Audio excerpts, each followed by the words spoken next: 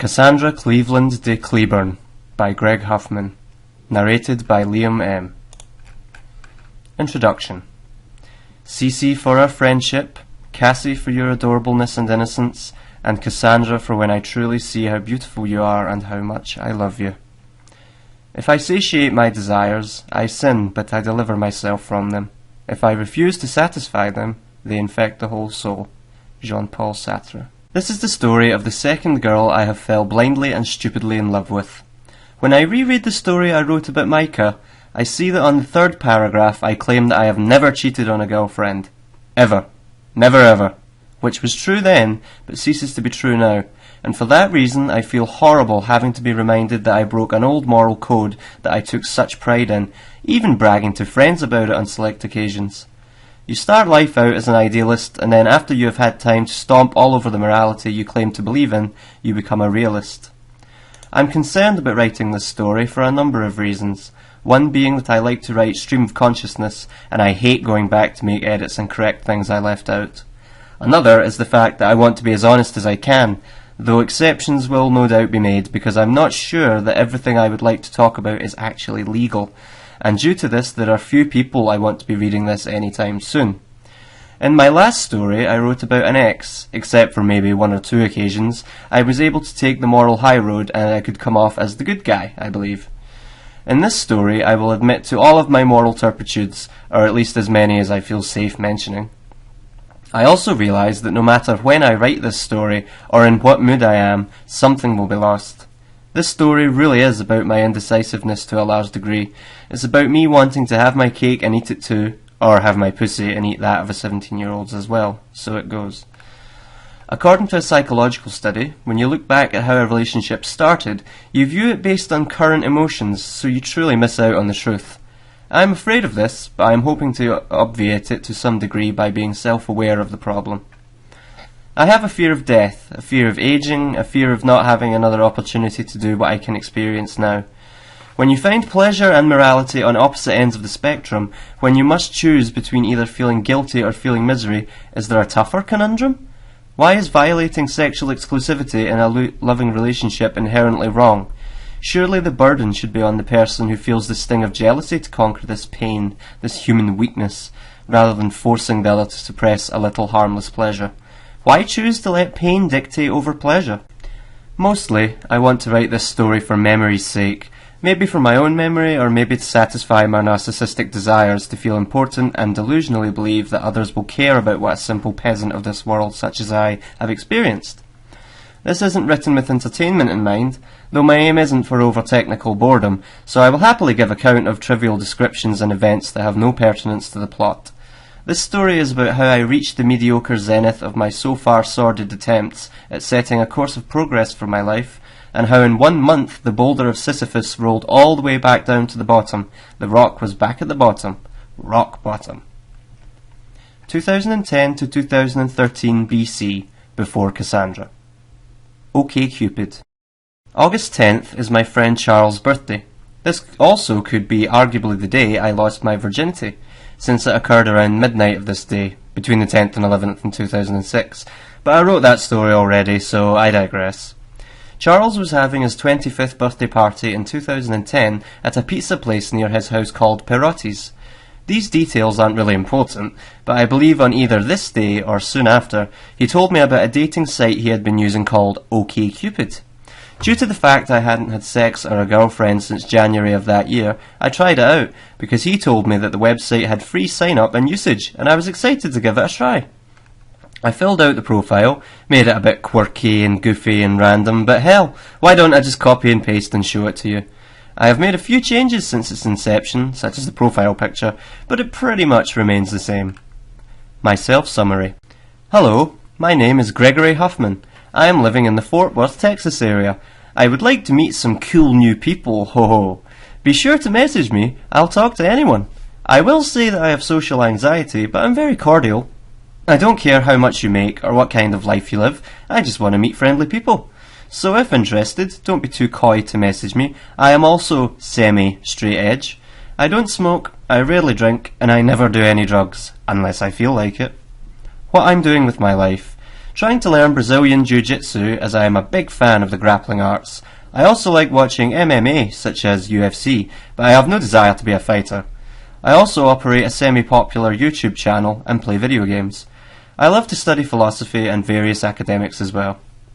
I'm really good at Jiu-Jitsu and video games and watching movies. I'm a pro at that.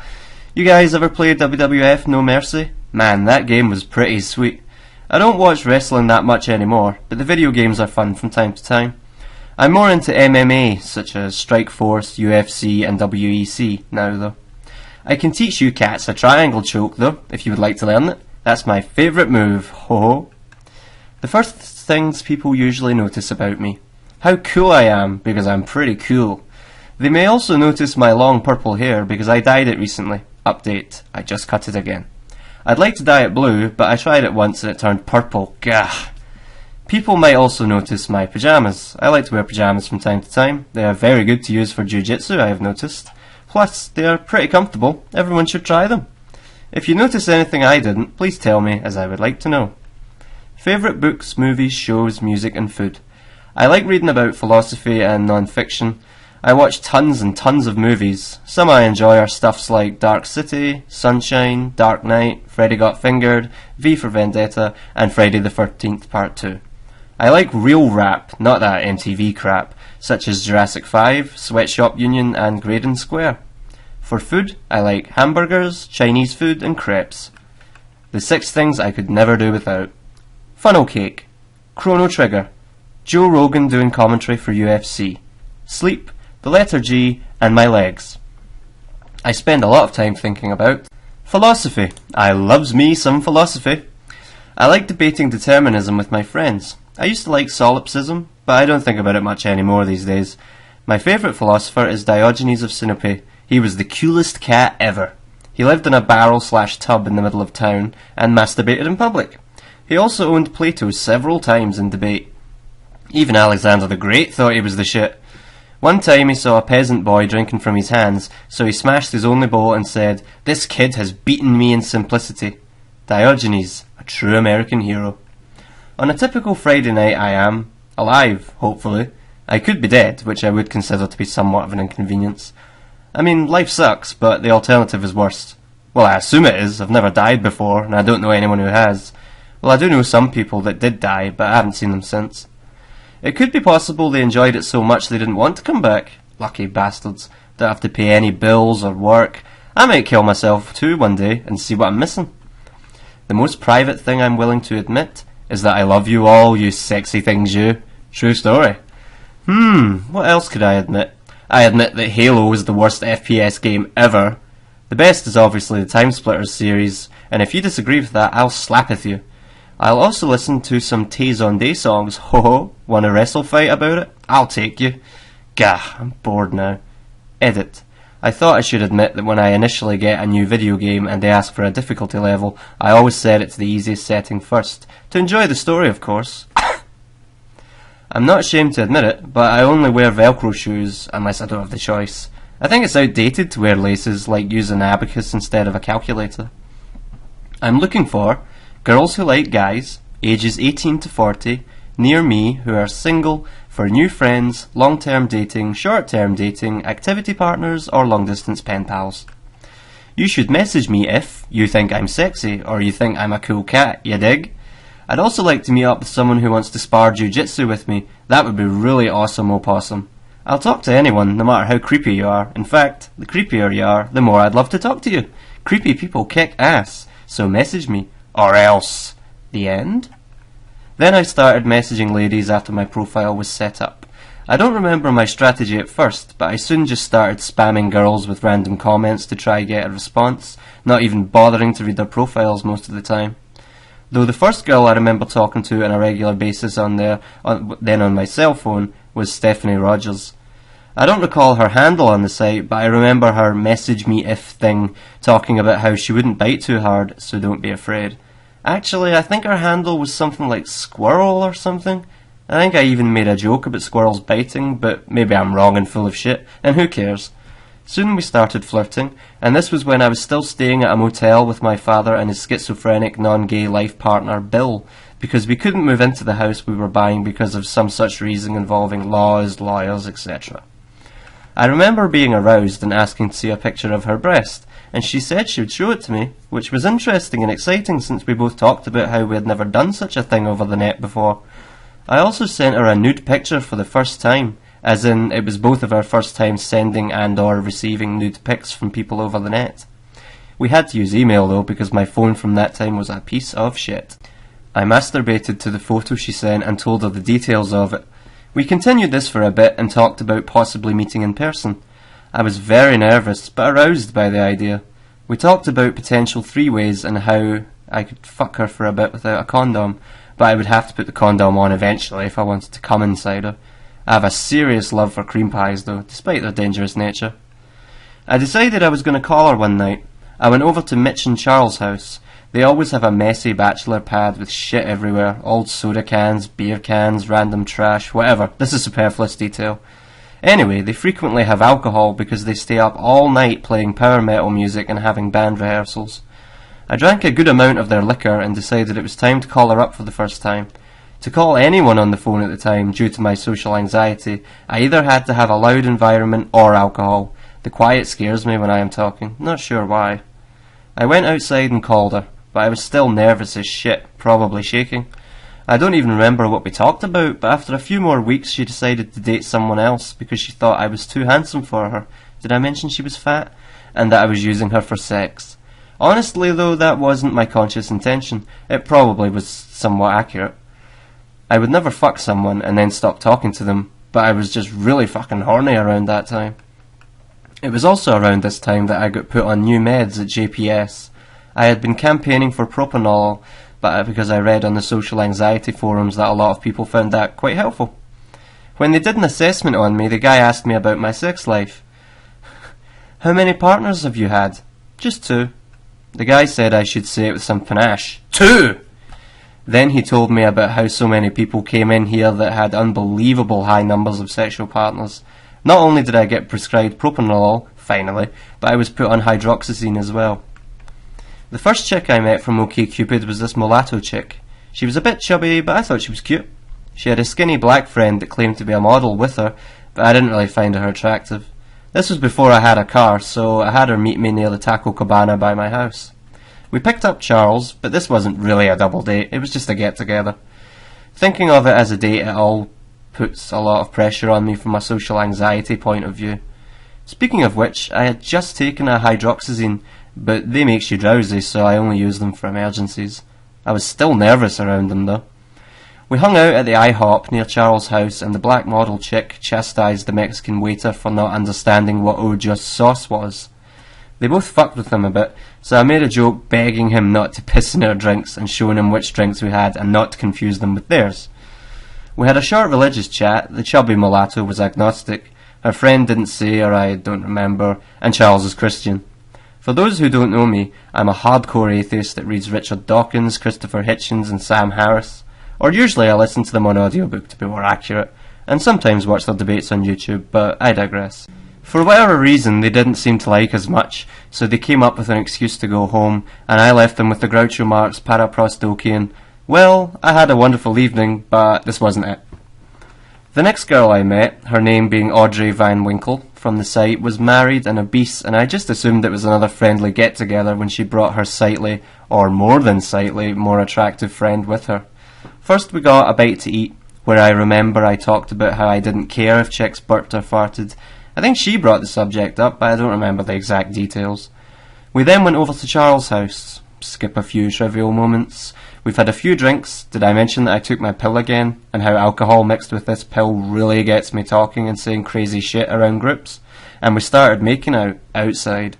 We eventually go back inside. She goes to the bathroom with her friend, and I make a beeline for the bathroom, burst in, and start grabbing both of their tits. Later, I would find out that my friends tried to explain to them that I'm not usually like this, which is true, since usually I sit in my room full of anxiety, soberly masturbating to porn tubes on the interweb. However, today was a special day. Eventually her hot friend, who had been drinking her own screwdrivers she had made with Sky vodka, started making out with Charles, lucky bastard that he is. Audrey and I were making out in the dark space between the houses of Charles and his neighbour. Christy? Is that her name? Whatever her hot friend's name was, handed her a condom, but she said we wouldn't be doing that today. I tried to reach down her pants, but she stopped me. Then she sucked on my finger and said she could make me come in 5 seconds if she sucked my cock. I tried to get her to do it, but she wouldn't. We left the shadows and went back to the porch area, or rather a little further out from that where the cars were parked, where Charles and the hot friend was. I believe we talked about fucking in front of the hot friend, but the hot friend was like, no way, if I was watching, I would have to get involved. I got excited by the idea, because I had never had a three-way before, and I'm a man that enjoys trying new things. Van Winkle quickly shot down the idea though, much to my chagrin. At one point, Audrey pulled me aside to talk to me because she felt jealousy. She thought I was more interested in her friend than her. I assured her that was not the case, though it was. Later I brought up the fact that I had a small penis, and Christy, I'll just assume that's her name, said she wanted to see it. After telling Charles to look away, I pulled my pants down to show it to her, but she said it was too dark out to see it. They wanted me to hang out a bit longer, I believe, but I told them I had to visit my mother in East Texas the following day. Christy said that was a turn-off, but that's ridiculous, because seeing your mother takes priority over a night of debauchery. On the trip home, I told Christy about Charles still being a virgin, to which they were both shocked. She told me that Charles was a lousy kisser that didn't know how to open his mouth. She talked about how she should have just tried to fuck his brother Mitch instead. A few days later, Audrey was in the area and wanted us to go watch a movie together, but made a rule. I couldn't touch her below the waist, or some similar rule. She picked me up, and I didn't remember being that fat. Damn, maybe alcohol does make people more attractive. I remember she tailgated like a motherfucker, which I find dangerous and annoying, but we safely arrived at the movie. I told her I had been wanting to watch 127 Hours, so she deferred to me, and that's what we watched. We went to the very back of the cinema, and immediately Audrey reached her hand down my camouflage pyjamas and started stroking me off. She did this about 30 minutes into the movie until I insisted she stop, because I was about to come and I wanted her to blow me before I went home. The sound cut off at one point during the movie. I hate that shit. When we arrived near the driveway of my house, I talked her into blowing me, and damn, it felt pretty good. She could take the whole dick into her mouth, not that with my small size is a feat worth bragging rights, but none of my other 3 blowjob providers were able to achieve that mediocre stunt. I, unfortunately, due to being a lifelong fuck-up, which I blame, I think justly, on my social anxiety, was living with my obese Christian fanatic father and his insane schizophrenic, and also fundamentalist Xtian, fat roommate Bill. I kept peeking over to see if they were coming out of the house, which in retrospect seems like a 16-year-old bitch move to do, but whatevs. I would also suck on her tits from time to time between bouts of her blowing me. She asked me to choke her, which was a first, to kiss her while I choked her, and I obliged. Despite her heroic attempt with skills to back it up, I just couldn't nut. Maybe I should have just let her make a mess in my camo PJs at the movie after all. Before she left, she said to me something to the effect of, "Look, I'm married, so this is all just for fun, okay?" I nodded. We chatted a bit via text and on Facebook, then she moved states, and I haven't heard from her since. Julie Virginia Burns. Around a week after the car BJ chick, I met Julie Burns. We had been talking on the phone since around November, and she would constantly laugh all the time every time we chatted. It was cute. Her alias on OkCupid was Bouncy Jules. I don't remember anything about her profile really, other than she had a picture of her account that stuck in my memory of her with short, blonde, spiky hair, which made me think, Dyke Nukem. Her friend Michelle dropped her off at the same Taco Cabana mentioned earlier. I walked up wearing a green jacket and pyjama pants with horizontal stripes that were grey and black. She thought we were going on a date there, but I had her follow me to the bank so I could get some money out. We got on a bus, but at the time I wasn't used to taking the buses, so she had to lead the way. We were headed downtown and it started to get dark already while we were on the bus. I offered to give her a back rub, which I believe she took me up on, though she said it was weird. I remember her cleavage was showing and she had a decent rack and a tattoo of a bird on her right upper breast area. She told me about how she was smoking a cigarette by the Fort Worth Water Gardens while she watched this couple fuck there. We went walking down the roads of downtown Fort Worth and she led me to the movie theatres. I asked her was it a date, because if it was a date I would pay her way, and she said that indeed this was a date.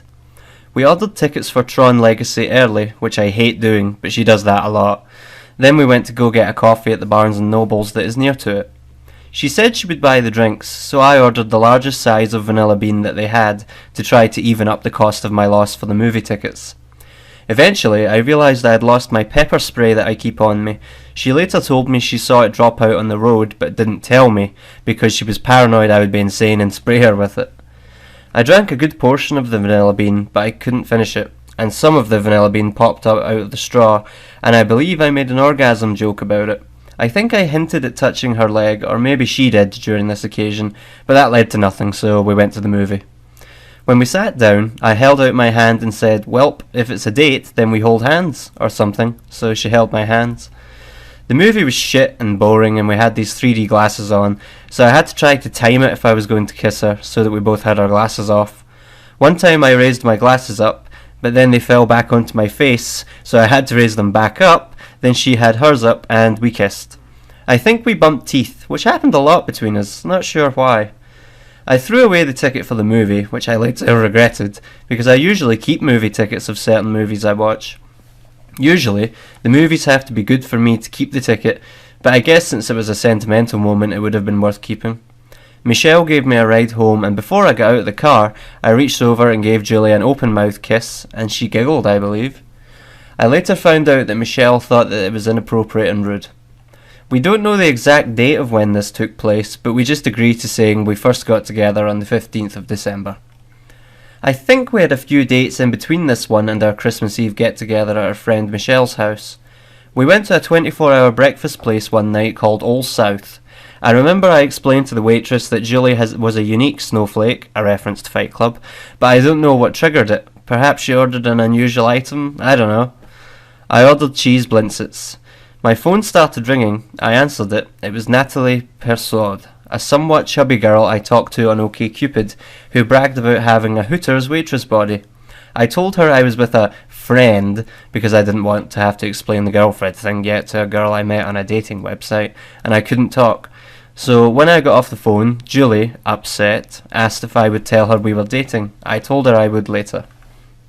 The food arrived, and I started eating the cheese blintzits by hand. They were fucking gross. They had cottage cheese in them, and I fucking hate cottage cheese. The thing about me, though, is I will try almost any food once, and I usually order off the menu strictly based on items I haven't tried yet. Julie was equally grossed out and angrily uttered out things such as, "That's gross, why are you eating them with your hands?" To extol my love for the Diogenes lifestyle further, I started eating the other items on my tray with my hands. She started to express doubts about wanting to have a further date with me. She is just bipolar though, and I think before I dropped her off at the YWCA, where she was staying, I pulled out her boob and started sucking on it. I asked her if I had gone too far, and she said, "A little bit, yes." Julie said that when she first got together with me, she thought that I was a serial killer. She even thought that I might murder her. I didn't tell her much about me, and I didn't even talk much, apparently. We went to Barnes & Nobles again, and this time she bought the book The Jungle by Upton Sinclair. Ironic now, because she rarely ever reads, and I usually make jokes about her keeping books as paperweights. She hates when I do that, but she claims she actually read The Jungle, so whatevs. Possibly around a year later, on our way to Central Market, we went to a Borders bookstore when they were shutting them all down and got some good deals on books. I bought A Complete Idiot's Guide to Morals or Ethics, can't remember which one, but it had a compass on the cover, and I also bought a book called The Big Questions by Stephen E. Landsberg. I don't think she got a book though, which is a shame because it would have looked great holding down her paperwork. On Christmas Eve, I went over to Michelle's house. I borrowed my father's van, which came to be referred to as the rape van. Michelle asked me about how Julie and I met, then we watched the movie When Night Falls. I kept on laying on Julie, which we later joke about, but at the time I didn't think it was unusual. She said that Michelle said to her, "He looks like he's going to rape you," or something like that, because I was laying on her while we watched movies, but Julie said she liked it because I came off as passive. Michelle went to bed, then Julie came back down, and I could tell that sex was about to ensue. Julie had previously told me she had never given a blowjob before. I was looking forward to the sex at first, but she was pretty obese, and as clothes started coming off I was kind of grossed out and scared about how this was going to turn out. I had never been with a fat chick before. Her vagina grossed me out because it was all sweaty and was well hidden and unshaven. I tried to go down on her, but it smelled and tasted awful. It was hell. So I lapped at it a few times like a sick kitten and tried to aim for intercourse, which was equally confusing. She had me put on a condom at first, but that failed because I was trying to figure out the mystery of fucking a fat girl while keeping a hard on. Eventually I sat down and did what she later referred to as pussy whispering. I slowly talked her into just putting a little of my penis into her mouth, and before you know it, she was full on blowing me. We tried having sex on the couch, but it just wasn't working that well, even after I had talked her into abandoning the condom concept. At one point, Michelle opened her bedroom door, and Julie ran nervously to the bathroom to hide, which made me laugh. We eventually just laid beside each other and watched Ghost World. I couldn't stay the whole night, however, because I had to get the van back. She really wanted me to stay, but I had to depart. We had a get-together on New Year's Eve of 2010. We parked at the top of a parking garage and made out. I brought my video camera with me and we made the first ever recording of us together that night. When we finally decided to leave, there was a security guy on a bike having us back up. I, due to being a horrible driver that just got his license, smacked into the curb while backing up. He halted us from leaving and told us not to leave if I was drunk. I explained to him that I wasn't drunk, I was just a horrible driver, which I guess is acceptable. I verified this by showing him the date I got my license, a little over a month ago. He let us drive off. One time, she was planning out this Vietnam event at this coffee place because she was a big fan of The Big Lebowski. I even took her to a military surplus store to get her some army clothes, and I also got me a new pepper spray. I've always carried pepper spray ever since I was attacked by 2 dogs in Tennessee. The pepper spray I got there was one that also doubled as a keychain, and I still have that one to this day. However, apparently someone drugged her coffee when she was there one night. She was fine, but she stopped going to that coffee shop. Due to this new experience with OkCupid, because in the past I had terrible luck with women which is caused by my social anxiety and bad communication problems as a result of isolating myself my whole life, I didn't really want to tie myself up with one woman. I talked to a friend online, Alexis Lundy, who I had flirted with a bit. She moved to Knoxville, Tennessee just as I was leaving, so I never got to meet her. I told her about how I was going to have to tell Julie I wanted an open relationship. Then, when Julie was available, I brought it up to her. She was hesitant about the idea, but agreed that if we ever lived together in an apartment, then she would be willing to do it, but not until we had a more stable relationship. She told me that it was a stupid idea to want casual sex, and that it was fun at first, but eventually it gets boring. But that was precisely the point. I wanted to kill the desire. Just as Epicurus says that to make a man happy, don't add to his riches, but take away from his desires. Of course, Julie would renege. Though when I did first introduce the subject, she stated her terms, that we would only be allowed a single other. I would be permitted a single mistress. Even when I told her that I wouldn't be offended if she found someone she wanted to fuck, because I would allow her to go through with it, she took that as an insult and an example of me not caring about her. Oh, how a man will detest you for closing the door on his cage, and a woman when you leave it open. On my 24th birthday on January 5th, 2011, I remember Julie was having money problems. I drove up in the car, not van, my father let me borrow before I had gotten my own car. Julie had her guitar with her and needed to pawn a few things. I let her borrow some money I had, which she thought was really sweet since it was my birthday and I was helping her. Julie and I were hanging out at Trinity Park and I asked her to go down on me. She said she didn't feel like it and she later told me it was because she felt uncomfortable as a result of the open relationship talk. A week or so later, I took her to this fancy buffet place called Texas de Brazil. It had popped up on my GPS while I was trying to find a place to eat at. She said, "Really? You want to take me there? It's expensive." She wasn't used to her boyfriends taking her out to fancy restaurants. When I entered, I noticed a sign said you must dress appropriately, so I asked the front host if I was dressed okay. I believe I had on those damned pyjamas again, but she said it was fine. She ordered some expensive water that cost like $5, which I found silly, since I watched the Penn and Teller bullshit episode on water. The waiter almost got a second serving of the water when the first ran out, until I cut him off and told him to bring tap water. They would bring these fancy meats out and I kept a raspberry sauce with me to dip them in. It was wonderful. During the first plate I ate, the waiter offered me black pepper and I didn't know he wanted me to say when to stop, so I ended up with a shitload of black pepper on the food, but whatevs, it tasted good regardless. We ordered a creme brulee, my first time sampling it, to finish up, and the total came to over $100. In early February, I quit my job at the flour mill. I was pissed because they had me get up at Saturday and arrive at like 4 or 5 a.m, which is earlier than my usual schedule. When I arrived, the guy I was working with bitched that I had caused flour to leak out of the machines due to not covering the holes with caps, but that's horseshit since the day before that they were doing maintenance work in there. I couldn't even get out of the room because the door jammed, so I squeezed myself out, took the personnel elevator down to the floor, punched my ticket, and left. It was a rush to choose to leave in the middle of work like that, and I felt great on the car ride home. I'm sure I was listening to some Graydon Square songs I had put on my CD player, because I remember making one around that time. I posted about the experience online.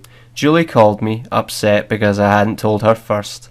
She expressed doubts about me getting another job, but I assured her it would be easy to get another job like that through the temp agency I got that one at, Gonzalez Labour Systems.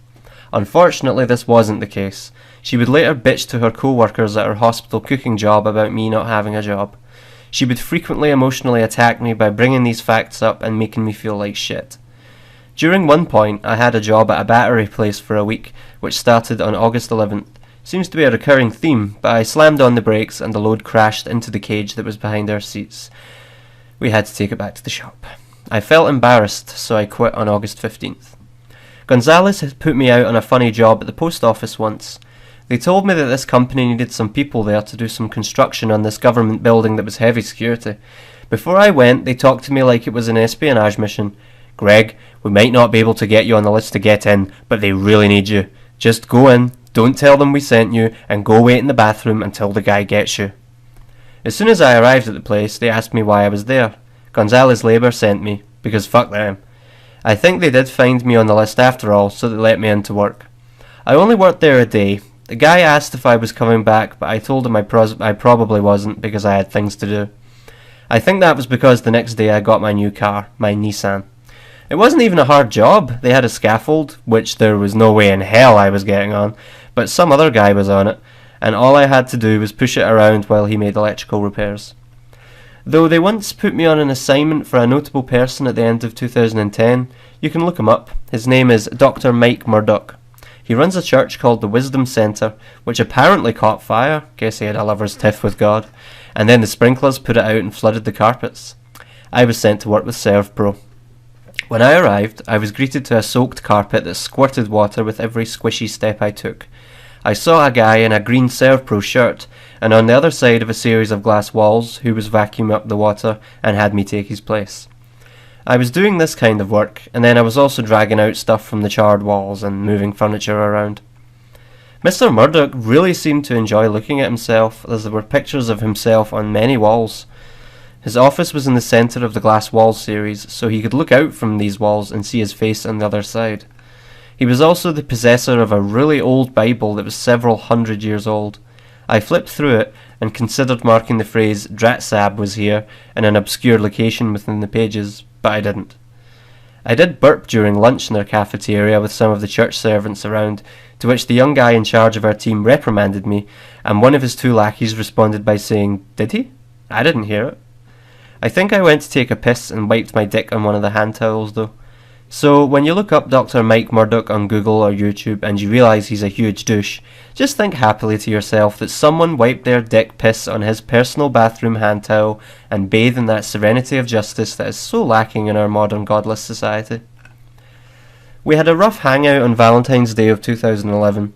Julie told me she tended to go manic around Valentine's because she had an ex or two of hers break up with her around that time.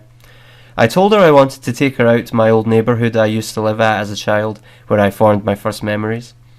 We got on a bus and arrived by Risky's Barbecue, and diagonally across from it was where Carnival used to be, an old grocery store I went to as a kid.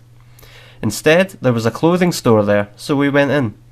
I don't believe we saw anything of interest, so we quickly began trekking down the roads of my childhood.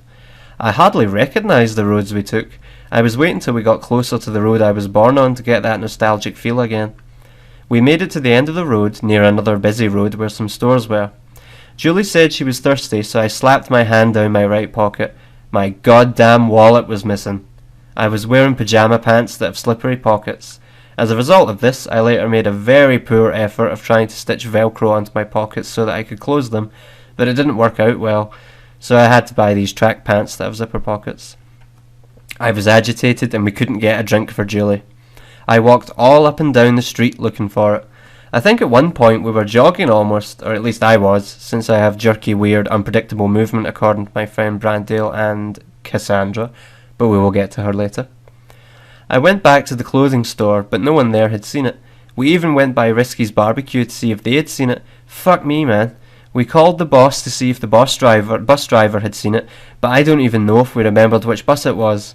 I almost just wanted to go home, but Julie was upset because she had already had bad Valentine's moments in the past. Despite my frustrations, we made it back to her area of town. I waited across the street where they had some concrete benches near a place of business for her to cook me up some food. She went to cooking school and I had never ate her food before. She finally came down, by this point it was dark, and we ate and drank drinks together. I don't even remember exactly what she made, but it wasn't anything fancy. It may have been French fries and beans or something like that. I kept everything in my wallet too. I kept my birth certificate, SS card, ID, everything. This may sound stupid, but I really never lose my wallet or anything, ever. I had to go through a long process of getting a limited birth certificate, a replacement driver licence, and a social security card. Then after this was over, a long complicated ordeal, Julie called me and told me the bus station had found my wallet. They thought at first that they didn't have it, but Julie asked them to check just to make sure, and there it was. Bill, my father's roommate, drove me to pick it up. It was around this time that I believe I also gave Julie a gift. I think it was a late Valentine's gift, but it could have been for something else. A fellow YWCA neighbour of hers was talking to her about the gift I had promised her, and she told her it was something big, so they assumed it was a big stuffed animal. I later bought her a big stuffed yellow duck around Easter, which she still has. However, my gift was my old Xbox, as I had gotten a new slimmer one. With it, I gave her Fable 2 and Bioshock, which are games she both ended up loving.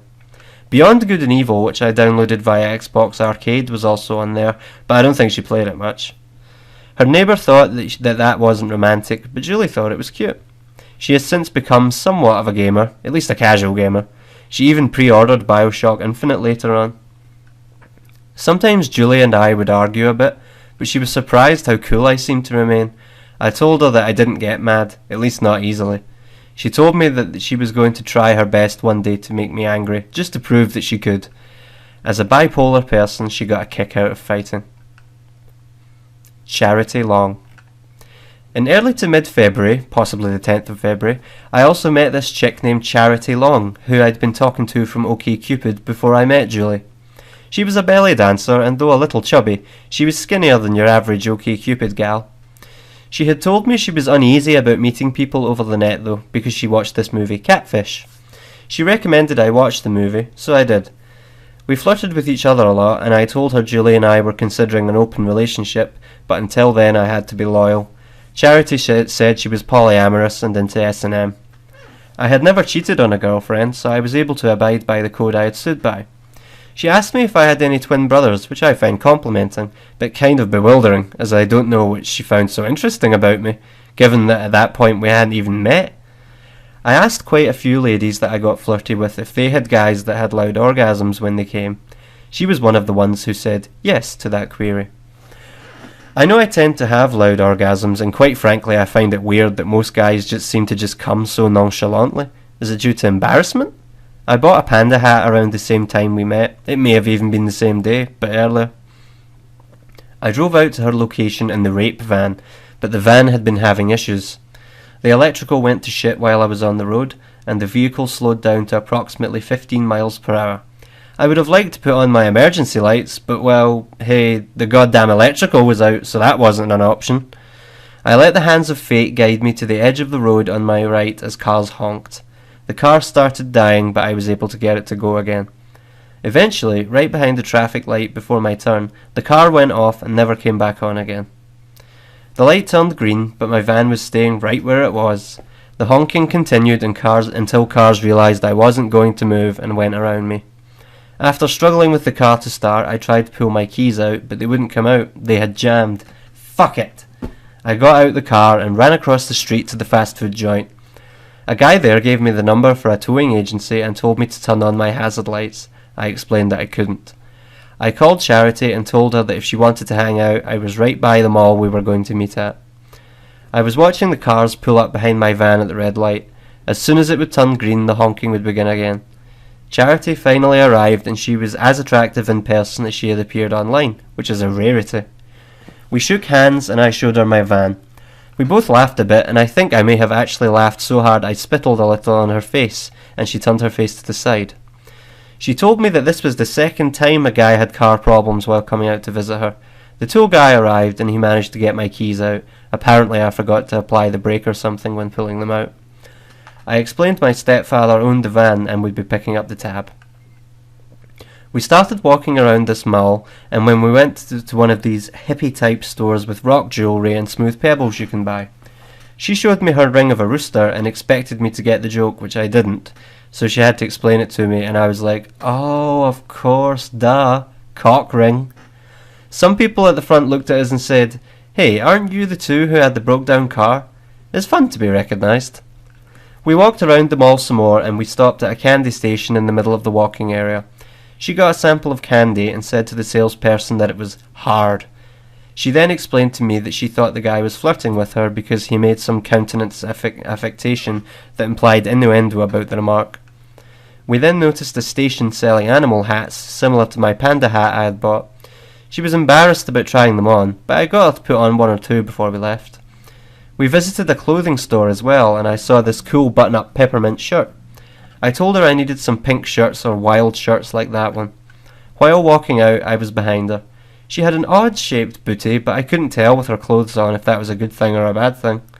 She then turned around and said, will you walk beside me? Because apparently some ladies feel awkward when men walk behind them. We left the mall and went to a bar called BJ's. She was low on money, so I told her if she would craft me some clothes. She sold clothes she made herself, by the way. I would buy her this gourmet macaroni she wanted. I bought a spiked root beer myself, which mixed great with my hydroxyzine. I got a little tipsy, but not crazy. She gave me a ride to my area of town, and I showed her La Gran Plaza, the Mexican mall by my house, where I bought the panda hat. Before we got there, we chatted about things. She told me she wanted to get a 4-leaf clover tattooed on her vagina, so that guys would know they were lucky if they got to see it. She also told me about this guy she met that played with her hair. I believe there was more to that story. I think he had a girlfriend, and she got mad about it, but I don't recall the details. She also asked if Julie was alright with us getting together, and I told her that it was fine, but that Julie wasn't the jealous type. When we arrived at the mall, I showed her around and bought her a pink bunny hat. She dropped me off near the highway by my house, and I walked home. I posted online about the experience with the van. She responded saying she enjoyed it, then told me she talked to her mother about it and told her I was a real gentleman. I never hung out with her again. We soon stopped chatting. Julie has been known to freak out when I went to meet ladies just as friends. I remember her acting weird about me meeting with Charity. I told her about it as we were walking around looking for a bus stop after getting her food handling card. I don't remember what she said, but she sometimes gets super jealous. Once, I met this asexual lady with a very pleasant voice named Tiffany Simmert, and Julie slapped at me for it, if I remember correctly. Tiffany Simmert was pretty cool. She used to talk to my friend Tyler Alexis, aka Obi-Wan, aka Yosh, who lives in Canada, until he went crazy on her. When we first met, we went in her room and she was watching Bambi or The Fox or the Hound, or some Disney movie like that. Then we went on a walk and she said she hated dogs, but I told her I always kept Mace on me. Later, I gave her a ride to the pawn shop so she could make a payment or something. I think we got honked at due to my bad driving, but I always tell people I am a bad driver when I get in the car with them. Speaking of Charity, I was reminded of her when I went to this Women's Democratic convention with Julie. There were some belly dancers that performed there. I remember some of Julie's friends in the Democratic Party got upset because we were having too much of a good time, and apparently they unfriended her on Facebook. Good times. Lili Reinhart. I got to hear quite a bit about Lili Reinhart. Julie has sexual issues that she represses due to being an ex-Mormon. She would frequently talk about how hot Lili was, and on one occasion while we were shopping at a clothing store, she pointed to a mannequin's ass and said, "Lili's ass looks just like that, can you believe it?" Lili and Julie would occasionally get together and do pills and go to bars together. One time, I got tricked into buying Lili a drink, but it was my own fault. I'm supposed to be good at math, but I fucked up when trying to calculate her age off of her ID. Julie, I and Lily were at this small little bar that had indie bands playing at it, and we went in the back to the pool room. I was teaching Lily how to box a little bit, and she punched my hand so well it started to tingle. Julie kept asking me to buy her a drink, but I said I wouldn't because she was underage. So she asked if I would buy Lily a drink, and I took a look at her identification. I should have just noticed the year 1991 and knew she was younger than Julie, who was born in 1990, but I tried to calculate the month. I noticed the month she was born in had just recently passed, so I asked, "Did you just turn 21? She said she did, so I bought her a drink. Even as I was handing her the drink, I asked to take another look at the ID, and I still fucked up the math. I've always had problems calculating dates that involve months, not sure why. I think Julie took a drink of her drink, but I said it didn't matter since that was Lily's choice. Lily said, "Julie will go down on you if you buy her a drink," to which I replied, "She'll do that anyway." October 17th, 2011 was her 21st birthday. She had Lily over at her new apartment and we had some background movies on while we hung out. We tried to make a birthday cake, but I ended up fucking the cake up, pulling it out from under the container. I didn't think it was a big deal, but Julie was upset. I'm not one for aesthetics, I suppose. I went back to my house and brought over my chicken outfit. They enjoyed it, and Lily especially liked it. She wanted to take a picture with me in the outfit. I then tried to show them some striking techniques, which I did by kicking Lily in the behind, but she said she was enjoying it too much. I had been taking jiu-jitsu lessons, so Julie and I grappled while I was wearing the chicken suit, and Lily recorded it. After that, we went back on the balcony and talked. Julie was drunk and tugging at my shorts and saying, "Hey Lily, wanna see Greg's penis?" To which she replied either yes or sure. Julie gave up the idea though. She did tell Lily I had a small penis though beforehand. They called Lily's boyfriend the big-dicked badger fucker or something like that, for reasons I don't recall other than the size of his penis. I shall interdict here, because I think I should pay a few respects to the Brazilian Jiu-Jitsu class I was attending. It was called Evolve. Ironically, the other local BJJ place was called Genesis, and it was run by Chris Story, who usually went by Mr. Story, and Rashad Salahuddin was the co-instructor. I still have a disintegrating sticker advertising and representing the joint on the back of my car. Mr. Story taught the night classes and Rashad taught the more laid-back morning classes. I was taking hydroxyzine to be able to endure the more crowded night classes at first, but once they started asking students to orchestrate the morning exercise routine and asking us to count our exercises out loud, I started to drift towards Rashad's classes. When I first met Rashad, he was a blue belt, and I only ever managed to submit him one time with the sneaky switch armbar from guard that he taught me, and has remained my favourite submission technique. I decided to compete on September 17th, 2011 at Naga's Southwest tournament, which included having to cut some weight, but I still had to compete at beginner heavyweight. I got beat in the first round of the no-G division by the wrestler who would go on to win first place. I think his name was Chris Goals. Rashad recorded the whole thing, but couldn't get the file to upload to YouTube. Dude had his forearm in my neck the whole match, which went into overtime. He ended up winning because when I pulled guard on him, I accidentally pulled him into mount and he got points for it.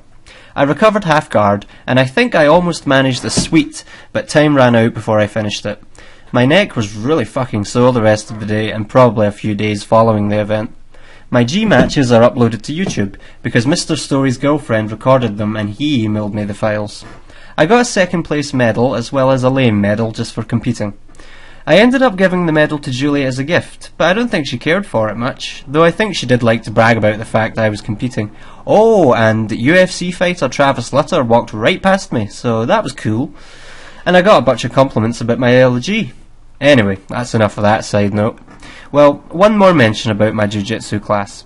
I started it in early April of 2011.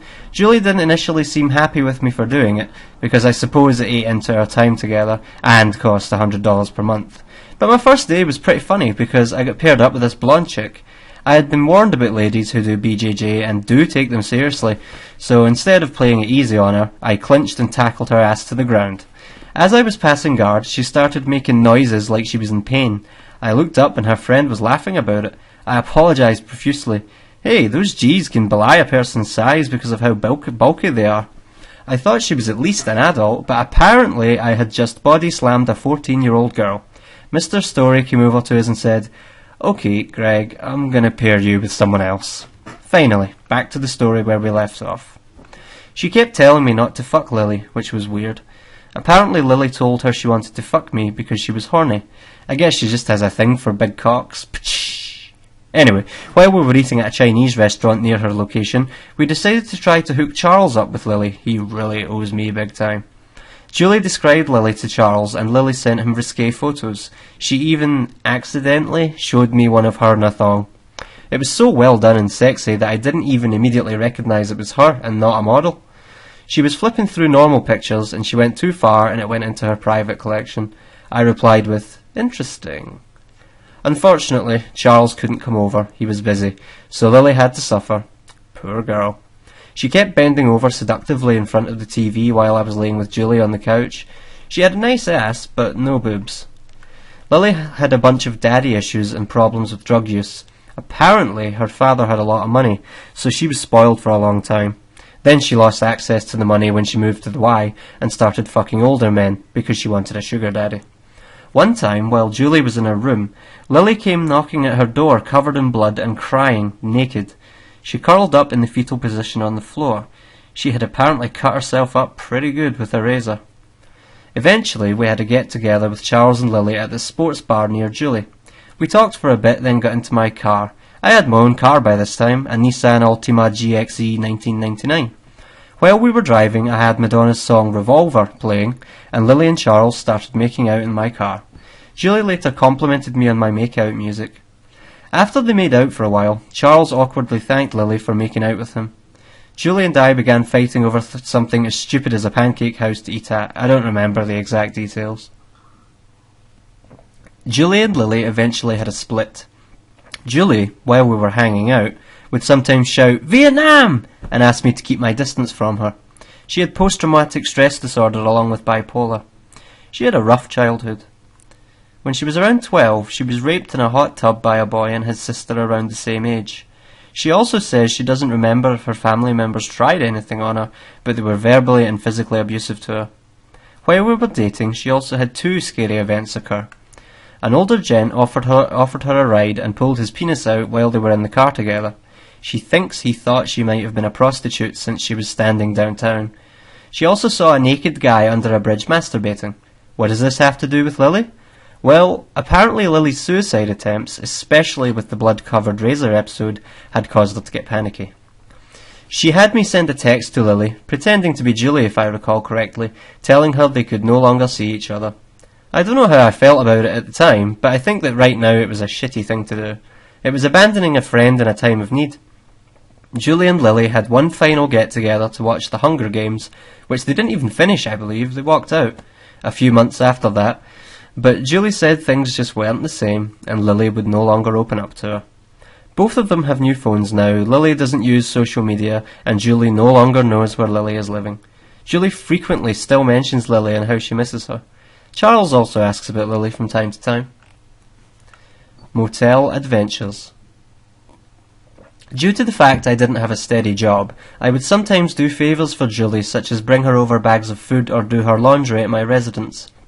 One time, in February of 2012, I brought over Julie's laundry, and my father, he tends to be childish and my mother says he has a jealousy problem, freaks out. He comes into my room and says, "Greg, you have to make a decision. You can either break up with Julie and stay here, or move in with her." I contemplated this anxiously while playing Skyrim. Actually, before I talk about Julie and I living together, let's talk about our motel adventures. I kept Julie hidden from Wayne, my father, for about a year. He is insane, jealous, unpredictable, paranoid and more. It isn't helped that he lives with a paranoid schizophrenic, Bill. They once complained to staff at a grocery store that a security guard was following them and judging them. I was very young at the time, but I remember it. The guard tried to apologise to them and explain it was a misunderstanding. They even bought locking gas caps for their cars because they thought people were siphoning from them. They keep 2 locked doors and a security system that they are too lazy to turn on. Every time something is missing, they start yelling about how burglars snuck in and stole some trivial item, disregarding the fact more expensive shit is still in the house. Anyway, I digress. Since none of us had locations we could bang at, we decided to split the costs on motels every so often. She had a falling out with Michelle too, but it didn't really matter since it was difficult to fuck on that couch. You know what? I think I actually conflated 2 stories together when I was writing that section on Christmas Eve. I think Christmas Eve was the night I just bent her over on the couch and I fucked her doggy until I came in the condom. That would have been the second time I was over at Michelle's, but I'm not for sure. Oh well, it doesn't matter, I guess. I'm just a stickler for details. Where was I? Okay, well, we decided to get our first motel room together. We were at a Subway downtown together and looking up locations on her phone to get the bus route. I tried calling this place, but this guy had the funniest accent ever. I kept laughing and I think I had to hang up. Did I have Julie call him back instead? Or did I call a different place? Anyway, we finally found a place on Camp Bowie and headed there. We found the cheap motel and it was about $50. Across the street was a strip club. I have never been to a strip club to this day, but I really want to try one. We went inside and I assumed we just immediately threw down and fucked. After this, we may have watched some TV first or went out for food first. Since I don't remember which came first, I will write this story assuming we watched TV first. I flipped through the channels and noticed they had a porn channel. It was a lady wearing pigtails and obviously dressed like a young girl. Julie said she was disturbed by porn like this and I changed the channel. Julie even called me a rapist for the time I told her I fucked Micah when she was 16 and I was 19. I think that was a little extreme, as it was legal due to the 4-year law, but Julie said it would be illegal anywhere other than a hick state like Tennessee. What can I say? I'm a proud ephebophile. Julie is a bit of a socialist fuck though, so I don't take her too seriously in these matters. I went on a rant about Corey Feldman somehow. People say I used to look like Corey Feldman when I was younger. I think there was a movie on with Corey Feldman there. Somehow though, it has become a running joke to make gay statements about me and Corey Feldman, and sometimes Joe Rogan and Seth Rogen are added to it, and also sometimes Richard Dawkins. Anyway, we then decided to grab a bite to eat. First we tried Burger Street, but they said it was closed except for the drive-thru. So, we walked over to the drive-thru. They said, "Nah dude, you gotta have a car." They didn't actually say it like that though, that's why I didn't use quotes. Fucking pricks are always prejudicing against pedestrians. Seriously, I know it's a bad neighbourhood, but is it any safer to deal with a guy in a car? I mean, I guess a ped could jump through the window, but a guy in a car could just have a gun. Whatever. We decided to go to Golden Corral. Fuck Burger Street. We went there and Julie ate a whole goddamn chicken. A whole goddamn chicken, son. She said she loved chicken and that it was her weakness. Fair enough. We went back to the motel and probably had sex again. The next morning, was that the morning we got kicked out in a way? Probably not, I think that was later. Because one night, the person running the motel knocked and said we needed to get out. What a dictress! Anyway, as we were leaving, I didn't notice anything because I'm happy-go-lucky and oblivious to my surroundings, but Julie said she saw a prostitute sitting down and crying outside of one of the rooms. One time when we were in the area, though I'm not sure it was that day, it seems like a good time later, we went to this Denny's with a rude waitress. We didn't specify a tip on the receipt and she was like, "Hey, do you want to fill this out?" And I was like, "What?" And she was like, "Gratuity." And I said to her, "We have change." Julie had made a smiley face out of change, but due to the waitress being a cuntress, she took away a few coins. The second time we stayed at a motel was very close to my current location. It was about a 20-minute walk from my house. It was right next to the Taco Cabana where we met. I believe when we went in we took a shower together, but I'm not sure. Sometimes she would blow me in the shower, and we might fuck in the shower sometimes, but the thing about shower sex is that if you're getting water on your junk, it kills the friction, so you have to aim the water flow to the side to where it hits the wall. I don't see how people fuck in hot tubs and shit like that. Anyway, Wayne calls me, though I had told him I was over at Mitch's and would spend the night. He tells me that God talked to him and told him that I needed to come home. God damn it! I knew he would act insane if I didn't comply. It's funny, when I was younger, around high school age, I stayed with my mother and she didn't give a fuck what I did. She wasn't uncaring or unloving, in fact she did the most for me, but she just let me have my freedom. No curfews really, and I could do just about anything. Here, as an adult, staying at my father's, he would try to control me. I made up an excuse why I couldn't come home and turned my phone off. I was very nervous about the whole thing and Julie asked if she should go home. I considered it with her and she asked, "Is it really that serious?" Despite my dilemma, I stayed the night. I believe this was the night I got a call from a prostitute as well. While standing outside in my boxer briefs on the phone trying to call my father, a woman passed me and smiled. I didn't think much of it, but then while Julie and I were laying down, a phone call came from the motel's landline. I picked up. "Do you need the company of a lady?" I responded that I didn't, but thanks. She said, "Alright," and hung up. I didn't think to ask if the company would be complimentary, for it was a prostitute, but I would say probability is on the side of it being a lady that wanted to make some money.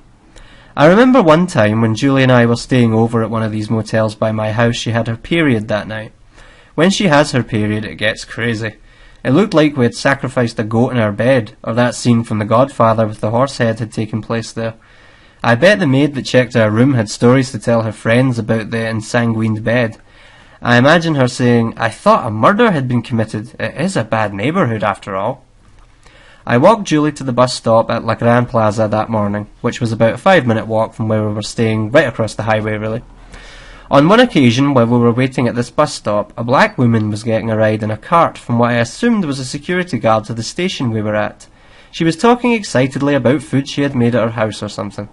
Julie began laughing and said, "This is what I love about Texas. This event would never happen in Portland." She got on the bus when it came and I began my walk back. I was nervous. I would have to deal with the results of not obeying Jesus. When I got home, Wayne was asleep. I knocked on his door and came in and apologised. He said it wasn't what he wanted, it was what God needed me to do.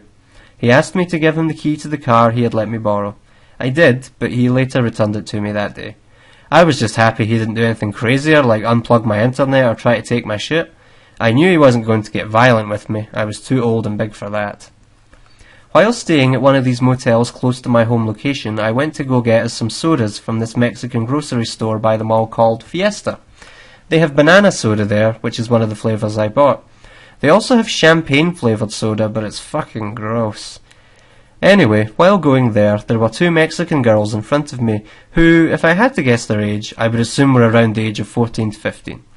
I started to run or jog in my unusual gait, and they started to laugh amongst themselves because of it. People seemed to find my eccentricities amusing. Our favourite place to stay was downtown Fort Worth, but the hotel we loved down there cost double the rate we paid elsewhere. It was $100 a night. It had a pool, but we never used it.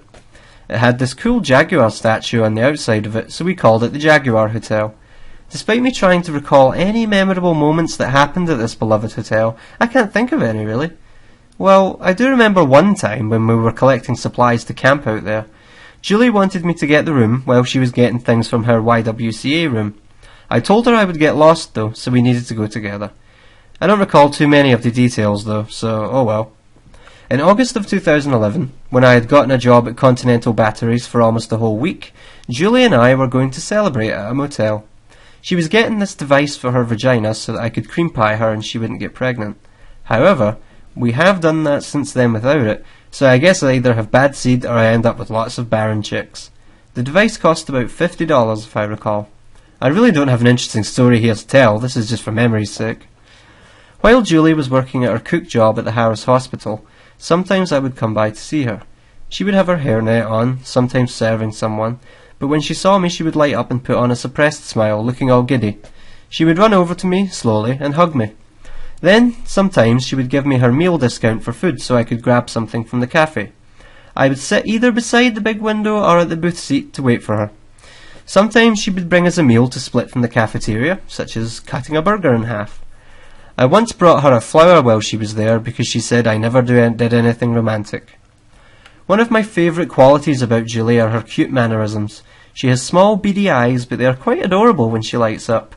When she sees videos of her, she says she has wily eyes. I call her warm and buttery because that's her personality when she's in a good mood.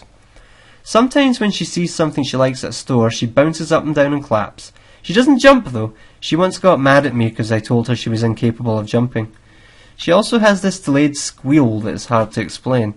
I remember one time on the bus I made a joke and she covered her mouth but then let out a squeal. It was cute. She also wears this soft moo-moo she got from her mentor Elisa. Even though she is fat, holding her is fun sometimes because she's warm and it gives me something to squeeze.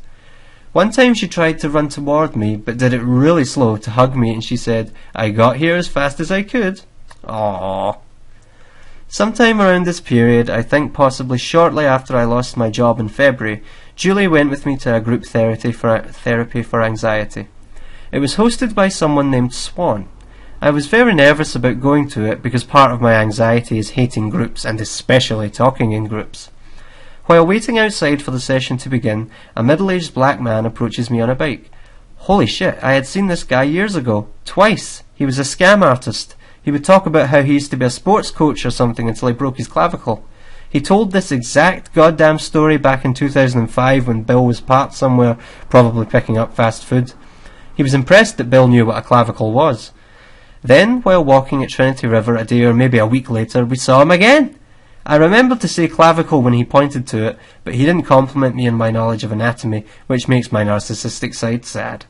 I told him, as I do all people trying to scam me for money, and usually it's true anyway, that I kept all my money on my debit card, so I couldn't help him. Part of me wanted to smile at him and tell him, dude, you are one devoted scam artist. I can respect that. But I didn't. So where was I? Yes, we went inside for the session and there really wasn't that many people. But Julie recognised a nurse she worked with that was there, which made her feel uncomfortable talking about her disorder. I felt more comfortable talking openly than I thought I would, and I think I talked more than anyone else there. Ironic, since the group isn't usually specific to social anxiety, but just anxiety in general. I feel a little more comfortable if I know the people there understand me, though. She even talked about how she used to have groups for specific types of anxiety, but no one ever showed up for the one for social anxiety. I came back a few times on and off, but haven't been there in about a year. Around this time, I think I was also getting help at the Glick House, which I believe Julie recommended to me.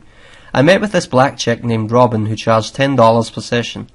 She originally wanted $15, but she said due to my circumstances she would accept $10. She would use a video camera to record our sessions. She said she was doing it for review of her technique or something. I don't remember. She was really nice, but I'm not sure I got much out of the sessions other than I actually got to vent with a live person, something I usually don't have the opportunity to enjoy. From there I got help with DARS, but I will save that for a later moment in the story. One funny occasion happened when Julie was feeling sad and wanted sex. For some reason she couldn't take the bus, so she took a cab over to see me to get a motel together. She said she barely had enough money just to get a motel with me. I met her close to the Taco Cabana. She was wearing a sexy revealing tank top that showed off her cleavage. We went to the bank to extract the money to get the room. She realised that she had spent too much money on the taxi and now couldn't afford the room. She began crying. I hugged her and she went back to the bus stop to get a bus home. She never was good with money. Julie got sick with mononucleosis sometime around September of 2011. She had saved up a lot of money to move out because the YWCA needed her to move out because her time was up.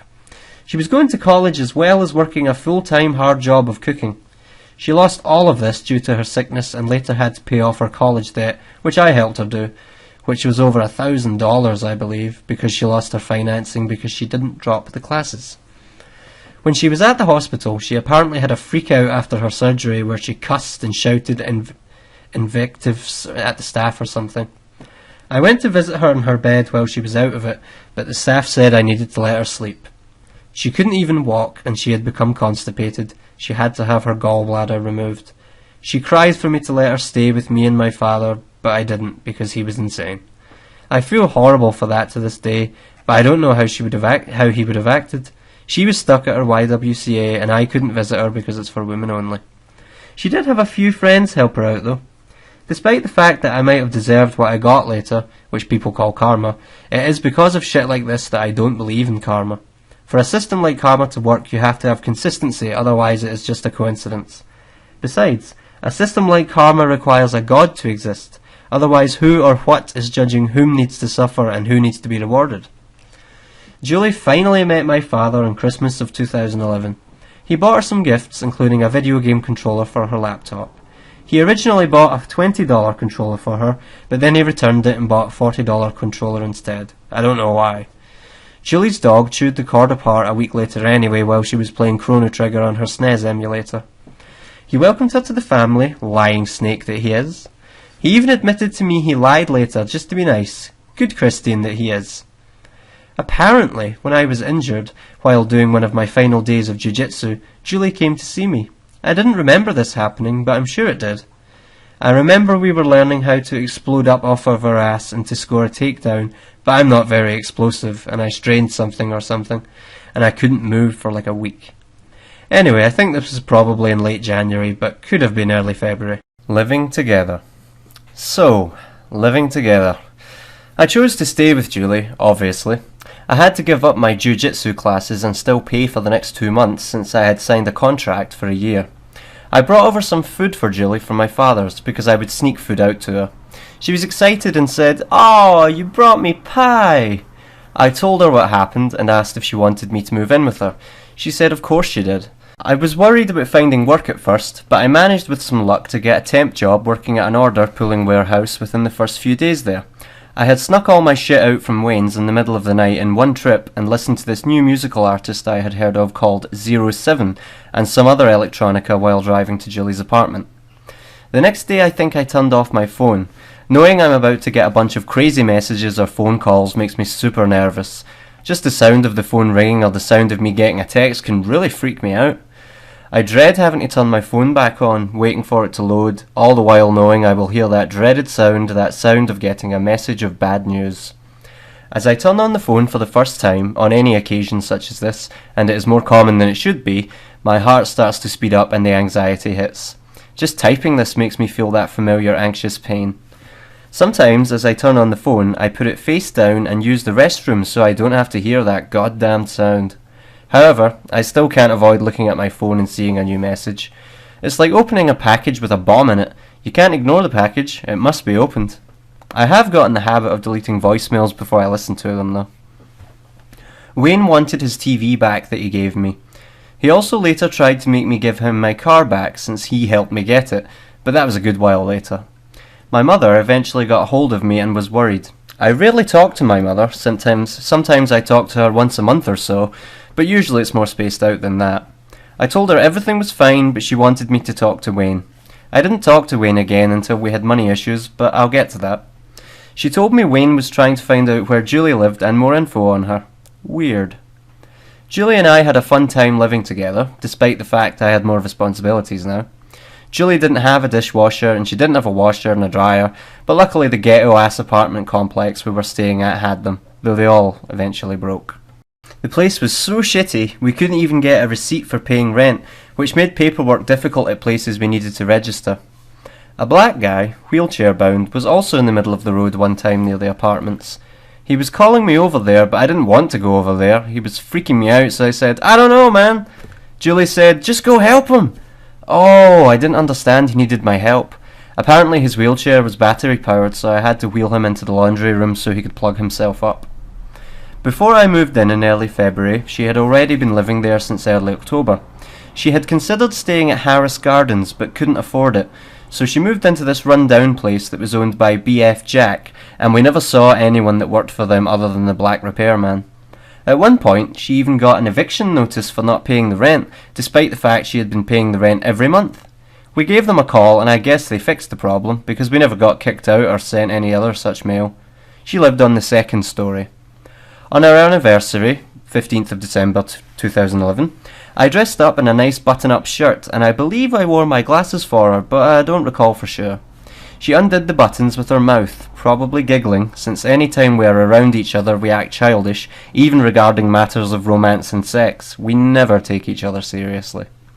She was into S&M and crazy such things, so I decided to sort of roleplay with her. She went down on me while I kept my button-up shirt on, but unbuttoned. I would talk dirty with her, such as telling her, "Yes, you suck that cock," and other such things. Then I decided to go at her doggy style, where I was closer to the edge of the bed and she was up against the wall. I put a pillow over her head and told her not look at me. Then I would start talking dirty to her in an aggressive way. After a while I sat beside her and masturbated while looking at her. She said I was scaring her and she began to cry. She has PTSD, so I guess I took it too far. She later said it was hot regardless. In this apartment, Julie finally persuaded me to let her provide me with a rim job. I don't think I am, or was, ever fully comfortable with the idea, but hell, I like trying new things. So I stood up against the wall, leaning over near the bed. Her tongue hit my sphincter with an unbearable tickle. Once I got used to the feeling, it was actually quite pleasant. I don't see how anyone could find this sexually arousing, but it was definitely relaxing. Closer to Christmas, we got her Sage. I actually just sold Sage about 30 minutes ago on this date of writing, the 8th of May 2013. My mother raises Cocker Spaniels, so she gave us one for free. Julie said that she felt alone in the apartment and needed an animal with her, and she had always wanted a dog. We picked the dog up at my rich aunt's house. She stays in a private gated community and has family and friends over for things such as Christmas and Thanksgiving. Julie, I think, came in for like 5 minutes. We said hi to everyone, but then we left. I usually stay and enjoy food and more with them, despite the fact I don't really connect with any of them, but not this day. Besides, Julie was nervous about it. Let me continue the story about DARS now. I actually first applied for DARS in like November of 2011, but for some reason it took a bit of time to get the help I needed. Sometimes Sandra Whitmore Davis, despite being really nice to me, would forget our sessions and not make the appointment. Eventually, however, around the time I was moving in with Julie, I started getting more help. I would get about $25 a week to help with gas, and she even gave me $50 to buy some new shoes for interviews. She also set me up with Dr. Warren for my therapy sessions. She asked me if I preferred a male or female, Jan Hughes, as a therapist, and I told her I just wanted whoever she thought was best. I ended up leaving messages for both Jan Hughes and Paul Warren, but Dr. Warren responded first, so I went with him. However, before I could get help from DARS, I had to undergo a psychological evaluation. I met with Angela Rash on April 5th, 2012. While driving there, I accidentally turned down a one-way street. Ugh! Not the last time I will do that in this story. When I got there, I sat in the hall until she got there with Julie. We went inside her room, but Julie had to wait and she gave me some tests. One test was almost like a trivia, and I remember I mixed up what should have been a violin by saying it was a guitar. I also got the question about the Italian explorer meeting Kublai Khan wrong, but I later looked it up. The answer was Marco Polo. I had said Robinson Crusoe. She also asked a question about a feminist actress, to which I told her I didn't know the answer to, but I would just say Susan B. Anthony, since that was the only thing that came to mind. I already knew my visual spatial memory and intelligence was fucked, but I confirmed it with a test she gave me. She would show me pictures of boats, shoes, a sundial, and similar things, and ask me what was wrong with the picture. I had real problems with this test. She also gave me a similar visual test with pattern recognition, which I hope I did better at, but I don't know if I did. She also gave me a math test, which I scored higher on. It's weird because, according to my evaluation, because of how bad my visual spatial ability is, I actually got ranked as below average intelligence. Yet I scored above average in the achievement portion. I even got complimented by Sandra because of it. To wrap up the test, I had to go fill out a 200-question questionnaire, and I had Julie write some notes about my Asperger behaviour, and we slipped it in this envelope she provided me for all my materials, and I slid it under the door. I didn't get diagnosed for Asperger's, but I did get diagnosed with schizotypal personality disorder, which is similar. Well, technically it was personality disorder, NOS with OCD and schizotypal traits. I told her about how I preferred wearing Velcro shoes and how I hated certain textures, and I always kept my hands lubricated with lotion because I hate dryness. I also expressed my hatred of pencils. I got diagnosed with vocal tic too because I have a habit of constantly clearing my throat. I told Sandra about the Velcro shoes story when I tied Julie's shoes together at a poetry reading, and she laughed. I really enjoyed the sessions I had with Dr. Warren. He was the best therapist I ever had. We would discuss philosophy and politics. I would always bring a book with me whenever I went, and the first one I brought with me was the book Existentialism for Dummies, which he thought was a funny title.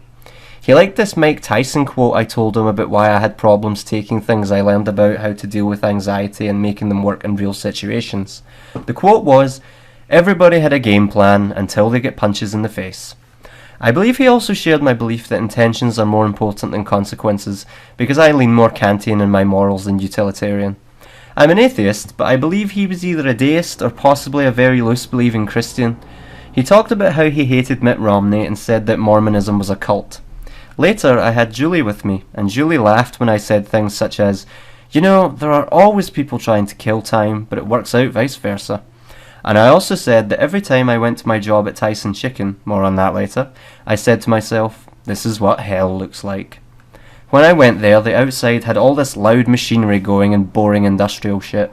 Inside, it was dull white walls, people that don't speak my language, aggressive social personalities, even louder than outside, and people all dressed in white scientist-esque suits working around dangerous machinery. When I moved in with her, we had a lot of fun at first, and things were working out. I had gotten a job for a while, but then I eventually got laid off. I had actually even drove all the way to my job, checked my voice messages while waiting for it to be open, then got the news via my voicemail. Luckily, I got a call from my temp agency with a replacement job working at this little warehouse place where they palleted packages of feed or something. The first day was easy, but I noticed it was super goddamn muddy if you weren't working on the platform like I was. The guys doing the palleting were in the mud really, and that fucks with my OCD a lot. All I had to do was take a knife and run it over the string connecting the feed bags, that's all. It was the easiest goddamn job I had ever had. I didn't even have to do that long, because something occurred and we were all just basically sitting around with no work to do for over an hour, maybe 2 hours straight. The boss man said that if I didn't know Spanish that I wouldn't be able to talk with my co-workers much, to which I replied, "That's okay, I'm not much of a talker," and then he said that he wasn't either. However, it got so boring that the guy working on the platform started teaching me Spanish. The only word I remember that he taught me was cuchillo for knife.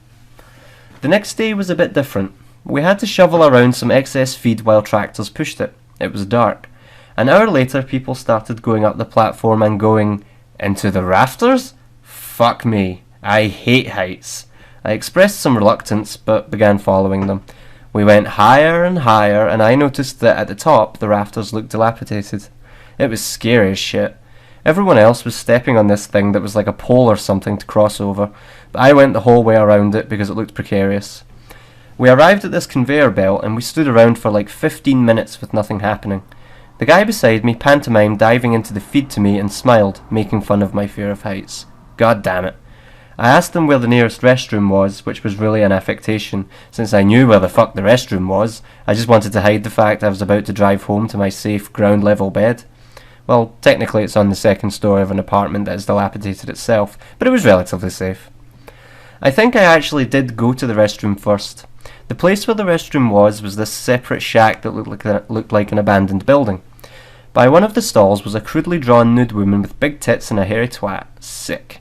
It seems those with the manliest jobs have the most childish sense of humour, ironically. I think there may have even been a cock doodled under her, maybe some dialogue as well, but I don't recall. I pissed and I aimed for my car. My white Nissan was right next to the gate. Part of my paranoia, that I assume comes from my schizotypal, is that I worry about shit like them closing the gate when I am trying to leave or blocking my car. I quickly got in my car and drove off, not even looking behind me to see if some guy was staring at me like, "What the fuck, where is he going?" On the way home, I called my temp agency, explained that I hated heights and had quit. I had told them this before, but the woman who worked for them at the time had gotten fired. I doubt it would have mattered anyway, since they only put out cheap jobs to which they expect all of us to be desperate peasants to work at, accepting any burden with pride.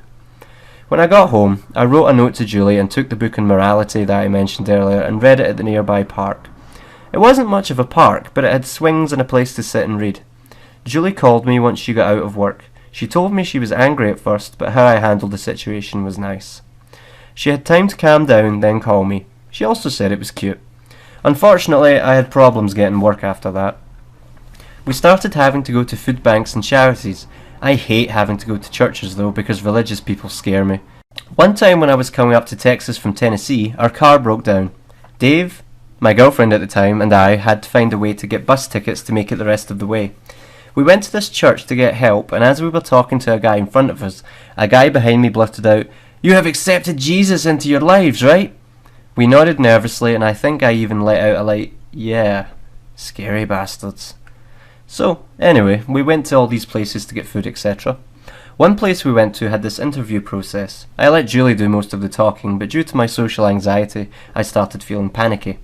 Whenever she tried talking to me, I got very nervous and didn't look at her. Christians with their Protestant work ethic and views on masculinity are never understanding about this. She said something about me needing to have pride in myself as a man or something. They eventually gave us a good cartload of food while there though. We even got to rummage their clothes and I picked out this awesome suit top and shirt. I remember starting to talk to Audrey Gaffney a bit around then because I remember telling her about me going to the food banks while I was waiting in line outside one of them with Julie in the morning.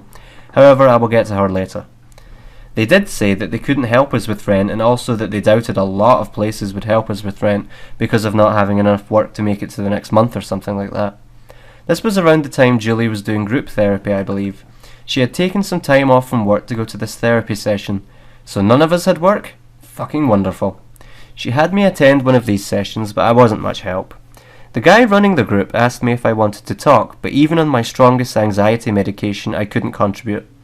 A lot of the people at the group weren't that intelligent. I'm just an elitist fuck, I guess, but none of them knew what endorphins were. They were also all religious. Julie, on her last day, talked about going to a Unitarian church because they all wanted her to go to church again. Of course, they obviously weren't familiar with what a Unitarian church was, but whatevs. The dogmatic asshole atheist in me wishes I wasn't burdened with this anxiety issue, so that I could preach about how foolish Christianity was with the group. This probably wouldn't have been practical or helpful at all, but I'm not a practical person. I just get these compulsions to stroke my own ego and cause chaos sometimes. Speaking of the Unitarian Church, let me go into that, since we started attending that when we lived together. My brother had previously gone to one before, so I remembered hearing about it. I looked up Unitarian on my GPS and found Westside Unitarian Universalist Church on Page Street, and decided to look up more details about it online. Our first day there, we were invited to a potluck that they were having, and a lot of people talked to me, but I didn't get too nervous. I helped someone write a sign.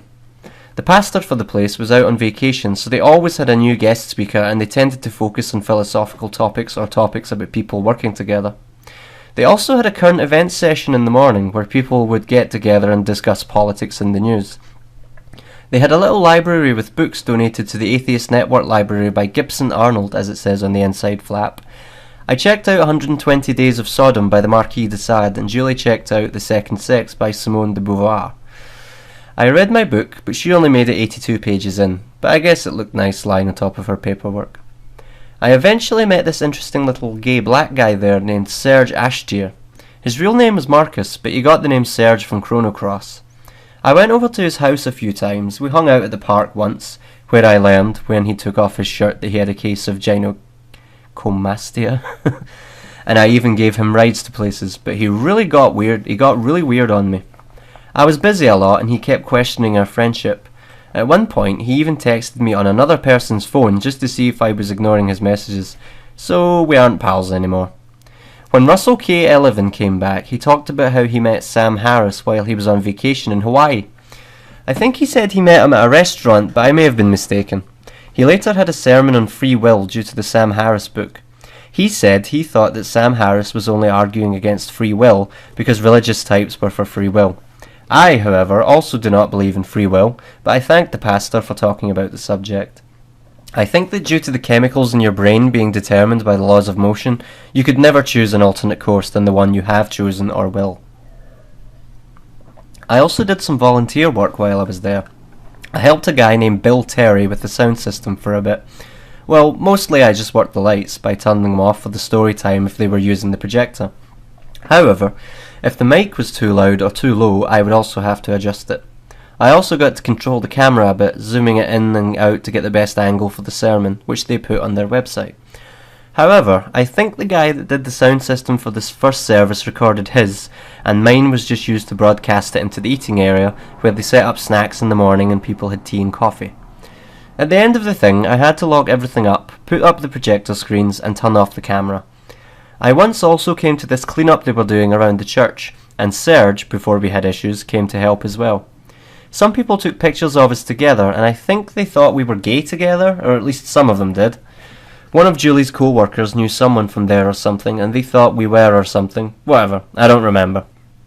Anyway, while Julie was attending one of these therapy sessions by herself, I called Wayne to ask if I could borrow some rent money, and he obliged us. Julie was a bit upset about me talking to him, but she understood.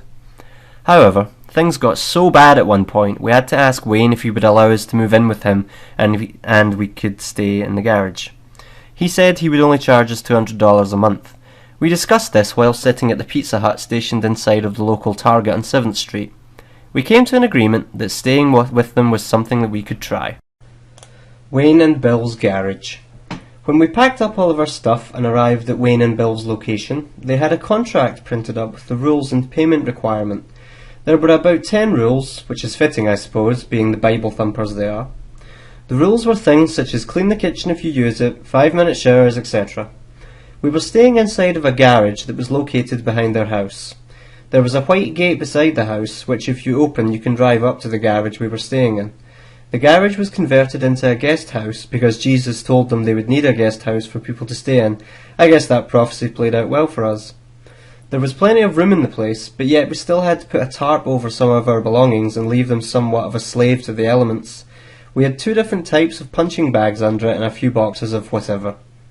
While with Dars still, I was sent to meet this guy named Victor Pratt, whom would help me craft a resume. Mr. Pratt, a black guy clad in a nice suit, except for on one occasion when he met me at that taco cabana by my house, was a guy who was used to meeting with felons getting out of prison and helping them get a job. We met at the Workforce Centre, and I believe he may have worked for them, and he always forgot that I had never been to prison. When having a joint meeting with him and Sandra, he said something about felony friendly, and Sandra had to correct him. He also showed me this technique in the computer area of looking up the registered sex offender registry and seeing where their place of employment was to get ideas, until I reminded him and he said, "Oh, well, forget all of that." On the day after meeting with him for the first time, I believe it was, he asked me if I was okay to try a practice interview. I told him about my anxiety problems and asked him details about it. He told me it wouldn't be with him, but with a random guy trained to do this, who wouldn't know about my disorder. I expressed concern, so he gave me an alternate assignment. Fill out a piece of paperwork with interview questions on it instead and study it. He said that he would discuss it with me on our next visit and to go ahead and dress like you would for an interview. The next time I met with him, I wore that very outfit I had picked out at the food bank and the one pictured on my OkCupid profile. I sat in the hallway awaiting his arrival. When he showed up, he asked me if I had the paper on me and if I had studied it. I said I had. He asked me to take off my coat and that he had the interviewing guy waiting for me in the room we met in. Fuck. He took me up to the door, but I started verbalising concern in a desultory way. I was very nervous. He said he would go on the other side of the door and I was to knock and he would let me in. He went inside, I knocked. He opened the door, I shook his hand, another black guy was sitting at the table, I shook his hand and sat down. He asked me some questions, but only 2 stood out. He asked me my weaknesses, and this one was easy for me to recite. Some people would say that my anxiety is a weakness, but I believe it makes it easier for me to sympathise with people and be more understanding. One of the things I hate about job interviews is that it's all a sham. No one wants real weakness. I really hate feeling like an actor or a liar, but it's a necessary game. I remember discussing this with Dr. Warren at a later date. The next question was asking me what my strengths were, if I recall correctly. I froze up on this one, and at that moment I felt I had to reveal myself. I mentioned my anxiety had caused me to freeze up. They both reassured me, and I eventually remembered the answer to the question. After revealing myself, I felt more confident and calm, like a great burden was off of my shoulders. I got through the interview and he said I did a good job, but one thing he noticed was that I wouldn't look at him when entering the room. I only looked at Mr. Pratt, apparently, because I knew him, as he said. While in the computer area with Mr. Pratt, he pointed out some, what are they called, when companies leave papers advertising their helping services, etc.? Well, I found one for the Women's Centre. They had a job skills programme, and on the front of it was a male labourer. I called them and asked if they also did the programme for men, and they said that they did. Julie and I both signed up for an orientation, but she missed hers. I went to mine and was paired with Naja Morris as my career navigator. Naja Morris was a tall and lanky mulatto with glasses, and I remember her smiling in my head when I tried to picture her. Part of the programme is that if you get funding for training, you have to get a job within 3 months, I believe, using the training, or you have to pay all of the funds back. Naja made some calls to see if there were any programs for learning computer software programs for me, and she found some and ran them by me and said she would get more information. She also helped me write a resume for getting office jobs, specifically data entry. While living at Wayne and Bill's, we got to save money quite a bit, so we had some excess. We would go out to eat a lot, which was one of our favourite activities. She really loves China food buffets and sushi. She also loves Thai food and curry. One time we went to this Thai place, and after eating we even asked the waitress for directions to some place we were headed. We thanked her for helping and headed out to the car. The waitress came running out looking lugubrious and said, "Sir, sir," and I turned around. "Did I not do a good job? Why didn't you give me a tip?" I don't think I've ever forgotten to tip before. I apologised and explained it was an accident and gave her a decent-sized tip, I am sure. Julie said, "Well, we are never coming back here again," due to her embarrassment. We got in the car. At IHOP, in fact, I once couldn't give the waiter his tip because they didn't allow debit card tips at that location or something, so I had to drive to the nearest Chase to get some money out. Julie was mad about this because she thought it was silly, but I believe in keeping my word. She really hates to tip waiters for some reason. Anyway, she made me give her $3 because I owed it to her or something, so I had to get $6 out, half for each person. I drove back to IHOP and gave the guy his tip. It wasn't much of a tip, but I'm sure he appreciated the gesture. A funny occasion happened when we ate at a pizza place called Mama's Pizza, which Julie told me was a great pizza place. She got manic and started talking about how boring I am because all I do is wallow in my OCD rituals. As a group of what was probably college student 20-somethings were leaving, Julie was saying, "You are so boring, I just feel like stabbing myself so I could actually feel something." And the black guy in the group said, "Damn, that's cold," as his buddies laughed and walked out the door. I got a job working at Tyson Chicken through my Gonzales Labour temp agency. I drove to the factory, falling behind the employee of Gonzales Labour who was getting us the job, and someone else working there with me behind her. And then there was me, and I think then someone behind me following. At one point she almost got off on the wrong exit, and the person in front of me started to follow her. She swerved back on the highway, and they followed suit in a mini domino effect. When we arrived, we had to wear hard hats and get rubber boots or big boots with these rubber sheaths put over them. I was put with this tall-ass black dude with a blue hard hat. The way the system worked at Tyson was weird because I could almost just come in whenever I wanted and go to whichever boss I wanted that was wearing either a blue or red hard hat and see if they needed help, and if they didn't I could either leave and go home or they might find another red or blue hat that needed me. Anyway, I digress. The first station I was put in I had to wear a red coat, which meant I was cleaning up. I swept and had to throw down salt on the floor so that the people putting the slabs of pepperoni on the conveyor belts wouldn't start to slip. From time to time I would switch places with them, putting on a blue coat and putting on new gloves. I worked in that area for a while, until one day the USDA government guy was in, and I got bitched at for the way I was scooping up the meat on the floor. He came up to me and started hurling invectives at me, which is the first time he did that, saying fuck and shit, etc. "What the fuck are you doing? Why can't you clean this shit up?" I'm sure we're pretty close to what he was saying. It's hard to tell what constitutes yelling, though, when you are working in a loud environment where you have to wear earplugs. It kind of takes away some of the shock of being shouted at, though, to be honest. After that, I worked with Red Hat Jamie, pronounced Jaime due to being Mexican, and Blue Hat Manuel. Jaime was a pretty cool dude. He would give me part or all of his honey bun or whatever other snack he had with him sometimes, because I would try to save money by not eating during lunch. I had worked with them before, but after I pretty much got fired from that section, I stayed in this section. Interesting how the system works there. It's almost like you can't truly be fired. In this area, you had to wear white coats. There were 2 machines that would package giant pepperoni sticks and throw them on a table, and across that table were 2 people per station who would slip their fingers in and grab 2 pepperonis at a time and put them on a hanging rack. The rack held 180 pepperoni, which meant if everything were split evenly and done uniformly, each person would do 90 pepperonis per rack, which meant they would have to do 45 pickups per rack. Mathematics is fun! In the morning we had to do stretches in a back room. While stretching, we would go around the room and people would take turns counting in Spanish to 15. When this first happened, I got lucky and they never got to me. On the second time, I just said, pass. People probably just assumed I didn't know the numbers in Spanish, which was partly true because I only know 1 through 10. The next day I tried to avoid the stretches by being up on the platform working with this other guy somewhat away from the group. He saw me though and called me down. Fuck. However, I had written a note and I handed it to him. I wrote him notes on 2 occasions, and on both occasions he would look at me after reading the note, dumbfounded, and ask, "Is this for me?" Anyway, what the note basically said was that I had a social anxiety disorder and that I couldn't speak well in public.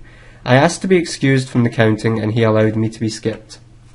A month or so after this, I had a good session with Dr. Warren where I felt more confident.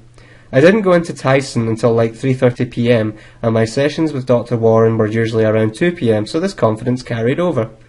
During the exercises, I almost felt like asking if I could count this time. I didn't have to. He slammed his hand down on my shoulder after he had went and told me to try it. I did it, and I had even been studying the numbers in Spanish I didn't know. Everyone congratulated me, including a guy named Valentine Ramirez. He didn't even know Spanish despite being Mexican. He was a cool guy. We talked when we worked in the same station, and he got hired on by the company right away, and I worked with him his first day. He was training to be a male nurse, I believe, and he would do his homework during break. I got his number and texted him sometimes. Funnily enough, everyone was congratulating me, I assume because they thought I had conquered my ignorance of the Spanish number system and not my social anxiety. However, the next day, after my therapy had worn off, I was really fucking nervous. I put on all of my hair nets and facial nets and face goggles before going to the back room. I felt better when I had the mask on. It made the situation less vivid, intense and scary. I managed to pull off the trick without having a panic attack, so every day I was still nervous.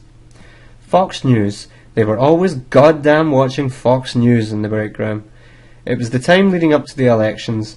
I don't think many people there were even conservatives, or at least they were a mix of conservative and Mexican, which would still rather vote for Obama. Though I was told a few of the people in our station were homosexual and we had some transsexuals working at the factory. I tried to read 120 Days of Sodom by Marquis de Sade in the break room, but I was too easily distracted.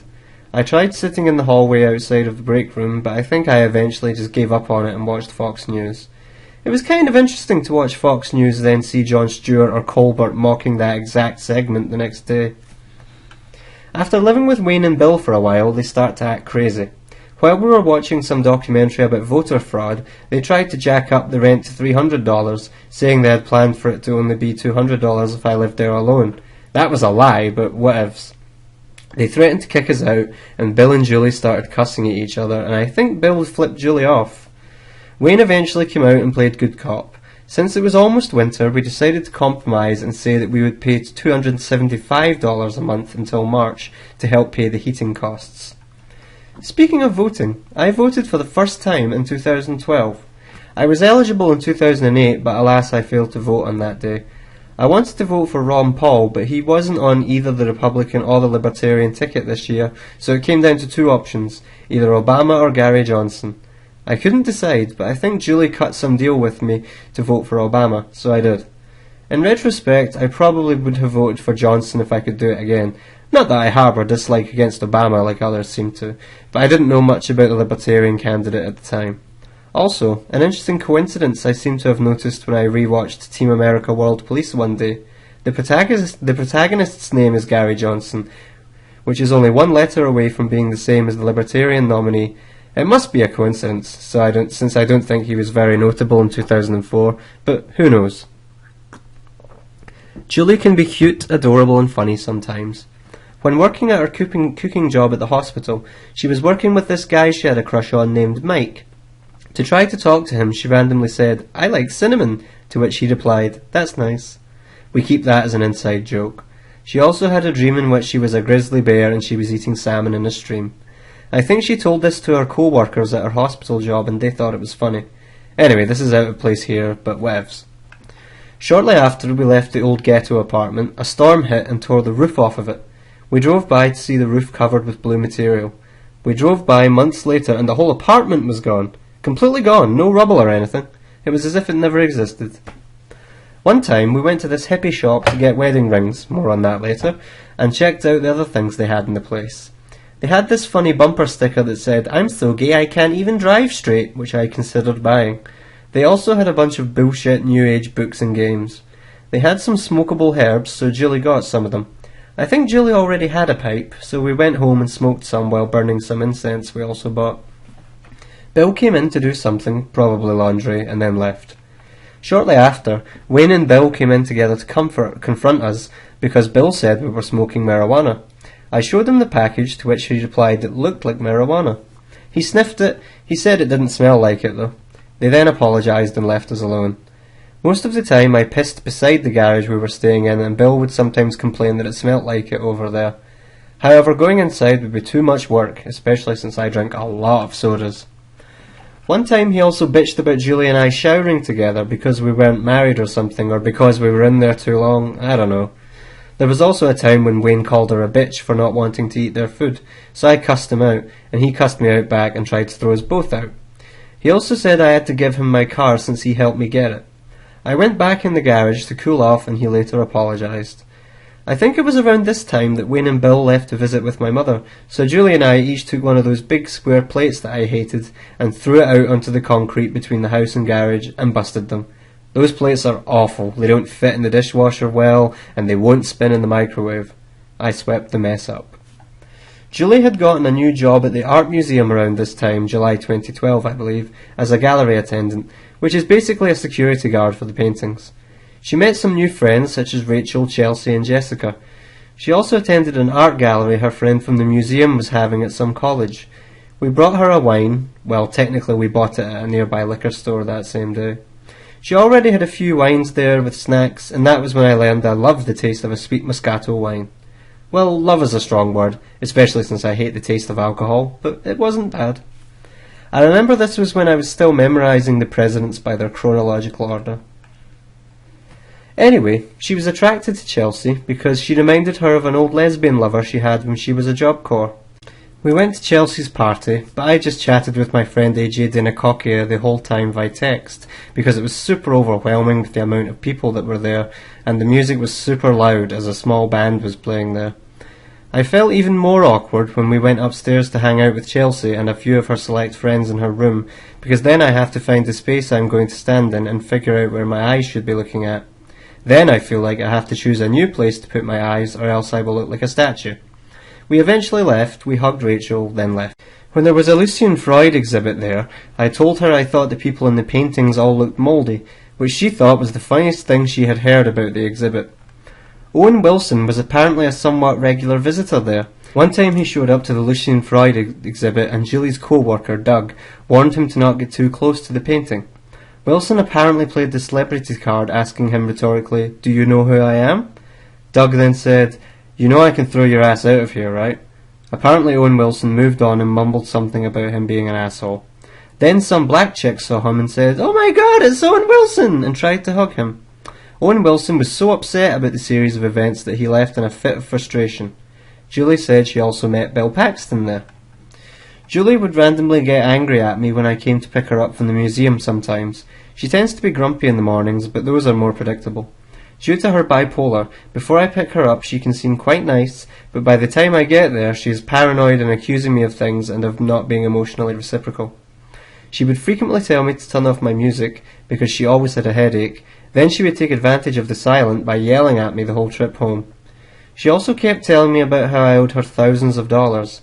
I owed her for motels, I owed her for food she bought me, I owed her gas money, etc. She blamed me for making her live at my father's house. She said my anxiety was a bad excuse for not getting work, and when I was working at my Tyson job, she said I needed to quit because she hated me keeping her up because I worked second shift. Sometimes she would even follow me into public places, such as when I had to pay car insurance or my phone bills, and cause somewhat of a scene by being a bitch. She would complain about something aggressively out loud while I was waiting on my payment to process. Julie really loved the movie My Neighbor Totoro when I got it for her and we watched it together. She always wanted me to get her another stuffed animal, because one time, I think for Easter, I got her a big stuffed ducky, which she liked. I think it was for her birthday that I ordered her a Totoro purse and a giant stuffed Totoro.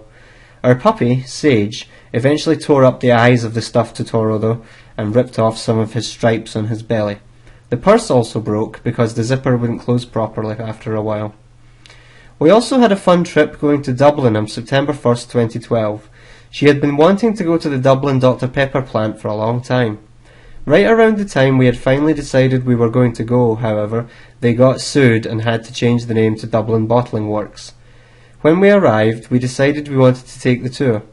We were the only people in the tour, and we got to try the flavours they had available, which is one of my favourite things to do, try new flavours. Unfortunately, we weren't allowed to try any of the Dr Pepper due to the discontinuation. However, the tour was still all Dr Pepper related. We got a sticker to put on our shirts to say, "I'm a Pepper." After that, we went to this cheese place on a country road. Julie had found a tourist brochure while we were waiting for the tour, and she found the address for it in there. When we arrived, the lady there let us sample a few of the different cheeses that she had available. We decided to buy some of them, but we found out that they don't accept debit card there.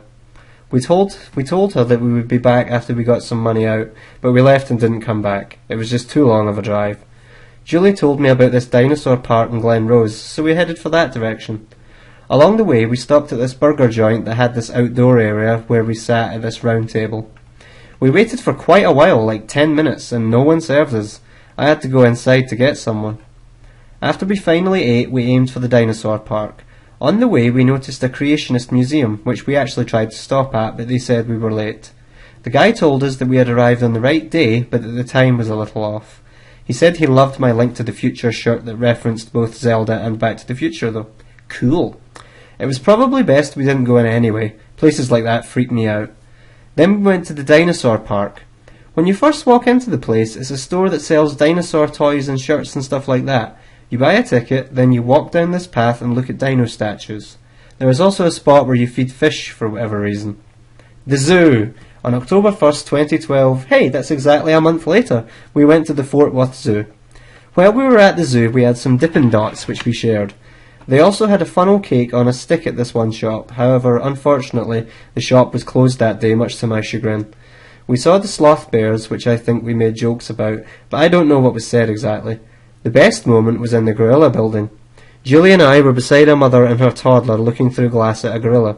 Julie flashed a picture of the gorilla, and the gorilla looked up at us with an angry expression. Julie flashed another shot, and the gorilla started walking towards us.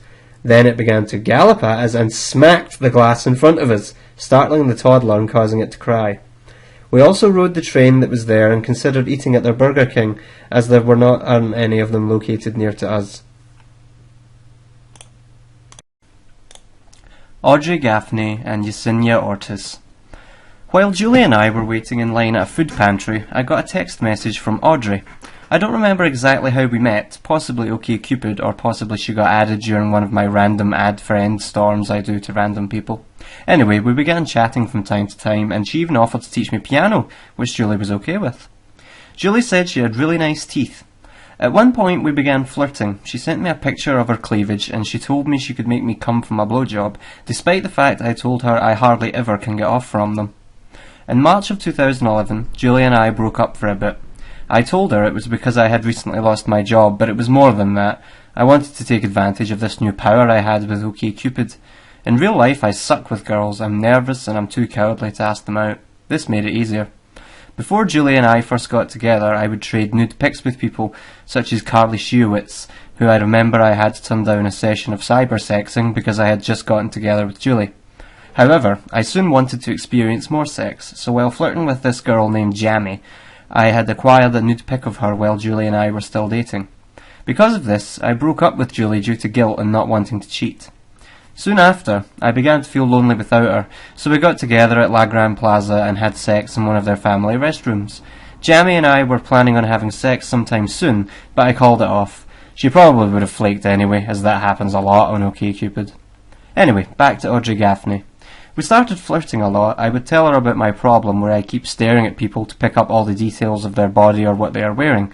Such as, I may stare at a guy's groin region compulsively, glancing at their groin and then looking back and looking at their groin again. Not that it's a gay thing, because I do it to girls too, but to elucidate the non-sexual nature of it, I mentioned that I do it to both sexes and I'm not aroused by it. She said she would let me look at her boobs because she always wore low-cut shirts. She also said we would play games like do dirty hugs where we hold each other and try to make the other feel awkward by grabbing each other's parts. She gave me her address in Watauga, but I never got to visit her. One time, when I was aroused, I told her I wanted her to fuck me cowgirl. It was at this moment that I broke from my moral system of not being willing to cheat. Before this, I told myself that despite my wanting to fuck other people that I wouldn't do it because it was wrong. But then I felt an intense desire. I realised now that I could do that thing which I prided myself on not doing. I felt like I could have my cake and eat it too. It was a sudden realisation. I realised that I would die one day, and I couldn't take my morality or moral reputation with me, just like they say you can't take your money with you. I had what niche might call a transvaluation of my values. While working at Universal Lumpers, or rather during the interview I had with them, which wasn't even an interview really, since they just sat me and two other people down and told us what we would be doing, someone mentioned Watauga. So one day, I texted Audrey and asked her if Watauga was near to where I was working out of curiosity. The next day, when I arrived at work, I grasped for my phone. Fuck! It was missing! Did I lose it? I frequently wear pants with slippery pockets, so who knows? When I got home, I found a handwritten note from Julie.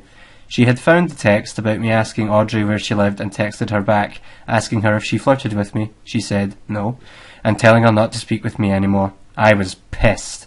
When I picked her up from work, I told her I was very angry with her. I explained why I had asked what I had asked. She said at the end of the note she had apologised for doing it, but I don't remember that part. Julie said she was sorry for acting like a baby, but then got pissed again when she realised I deactivated her Facebook account. She began crying, so I reactivated it for her. I still hold this over her head for the reason I did what I did later, even though she doesn't know that I flirted with Audrey. No, but I did tell her that because of the fight about Audrey, that was what led to what happened next. Which is somewhat true. Because of the moral duty I had shed, it led me to Yesenia Ortiz. Yesenia and I began talking on Facebook. It was in a wall chat with her friend Marina Myron, I believe. We then started texting and I asked if I could call her. We talked about Mario Brothers and other things like movies, I believe. One time, while Julie and I were walking around in Target, I was texting her, but Julie got angry about it. She always hates it when I'm on my phone. Julie refers to her as the Mexican chick with the big boobs. Actually, her full name is Yesenia China Ortiz, and she claims her middle name is because she is part Asian, but she looks mostly Mexican. When I broke up with Julie online after I had gotten in a fight with her about Audrey, Yesenia flirted with me on my wall with sexual implications. I later texted her telling her she was oversexed, to which she replied that she was not, to which I replied that I could help her with that. One night, after coming home from work at Tyson, I checked my Facebook. I had in the past told Yesenia I may be able to get her a job at Tyson, since they asked me to bring a friend with me if I could. I tried bringing Marcus Serge with me, but that was a long ordeal. He had to have a clean record, but he didn't. Then they called me back and said it would depend on his record. I helped him get his social security card, and I picked up London Kerchiefer and her friend too, while he was at the social security office, and brought her with me to the temp agency. They then said I needed to meet with them another time, because I would be late to work if they watched the 1 hour safety video. So I had to drive everyone back home, and I was still late for work. London was supposed to come back, but I don't think she did. I tried to bring Marcus back there, but they told me they weren't doing it that day, so I gave up on it. Anyway, tangent. Yesenia and I planned to meet up so I could help her get a job. I was partially using this just as an excuse to meet with her. One day on Facebook, when I got home, she messages me asking if I want to come over. I tell her not tonight. Julie and I start fighting, so I got back online and told her I had changed my mind. She said she was already drunk and wanted me to come fuck her. I was nervous, so I asked her if she had any more alcohol left. She did. I put my laptop in the car so I wouldn't lose her address, and I put it into my GPS. I had to stop by and get gas because I was low, but it was after midnight, so the pumps were closed. Fuck it. I figured I could make it, so I didn't worry about getting gas. And as it turned out, it didn't matter, so this isn't foreshadowing. At first I got sort of lost finding her house, but I finally arrived and I saw her peek out her door, which she left open for me. I had taken my hydroxyzine to calm me down, so I walked up to her door, opened it, and said some form of greeting. She shh-ed me, because her kid was asleep. We started to walk outside to her back porch, and I grabbed her around the hips as we walked out. We sat down, and she left me with some vodka as she ran inside to get cups and a chaser. I took a few shots of it, and when she came back, I told her I took a few Liberty shots with it. She had on a teddy, I believe it was, and her tits looked great in it. We sat and talked for a while to relax. She held her cell phone up to her face and shined the light on herself and said, "Well, this is what I look like."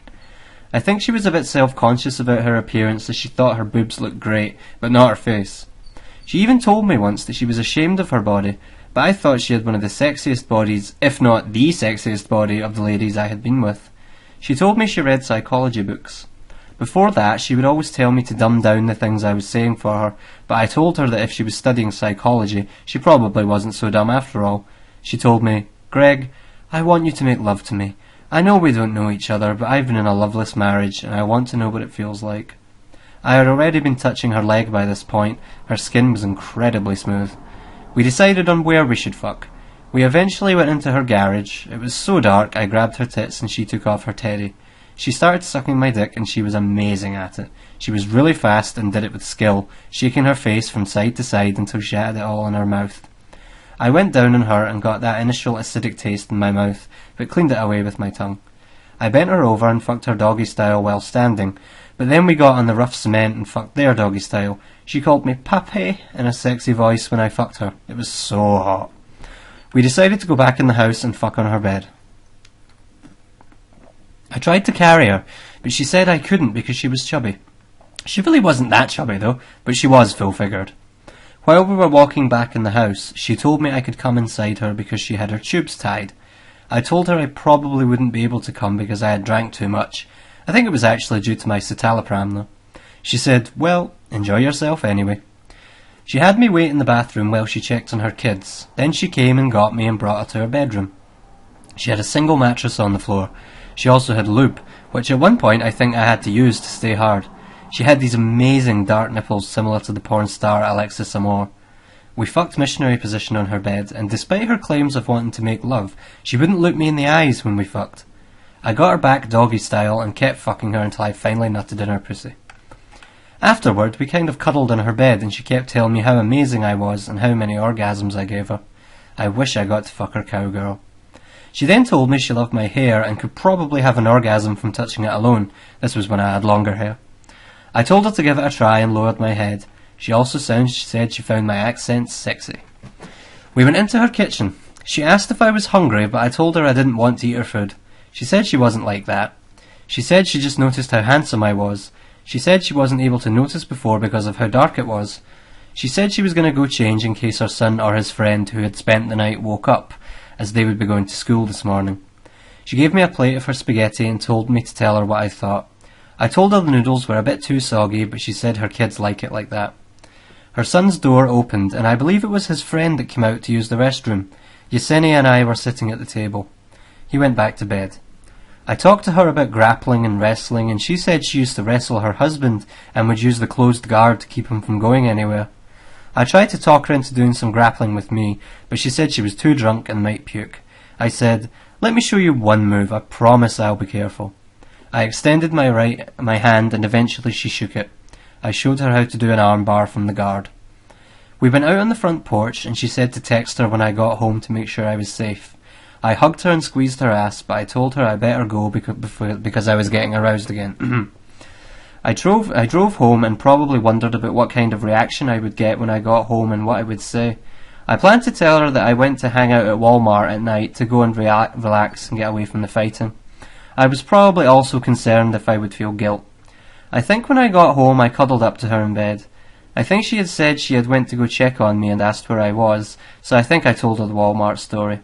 Yesenia texted me one more time asking if I could come over, but I told her I couldn't that night. She eventually took me off her friends list on Facebook and stopped answering my texts. I never spoke with her again. Marriage. Julie always tells people I proposed to her at a McDonald's near our house, where we would frequently go to get chicken burgers and share a drink while we talked. I technically never proposed to her, but I merely brought up the fact that I would finally be willing to get married to her. She basically sold me by saying we would get tax benefits. And so we eventually planned a date for the 17th of December 2012. I wanted to set it for the end of the world on the 21st of December 2012, but she didn't like that. I asked my boss Jamie if I could take the Monday off because I was getting married. I wrote this on a note I tried to give him, but just like the last note I tried to give him, he didn't seem to understand it. He congratulated me and seemed very excited about it. I had taken some time off work before this because Julie needed me at home. I forgot what the reason was for, however. When I finally went back, it was because a guy named Charles needed me to work in his station. However, due to a mix-up, I ended up working at Jamie's station again, and Charles came to me upset and told me he had to shut his station down because no one showed up. This day, people also said it was funny how I showed up at such an opportune time, because everyone was getting free food, and some people mentioned pizza. However, it turned out to be Mexican food. When I first drove up for work on this day, Valentine greeted me from his big pickup that was parked near me. He told me that some of the people from work were upset because I didn't invite them to my wedding. They asked about it when I got in, but I told them it was just a small courthouse marriage, so there wasn't much to attend. Not like I would feel comfortable inviting them in the first place. I mean, they were cool and all, but my anxiety, etc. It takes me a while to feel comfortable with people. Also, these guys were a bit too animated and loud for my tastes, despite them seeming like fine fellows. I also ended up working the pepperoni packaging machines around this time, and you had to be pretty fast to do it, and it made me a good deal nervous. I would fuck up and panic and sort of blank out to some degree. Valentine had herpes. He apparently told everyone about it, and then one day he had a cold sore in his lip, which he kindly pointed out to me during lunch, even though it was fairly obvious without his helpful guidance. He would tell us how he had planned a date with a chick from college, and though he would use a condom, he asked us, his co-workers, if he should tell her about his STD. He decided not to tell her. People would also talk about how there were 2 gay guys working close to our station, and how the factory had a lot of transsexual people working there, but I never noticed them. Since the election was over, they were playing the History Channel and its stupid shows like Pawn Stars and lame shit like that. I remember seeing commercials for Django Unchained too around this time, which Julie and I watched on opening night on Christmas. When we got back to my car, it had been frozen shut and we had a dangerous ride home. For Julie and I's wedding, we first had to go to Jessica Jones. There she would get into her yellow dress and have her hair down by one of Jessica's friends. She paid for this by giving Jessica a free puppy. Julie had gained a lot of extra weight by this point due to her anxiety, and she later said she admired me for marrying her at her fattest. I went to go pick her up some chocolate and some other things that she needed before we had to be at the courthouse around 4 p.m. I'm always nervous about going downtown because there are far too many one-way streets, and I've turned down a few one-way streets going the wrong direction in my time. When we arrived, we first had to pull over beside the street next to the courthouse and then get a timed ticket. I handed Jessica the camera and video camera to get footage and take pictures with, and I think she even tried to bring the puppy into the courthouse too, but they wouldn't let her, so she took it back to the car. We were running close to late, so this was frustrating to have to go back to the car. Even I was told to go back to the car because I had mace on me connected to my keychain. One of the 2 guards there was a near stereotypical cowboy Texas type and seemed like a real pedantic prick. He never had a smile and didn't seem to want to be friendly in the least. Finally, we took the elevator to the floor we needed to be on and walked into the office to pay for our marriage certificate. They needed cash money, of course. Fuck. I ran back down the steps to try to find the ATM. As I was looking around, a black homeless man in a camo attire called for me to give him some change. I told him I was about to get married and that I needed to find an ATM, and that if he would help me that I would give him some money. He said, "Sure man, follow me, I know where an ATM is." So we started running in the opposite direction that I had come from. We ran across the street and sure enough there was an ATM. I told him that I couldn't get change yet and asked if he would wait outside while I went and got married and then helped him out when I was done. He said sure, and he said that instead of giving him money I could just buy him a burger somewhere, possibly Subway. I asked him what his name was. He said his name was Gary. I ran back into the building, did the security check, then hurriedly went up the steps and arrived in the room, sweating with the money from the ATM. Our Justice of the Peace was Ralph Swearingen Jr. He was the first one on the list for Precinct 1. Julie didn't like his name and would have preferred being married by Sergio L. de Leon from Precinct 5. We went into the courtroom and Jessica took some pictures of us while we waited for the judge to come in. Finally, he arrived. I was hoping at this point Jessica would use the video camera, but she never did. The judge asked us where we met and I told him okcupid.com, and he mentioned how more and more couples were meeting online. We did the ceremony and he pronounced us man and wife. He told me to remember that we got married at 4:24 p.m. on the 17th of December 2012. Julie was clutching her roses bare-fisted the entire time, and we later joke about it because it looks funny. We took some more pictures on the steps of the courthouse before deciding it was time to go. Gary was waiting there. I told him to wait right there at the courthouse and I would go drive with Julie and go get him a burger. Julie seemed upset when I told her about the Gary situation at first. I think I told her right when I ran up the steps and was all sweaty. However, I thought it was pretty cool and made the marriage thing more fun and memorable. Julie and I decided to drive to Wendy's because we decided against going to Subway for whatever reason. It took us a while to get there. I think we got turned around because the first GPS location we set turned out to be outdated and nothing was there. Maybe that was us looking for Subway, I don't recall. Anyway, when we got to Wendy's and went through the drive-thru, Julie recommended we get Gary not just a burger but a full combo, so we did. We drove back to the courthouse, but we couldn't see Gary, despite the fact he was easy to recognise in his camouflage outfit. I got out of the car with the combo and started pacing in a circle around the courthouse. I finally made it all the way around the courthouse without a sight of him, so I walked all the way around again, but still, no Gary. We waited in the car a bit. I called Subway in case he was expecting us there. Yes, I know this is going to sound weird, but is there some black homeless guy around there standing outside perhaps? They tell me that there is not. We decide to drive around the area a little bit to try to locate him, but no luck. We finally drive to Jessica's house to prepare for the potluck that night. While on another trip near the courthouse a few months later, I actually spotted Gary again, however. Julie and I eat the food, and Julie jokes about how she believes that Gary didn't actually exist and that he was simply a magical Negro. People finally started to show up, but we only had a handful of people, and the only people that had shown up brought desserts. One person brought an apple pie with bacon in it, which was interesting, but eating all that shit without any real food nearly made me puke. I think someone else had brought a Boston creme pie. People offered advice for us into the video camera that had gone unused in Jessica's hands, which I wielded so to actually get some footage that night. We then went outside and people talked about books they were reading, and I mentioned The Curious Incident of the Dog in the Night Time by Mark Haddon at one point. They had heard of the book, but no one had read it. They liked their generic little adventure books, but I have no interest in that. I've never been good at conversation either, and especially horrible with group conversation. Julie said she hated that I wasn't better socially, because she was used to her ex-boyfriend starting talks so that she could then jump in, but I never offered her that possibility. We dropped some things off at the house and then headed for the motel. When we arrived, we went to go pay and I didn't have my wallet. I drove back to my house while Julie waited at the motel. I think after I got there, it turned out the wallet was actually in the car. However, I don't exactly remember where it ended up being. Finally, I drove back to the motel and paid for our room. We bought some sexy costumes for Julie to wear, and I went down on her that night, and I did a good job at it too. A rarity. I was supposed to work the next day, but I decided to call in, figuring they would understand since I had just gotten married. We decided to go watch The Hobbit, which must have been her idea because I had no desire to see it. We went to Movie Tavern to watch it, and when we walked to our seats, the only other lady in the room signalled to us and asked us why we didn't go see the 3D version. I told her it was because we didn't want to spend the extra money, and she said that was why she didn't either. Julie ordered a salad, and it was one of the most delicious salads I had sampled. The movie was predictably boring, and I think I either nearly passed out or did nod off for a bit. After the movie, we went to eat somewhere. I believe it was a Chinese place. We decided I should tell my mother that we had gotten married, as I didn't feel like telling anyone, since I'm very secretive. I told my mother first and asked her not to tell Wayne. She was shocked we had gotten married and asked if I thought it was the right thing, but then said, well hell, I guess it's too late for that. She said I would have to tell Wayne eventually.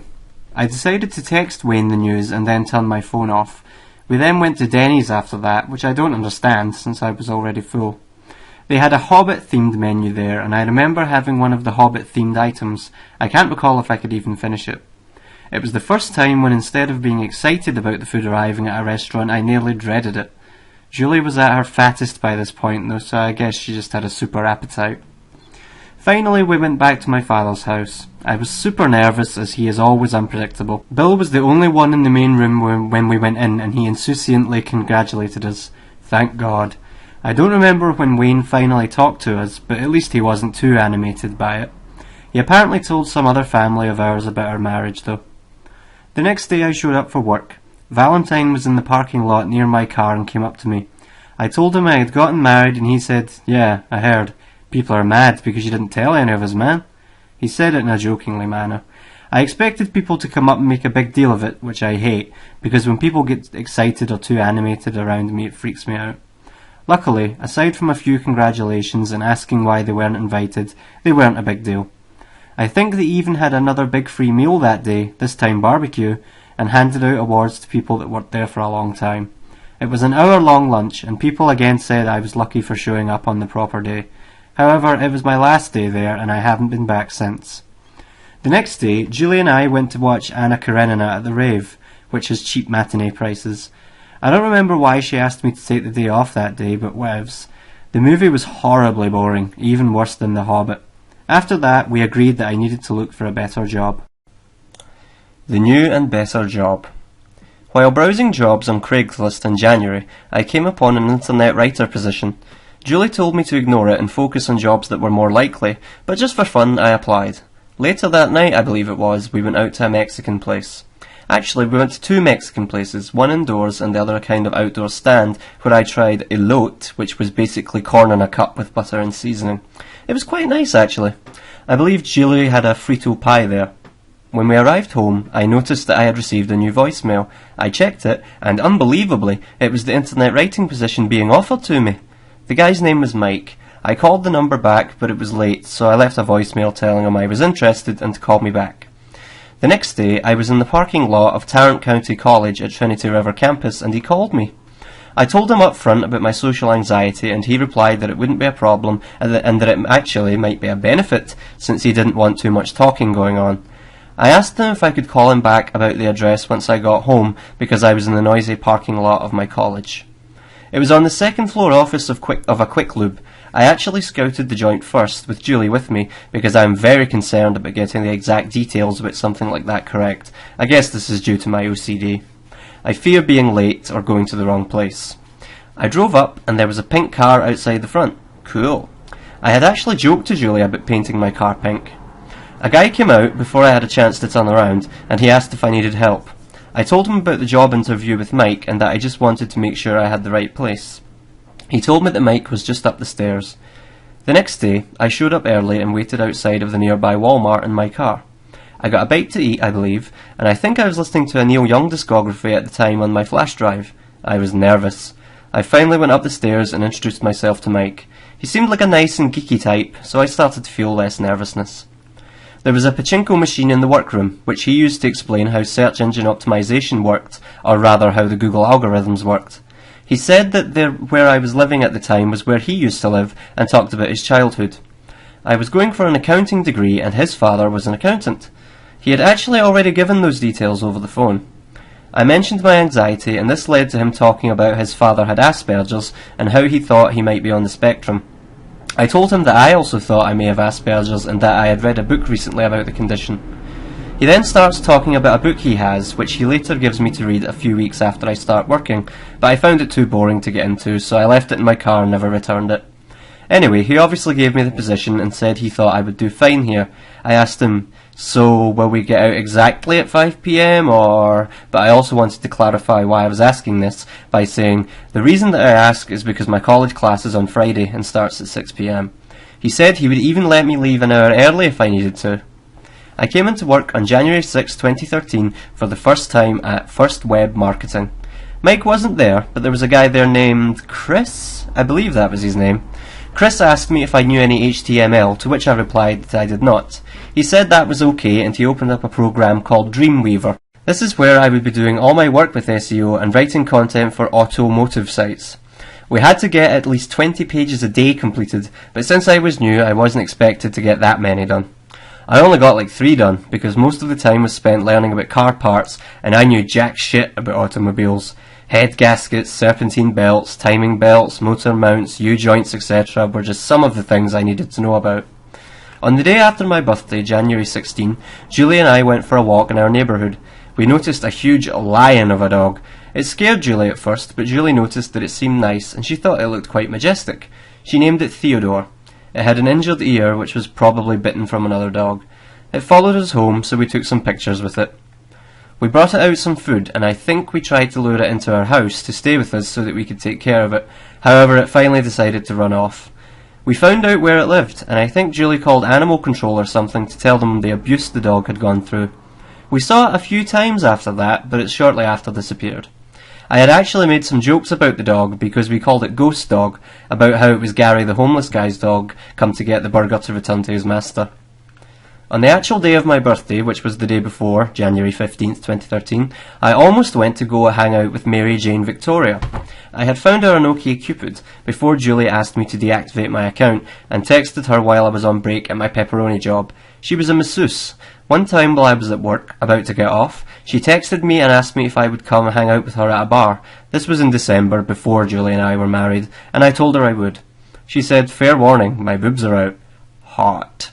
I drove to where the car was, which was right beside the Target Julie and I visited sometimes. I was concerned. This was close to where Julie worked, and I knew her friends liked to go to bars. This bar was busy. I walked by the entrance and kept on walking. Shit, I thought to myself. What to do? I go back to my car. I text Victoria and ask her if she will meet me at my car after fibbing and blaming the problem on my social anxiety. I have a full drink here. I'm not abandoning it. Gah! She finally agrees to meet me at the back, where there is an outside sitting area. I hurriedly walk up, still in my rubber working boots, to the back, and I see her. She is a chubby Latina with a cute face and big boobs popping out from her jacket. She smiles a great big adorable smile as soon as I see her, and we shake hands. I sit at her table where she is having a drink and she offers me to have it. I figure why the fuck not, so I start drinking it to hope it helps to calm my nerves. Then she buys me some tacos from the stand, which was nice of her. I told her I was currently broke at the time and that I would pay her back the next time we hung out. I'm cautiously looking at everyone, worried that I will see one of Julie's co-workers. I also keep glancing at her cleavage. I fumble around trying to talk to her. She tells me she likes to watch people. I struggle to come up with something clever to say. There wasn't enough alcohol in that small glass she offered me. We walk over to her car and we get in. She shows me some YouTube video she had been talking about. I wondered if I should make a move on her. She drives me to my car. I say, "That's it, the one with the Obama sticker." I ask her if she was offended by the Obama sticker and she tells me that she wasn't, and in fact she voted for Obama herself. There's this moment where she says she has to go home and I fail to subtly suggest we hang out more. I eventually get out and walk over to my car and start driving home. I call her on my phone and ask her if she needs me to help her get home safely. She says she will be okay. I cancel our next get-together for whatever reason. She later tells me that she thinks I'm nice, but she isn't romantically interested in me. I pry her for a why, just for curiosity's sake. She eventually tells me that it is because she thought I wasn't confident enough, such as because of me being afraid to go in the bar due to my anxiety. How funny. I told her it was my birthday when it came to that day, and she said she would be willing to hang out with me.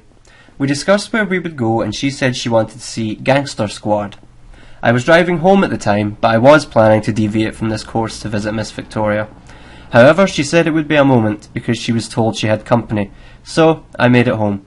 Julie was there, and I told her I was going to hang out with Mitch and Charles on my birthday as an excuse. She was upset. I told her that it was my birthday and that I should be in charge of deciding how I spent it. She said we had already made plans, I don't remember what they were, and she said she would block me from leaving in my car. Mary Jane texted me and said she got stuck with babysitting. Ah, well.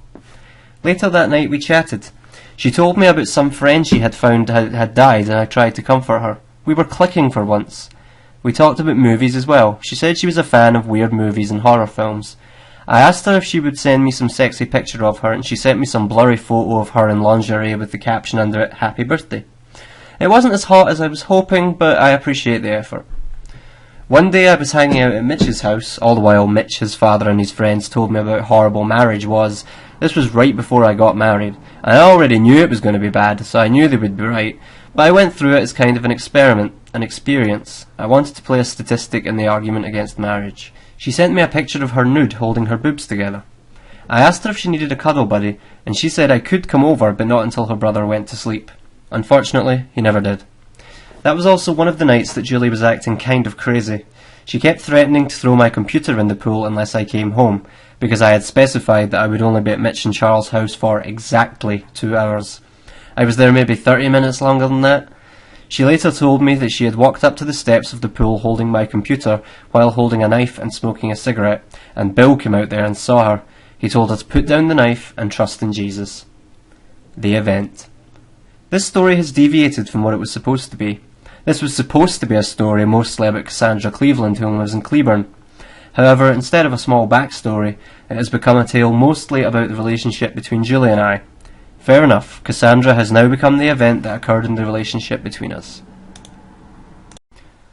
A lawyer and a pig farmer. I was using a fake lawyer profile I made to troll people on OkCupid. Though, because I had to temporarily deactivate my real account so that Julie would not be seeing that I was on the website, since it says when you last visited on your profile, I had to use this as my account to meet ladies for real. It was sort of awkward, since I would have to tell them I was using the account because I had a stalker or something like that. According to my OkCupid messaging history, on January 20th of 2013, I texted HannahBear25 the message, "I think I'm alive," to which she replied, "You sure?" I am assuming, since her profile has since been erased, a common occurrence with ladies who use the site for some reason, that it was in response to her "message me if" section. The message history between us doesn't reveal too much about what we talked about, as it quickly ended with her giving me her cell phone number. I remember when I texted her, I asked her to give me a BJ, but she said it was too late or she was feeling too sick or something, haha. I then told her I wasn't really a lawyer, but that I was a pig farmer instead. She would have to come work on my farm with me and take care of my animals. She was kind of the weird type of chick, so I thought it would be funny to mess with her a little bit. She had an obsession with Starbucks. She said she hated everything except Starbucks. She also said she was going to school for cosmetology.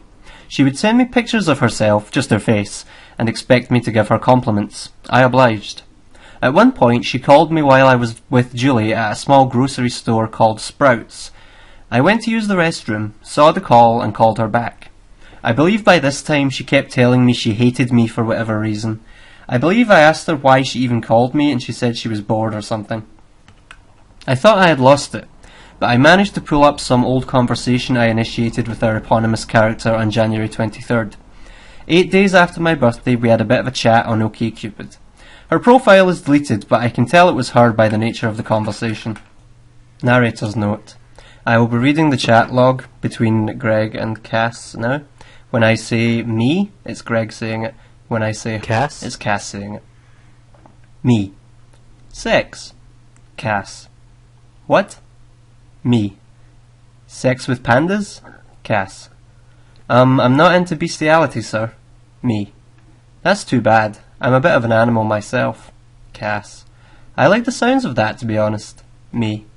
I have a small dick, but however, I use it well, bro. Cass. Wow. How small are we talking? Me. 5.5 inches. Cass. Haha, yeah, I work with loaded weapons most of the time. Me. Oh, I'm loaded. Cass. Average for me is like 7 to 8.5 inches, but I have an extremely tiny cunt and only about 4 inches until you start pounding down the door of my cervix. Me. Well, I eat pussy pretty good, so no one complains. Cass. I like to eat ass. Like, I have no idea why, but I'm really into ass eating. Me. Haha, that's awesome. I've gotten a rim job before. My ex wanted to try it. It feels nice, but I don't know. It's not something I'd do for a booty call. Cass. It's not even a question as to whether or not I'm going to eat your ass, it's just a demand. Let me eat your ass. And of course men don't fucking wipe correctly. Like, ever. Me. I do. Like, I swear, I'm OCD, so I take a shower after I shit, haha. Cass. I've ate shit before, literally. Me. And clean my ass thoroughly. Haha, that's awesome. Cass. Just tastes like peanut butter. Me. Did you have a shit-eating grin? Cass. Like, not even a taste to complain about. Would do it again. Me. Eat my shit. Cass. And probably not. My smile is pretty pleasant to look at. Better be for putting enough money to buy a car in there. Braces, nigga! And okay. Me. I prefer BJ's, to be honest. Cass. I prefer just being used. Me. Not me. I like to be dined before I'm fucked. Cass. I guess I'm easier. I just like being used as someone's toy for the night, occasional, and I'm done. Unless I'm crying or begging for relief, you're not doing your job. Me. Haha, are you sure you're not a man pretending to be a lady that's fucking with me? Whether you are or aren't, you are awesome, and my new hero. Cass. I'm honestly not. My name is Cassie, and I became legal 2 months ago. I also know what I want and how to get it. Me. I don't know what I want, but I assume it involves doing crack cocaine or mushrooms. Anyway, my actual name is Greg. This account is a fake one. Cass. Sounds desirable, and I assumed it was. Me. Haha, why? I just wrote the most asshole shit ever. Cass. Exactly. It sounded like I was ghostwriting for an OkCupid profile. I fucking love it though. I'd be interested in knowing the real you, however. Me. Haha, okay, let me find a pic of me. I'm a weirdo though. Cass. I'm psychotic, so I shouldn't be judging anybody. Me. I'm schizotypal. And I have GAD and social anxiety vocal tic disorder. Cass. It's all fine by me, Greg. Greg sends a picture. You look familiar. I think whenever you had your normal account or whatever I saw you pop up on my quiver. But I'm female and therefore do not initiate conversations, so... You're cute. Me. Haha, thanks. Yeah, I stopped using my normal account for now. Why don't you engage? I've had a few ladies hunt me, ho ho ho ho. Cass. I don't know, because I get like so many messages, enough to keep me entertained, that there's no need. And plus, you don't want to seem desperate. Like, if I were male and these bitches started coming on to me, I would mentally label them as damaged goods. Cass. I think it's sexually aggressive, which is hot, not desperate. Cass. Busy teenage girl with a promising career. Me. Anyway, text me. Cass. Sure, friend. Me. I love how you chat. You remind me of most of my online friends. Cass. Is that not the standard for OkCupid? Or are they just all over the place? Thank you though. Always a compliment. So, then we chatted shortly thereafter. Her now deactivated number was 817-933-3744. I sent her a picture of me showing a nipple as a joke, and damn, she has quite the perceptive eye on her. She noticed my engagement ring. I could have denied it and said that it was just a ring I liked to wear, but I assumed that she was into wild and freaky shit, so I said I was in an open marriage. I told her I believed in free love and that I was hippie-esque. She said I was like her parents then. We mostly texted though, because my phone back then was really shitty and I had a rough time hearing what she was saying. I kept having to have her repeat to me what she had just said. She said she was staying with her roommate Anthony and told me she was somewhat indifferent when it came to sex. She would have sex with almost anyone that wanted to, but didn't care if she didn't get laid because sex was so much easier for her to obtain. Or something of that nature, I'm paraphrasing. She later sent me pictures of her body and damn, it was slim and sexy. It looked much better than her profile picture. In her profile picture, it looked like she had short hair and had a bit of an angry face on her at all times. When I first saw her picture on the OkCupid match list, I passed her up. She really didn't seem that attractive in her profile picture. She looked kind of gothy. I referred to her as Marla Singer when we first chatted on the phone.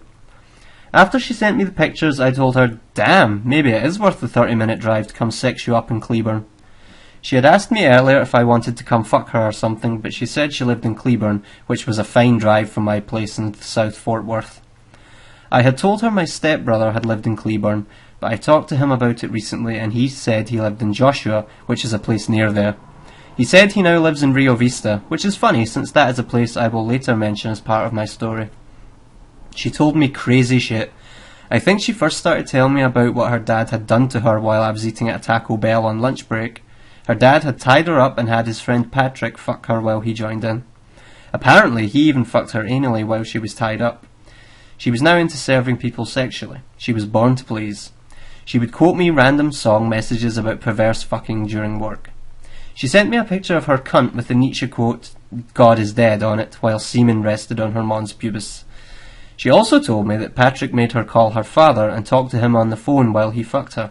These are the kind of chicks that interest me. She told me that her mother ran off or that she was possibly dead. I think at one point she even insinuated that it was possible that her father killed her. She told me that she was conceived at an Olive Garden. She also once told me that she would be a serial killer, but she didn't want to risk going to jail. I had added her on Facebook, but to keep Julie from knowing about her, I had added her on a fake lady account I called Christina White. I had invented the character Chris White in my head a long time ago, and used his name for my lawyer account, and ladyfied it for my Facebook lady profile. I showed her some of my trolling artwork that I had done. I showed my trolling of Josh Kuhn, the guy who drove to a park in Dayton twice to fight me in real life. I also showed her the trolling I did of some juvenile chick with the alias Emo Love. She thought they were hilarious, and later told her friends while we were hanging out that that is why she fell in love with me. At one point, we had talked about trolling OkCupid together. I would do all the online stuff and she would chat with the guy on the phone, but it never materialised. One time, I walked and talked on the phone with her, and we talked about how it would be nice to walk in the shoes of each other, how it would be nice to understand the disorder of the other person. She told me she refused to take medications.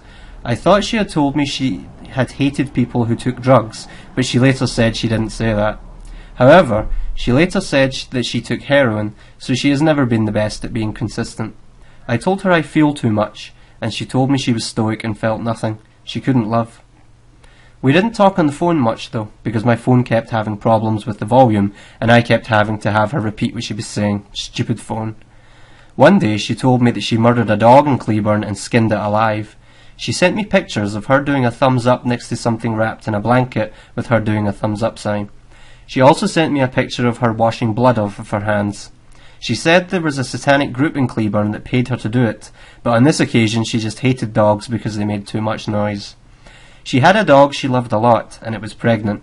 Her father took the dog outside to the pavement along with the newly born puppies. He said she must squish in their heads or else he would murder the mother dog. So she did. She later told me she had guinea pigs her father bought her that would never shut the fuck up, so she threw them in the toilet and held them underwater with a plunger. She then put them back in their cage. When her father saw the drowned dead guinea pigs, he laughed. She also told me that she was a racist and that she hated black people. She didn't elucidate on this very much, so I assumed she was either just being hyperbolic about her annoyance with the ghetto kids in her town, or was fucking with me. I have had a white supremacist online friend, and he really got into quoting nigger facts. He would talk about crime rates and told me all about 1488 and would say Sieg Heil a lot. She wasn't familiar with the Nazi or KKK culture, so I assumed she wasn't too serious about it. Later she did make jokes about how she was sacrificing her purity by being with a Jew like me. Haha. I later joked about how we would have amazing babies, since it would have the intelligence of a Jew mixed with Aryan beauty.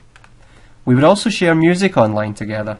I introduced her to Graydon Square and she introduced me to Lana Del Rey. I don't think she really cared or adopted any of the music I introduced her to, but I adopted quite a bit of hers. I thanked her for showing me the song National Anthem by Lana Del Rey. Though it was a bit too materialistic, I still loved the sound of it, and it makes me think of Cassie every time I hear it. Cassie said she loved being showered with gifts, but the most I ever got her was a book. More about that later, though. She also introduced me to the songs 17 by Ladytron and Pretty When You Cry by Vast. She would frequently quote Ladytron by saying, "Everybody wants you when you are 17, but when you are 21 you're no fun." Something triggered me to say one day, "Cassie, you aren't jailbait anymore." She had been talking about how she missed being jailbait, but she said something else that triggered that, but I can't recall. She responded to me by sending me a picture. The picture was a class ring. 2014. Fuck!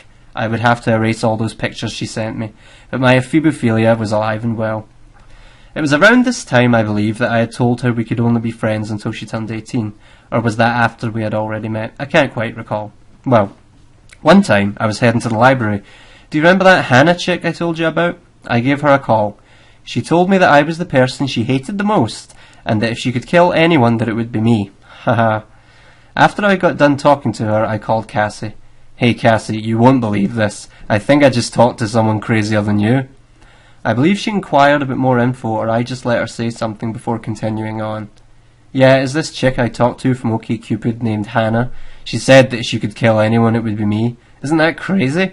Cassie responded, "I think I know who you are talking about. Yeah, she's right here with me." The fuck? Seriously, the fuck? Those aren't in quotes, but that is basically how I responded for about 3 minutes straight. I couldn't believe it. They knew each other? Both of these crazy chicks, were they in cahoots? I became a bit paranoid. Cassie claimed that was her ex-girlfriend, which reminds me about how she told me she once gave a chick a fruit roll-up and not the candy. I googled it to find out what that meant. She apparently became obsessed with Cassie and would always take pictures of her all the time. She also told me about how Hannah was fat. Ah, so that explains why she would only send me face pictures. Speaking of her birthday, we were both born on the 15th. She was born on November 15th, 1995. That means that our birthdays were exactly 8 years and 10 months apart. The 8-10 and 8-11 theme seems to be recurring. According to her friend Maria Rose, she was actually born on the 17th. I'm not sure if Cass lied to me about this or if it was a mistake on my part. Meeting with a psychopath. We had planned to meet, but since she knew who Hannah was, I thought she was fucking with me. I have schizotypal personality disorder, so I am naturally paranoid anyway, and I pondered how pernicious she actually might be. The thought that she might murder me crossed my mind. Legit. I remember I even told her she couldn't kill me, because she would benefit so much from the shit I was teaching her, haha. I told her I would teach her jujitsu and stuff. Anyway, I got out of my orientation class for college at TCC South Campus and headed over to Cleburne. The GPS told me it would be about 30 minutes, but with all the stoplights along the way, it ended up being almost a 45-minute drive. She texted me before I headed out that she would be walking up and down Lone Star Street, and I told her that it would look like I was picking up some conspicuous whore. I swear she told me she liked disparaging remarks. However, I made her choose an exact location to put into my GPS and she chose 1001 Lone Star Street. Eventually, once you spend about half your time on the highway, you have to go through a long road of stoplights. At each stoplight I had to stop at, I would text Cassie and we were doing a sort of countdown until I arrived. 5 minutes! Are you excited? She also didn't like that I said I figured her for a Jeffree Star fan. Eventually I turn the corner onto Lone Star Street and see a skinny blonde girl sitting on the curb in the distance.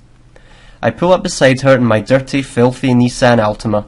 I just stare over at her theatrically.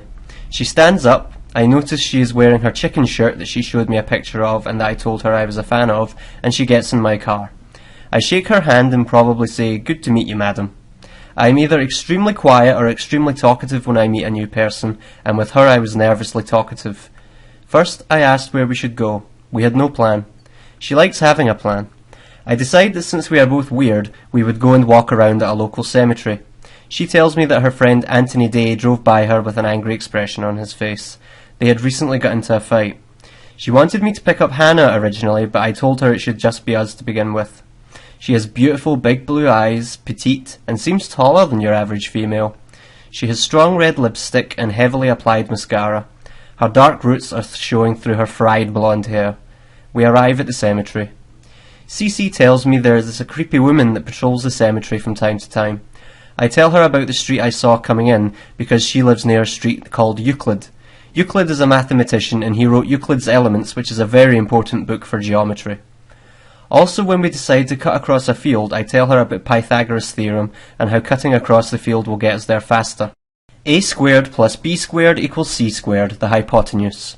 My father had to use Pythagoras' theorem when he did construction. Before we cut across the field, she says she won't eat a burger with me because I tried to talk her into going out to eat with me, but she refuses to eat much at all. I poke at her stomach as an excuse to touch her and tell her that she is bony. Hannah had told me that Cassie was into being raped, and that is why they couldn't be together, because Hannah wasn't into that. I'm sure the thought of throwing her down and having my way with her crossed my mind in fantasy. She told me about how she quit working at Huddle House, or as she calls it, Hustle House, and she had told me she might want to try porn because Patrick told her she should. Thinking she loved disparaging remarks, I tell her, well, you've certainly got the hair for it. We talked about whatever and walked across the field. She probably told me more about Hannah and Anthony, and I probably rambled on about philosophy or math or something. I believe she had said the reason Anthony was mad was partly because she made fun of some black girl he was trying to date and hang out with. After we crossed the field, she tells me that people make fun of her last name, and I think I asked her if it was because of that Family Guy spin-off The Cleveland Show. I don't remember what her response was. I told her I loved her name and the alliteration of it, Cassie Cleveland of Cleburne. It was wonderful. Her full name is Cassie J. Cleveland, and I remember once telling her about how she shared the same initials as the guy who began GameFAQs, CJC. She told me about how lame Cleburne was, but told me about the Satanists and the Satan House. We turned to walk back across the field. I asked her how she would feel if I slapped her across the face, and then I raised my hand jokingly. She said she would be pissed. We walked back to my car, and I believe I somehow managed to go on a small rant about how there is no free will as we are just arriving. We drive up to the Satan House, and she says, "Shit, someone is here, go!" So I drive off. I didn't see anyone, but I'll take her word for it. We cruised around her area of Cleburne, and I say to her, "So, did you put that mascara on with a fondue fountain?" She tells me that I am pissing her off. However, she says it stoically, so I can't tell if she is serious. I ask her if she is serious, and she says she is.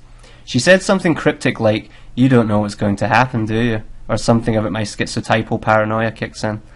I think to myself, oh god, I'm around this insane young schizophrenic chick that is probably plotting my demise with the help of the Satanists here in Cleburne. I tried to play it cool. Then we went to the park.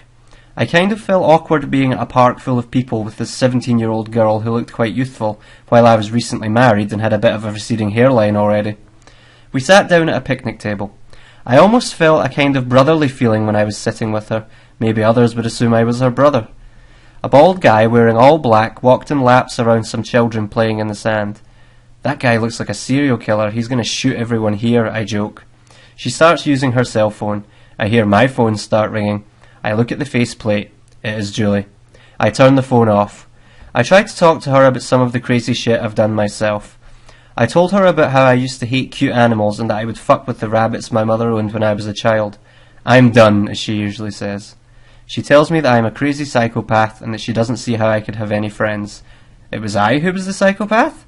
I think I tried to convince her that I was crazier than her so that she wouldn't want to murder me, or so that I could fit in with whatever I thought she was. "I'm crazy?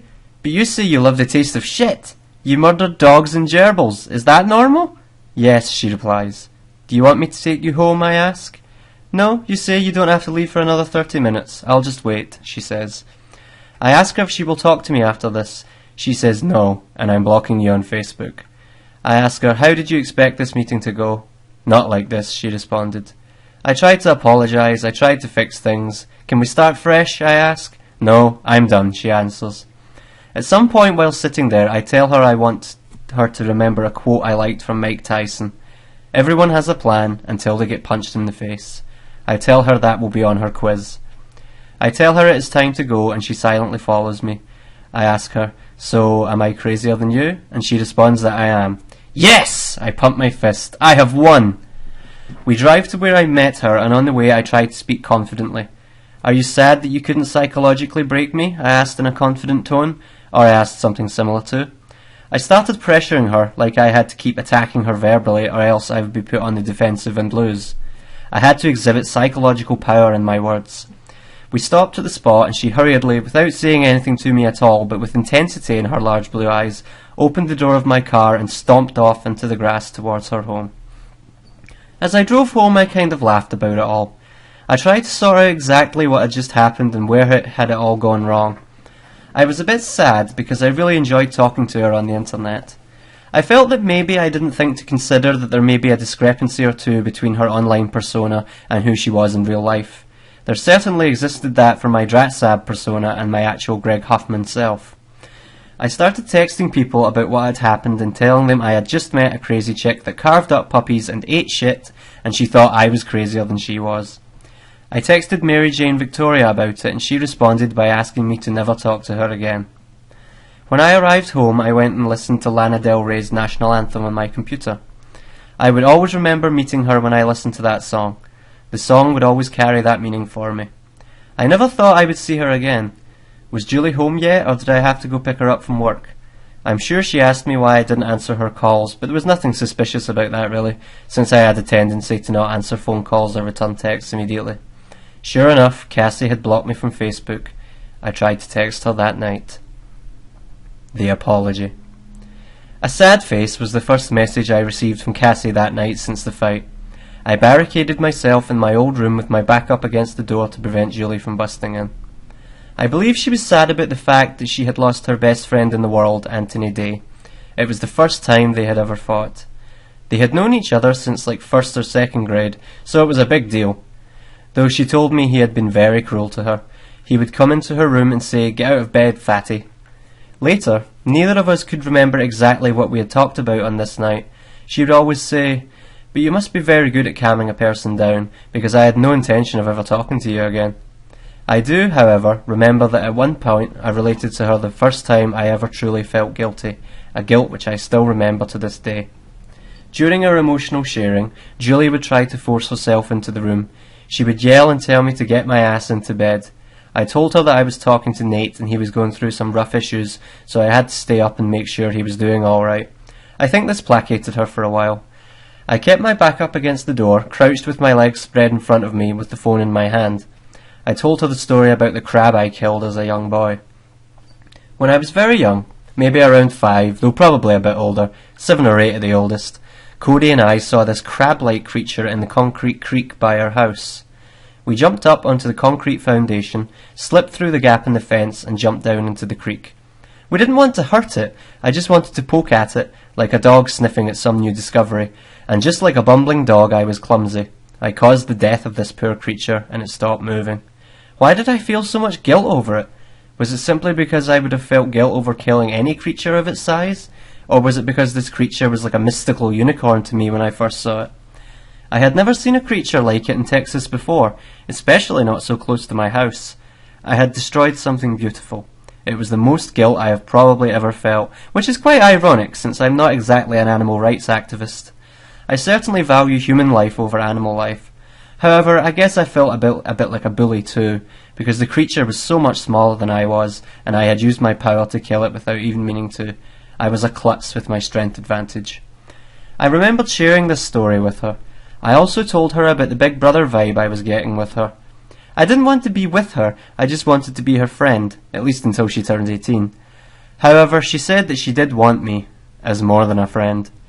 I threw out the idea of us possibly hanging out at a motel and playing Mario Brothers together, and she loved it, except for, I guess, the Mario game playing, even though she had a poster of it on her wall. She said she only kept it on her wall because her favourite colour was red. She would show me pictures of her crying, she had red eyes, with bondage gear on and what she said was semen. She was clothed in these pictures. She told me this was what she enjoyed the most. She loved being used. She loved being fucked and discarded.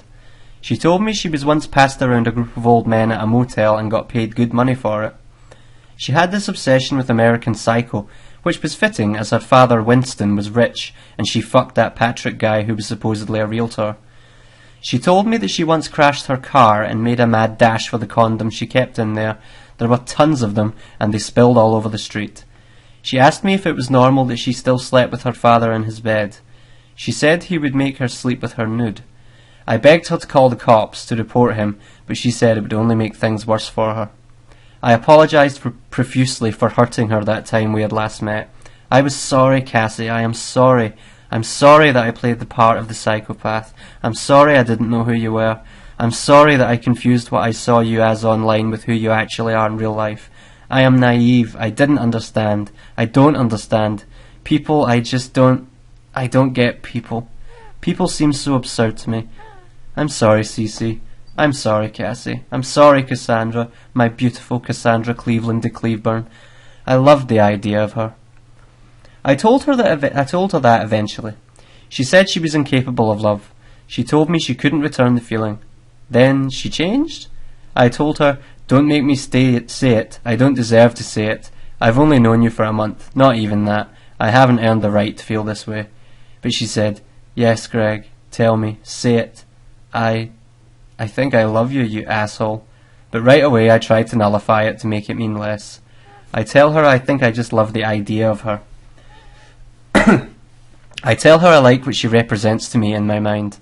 I don't know who she really is, but she reminds me of Micah to some degree. But she is also so much more. She is more beautiful, more intelligent, more interesting. We share more in common. We like the same music. I thought we both had the same philosophical interests, what with the God is dead talk and all. She was an atheist from a young age. She beat me to that race. She could tell how phony church was the moment she heard what they had to say. I couldn't boast such a claim. Part of that was because my father made such a strong argument for it, so it kept me in the chains of faith for a bit longer than I probably would have been if left to my own devices. I respected her. I loved the chaos she embraced. She wasn't some dumb bitch who was afraid of getting dirty. She wasn't afraid of being inappropriate or socially awkward. She was a young, troubled girl, but she was comfortable with who she was. I felt like I wasn't alone for once. We texted all the time. Most people feel like robots during communication, but we flowed. We always had something to discuss. I didn't have to go through my usual archive of topics to ask about to try to trigger a response. She made me think more. She made me write more. She was, and she became, my muse. 2013 is probably my biggest year for new quotes. I keep a quote page, but I sometimes consider renaming it the Diary of Quotes, because it is almost that. It is a diary of thoughts that come to me. I can sometimes remember what it was that triggered those individual thoughts, and sometimes I can recall what I did that day just by looking at the quote, and I can see the exact day I put up. However, the whole month of January, I had not a single new quote added. Then, as she became my muse, philosophical thoughts bombarded me. I became a messenger of her influence.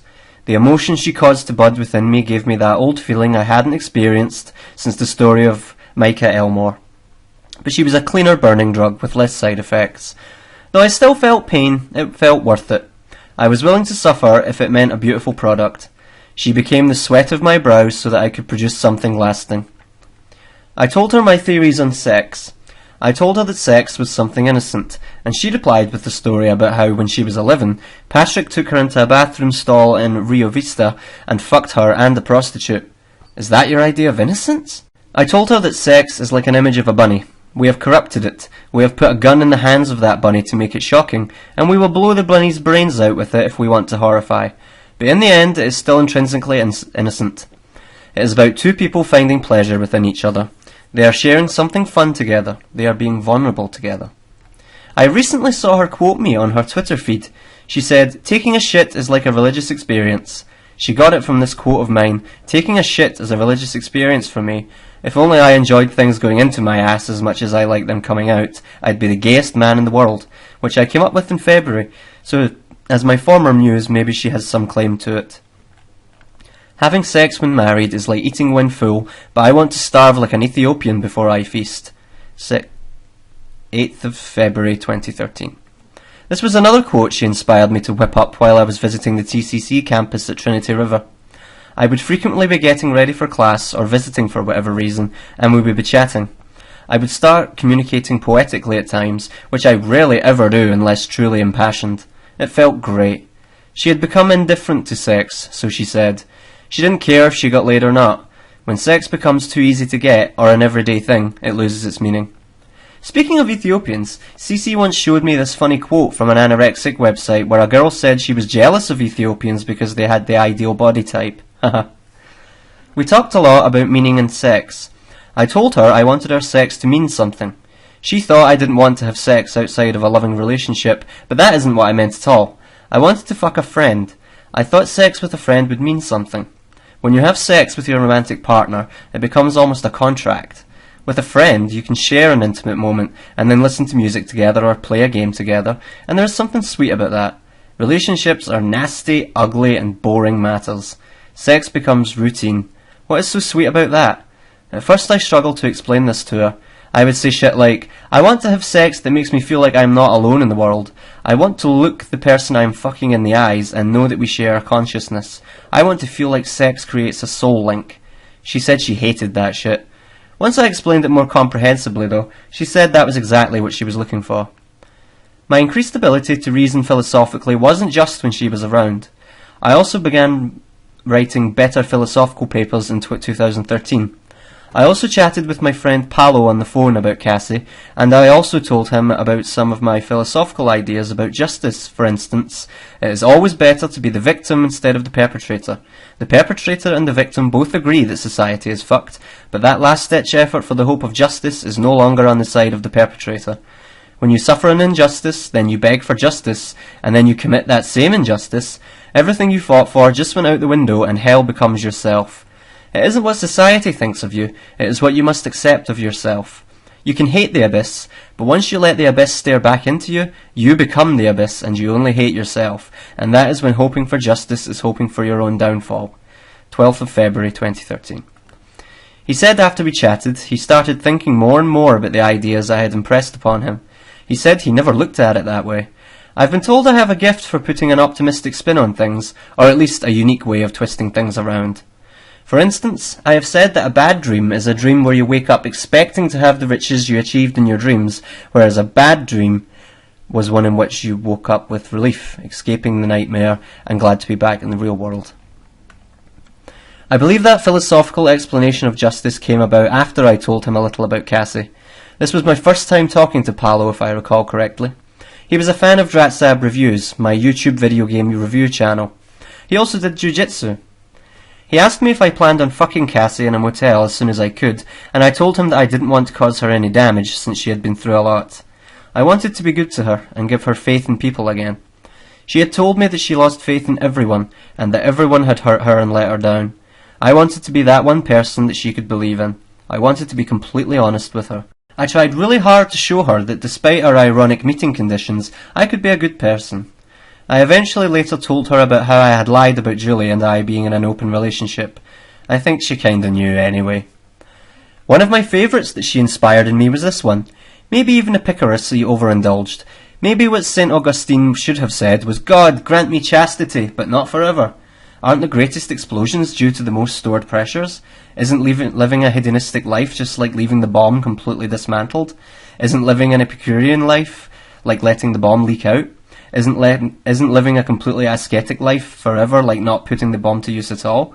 Like a finely crafted stick of dynamite that was never used for its purpose, and isn't the end result of the dynamite that the dynamite is destroyed?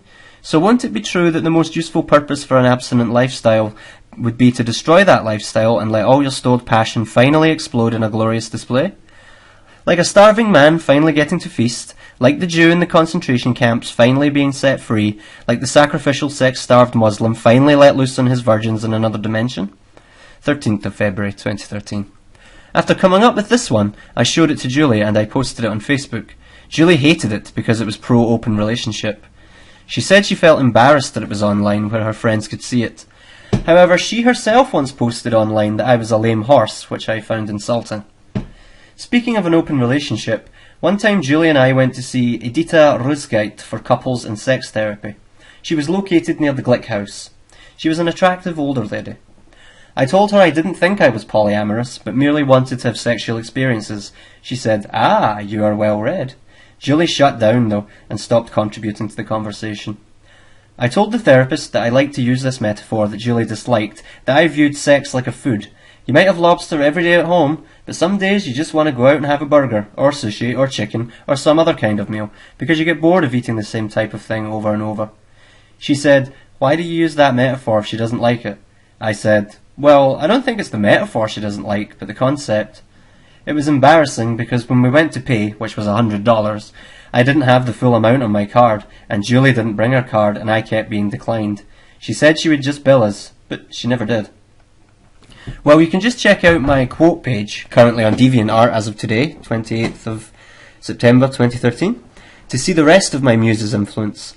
I don't want to linger on that too much, but just wanted to get across the fact that she led me to my finest philosophical thoughts. When I first told her I thought I was in love with her, she told me that I could worship her like a statue, and my reply was that, "See, I knew you wouldn't take me seriously." She said she just said that to test me, to give me a chance to take my feelings back. I told her I nearly swerved into a car while driving, because I had been thinking about her, and surely this was proof of how much I cared about her. Despite the fact that she inspired me so much, and I talked to her more than anybody during this time, she would later claim that she wished I doted on her more. I never showered her in gifts. Some guys would send her roses and CDs, but not me. My only gifts to her were the poetic words she inspired in me. It was her gift to me, and then my gift back to her. I did eventually get her one gift, but I will get to that at a later time. One moment I really loved. She once sent me a cute picture of her with the caption, "Thanks for being my friend." It felt so good. Unfortunately, I don't think I have that picture. She once sent me a picture of her after she got out of tennis. I already used it in this story at the beginning. If you check the introduction pictures, it is the one furthest to the right. She would sometimes temporarily get upset at me, but then just tell me she was being Sunday. Light of my life, fire of my loins. She had a propensity towards Lolita references, possibly inspired by Lana Del Rey lyrics. Via picture text, she also pointed out "Be True to Your Dick" from the Vladimir Nabokov book. I decided to watch both the old movie and the remake with Jeremy Irons, and I must say I preferred the new one. I didn't understand the context of the quote until I had completed the audiobook. She had tricked me into believing her pictures were the same as Alison Harvard, aka Creepy Chan.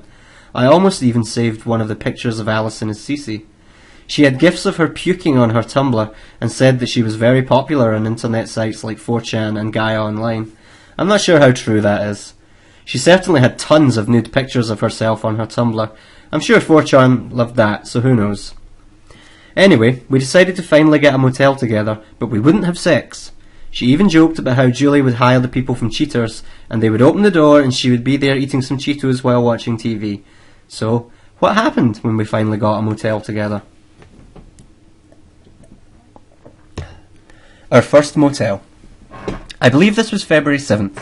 I had recently gotten a haircut at the Mexican mall close to my house. They call it La Gran Plaza. I didn't really like the way he styled my hair. The stylist seemed to come off as one of those cliché eccentric homosexual South American men. His hair was balding. I went home and washed the shit out that he put in my hair and made it look a bit more respectable. I wanted to look good the next time I met Cassie. Julie wanted me to go to some event they were having at her work at the museum. Her friends would be there. I told her I was going to hang out with my friend Valentine from work and that he had invited me out. She had me an outfit picked out, which I naively assumed was so I would be well dressed when visiting my friend.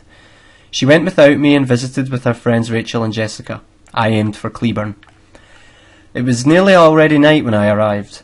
I conceived in my mind that I would kiss her hand like a French gentleman when she sat in my car. I wasn't sure if I could will myself to go through with it or not. It was left up to the deterministic path that had the final say of all possibilities that the mind could conceive. I picked her up at her usual spot. I grabbed her hand and kissed it. This became a regular greeting for me when meeting a lady I was interested in. I don't think she had much of a reaction. She usually didn't. In fact, the only thing that seemed to get a reaction out of her was my driving. She said it scared her how I drove. Haha. I don't really even drive that fast, but I have bad visual spatial memory, so I tend to make some driving mistakes. I asked her, "So where do you want to go first?" She said, "You were supposed to have a plan this time." It's true. Despite the fact that she lived in Cleburne, she wanted me to formulate a plan of what to do. She was very passive. I didn't know shit about Cleburne, so I went to my GPS and programmed in a path for parks.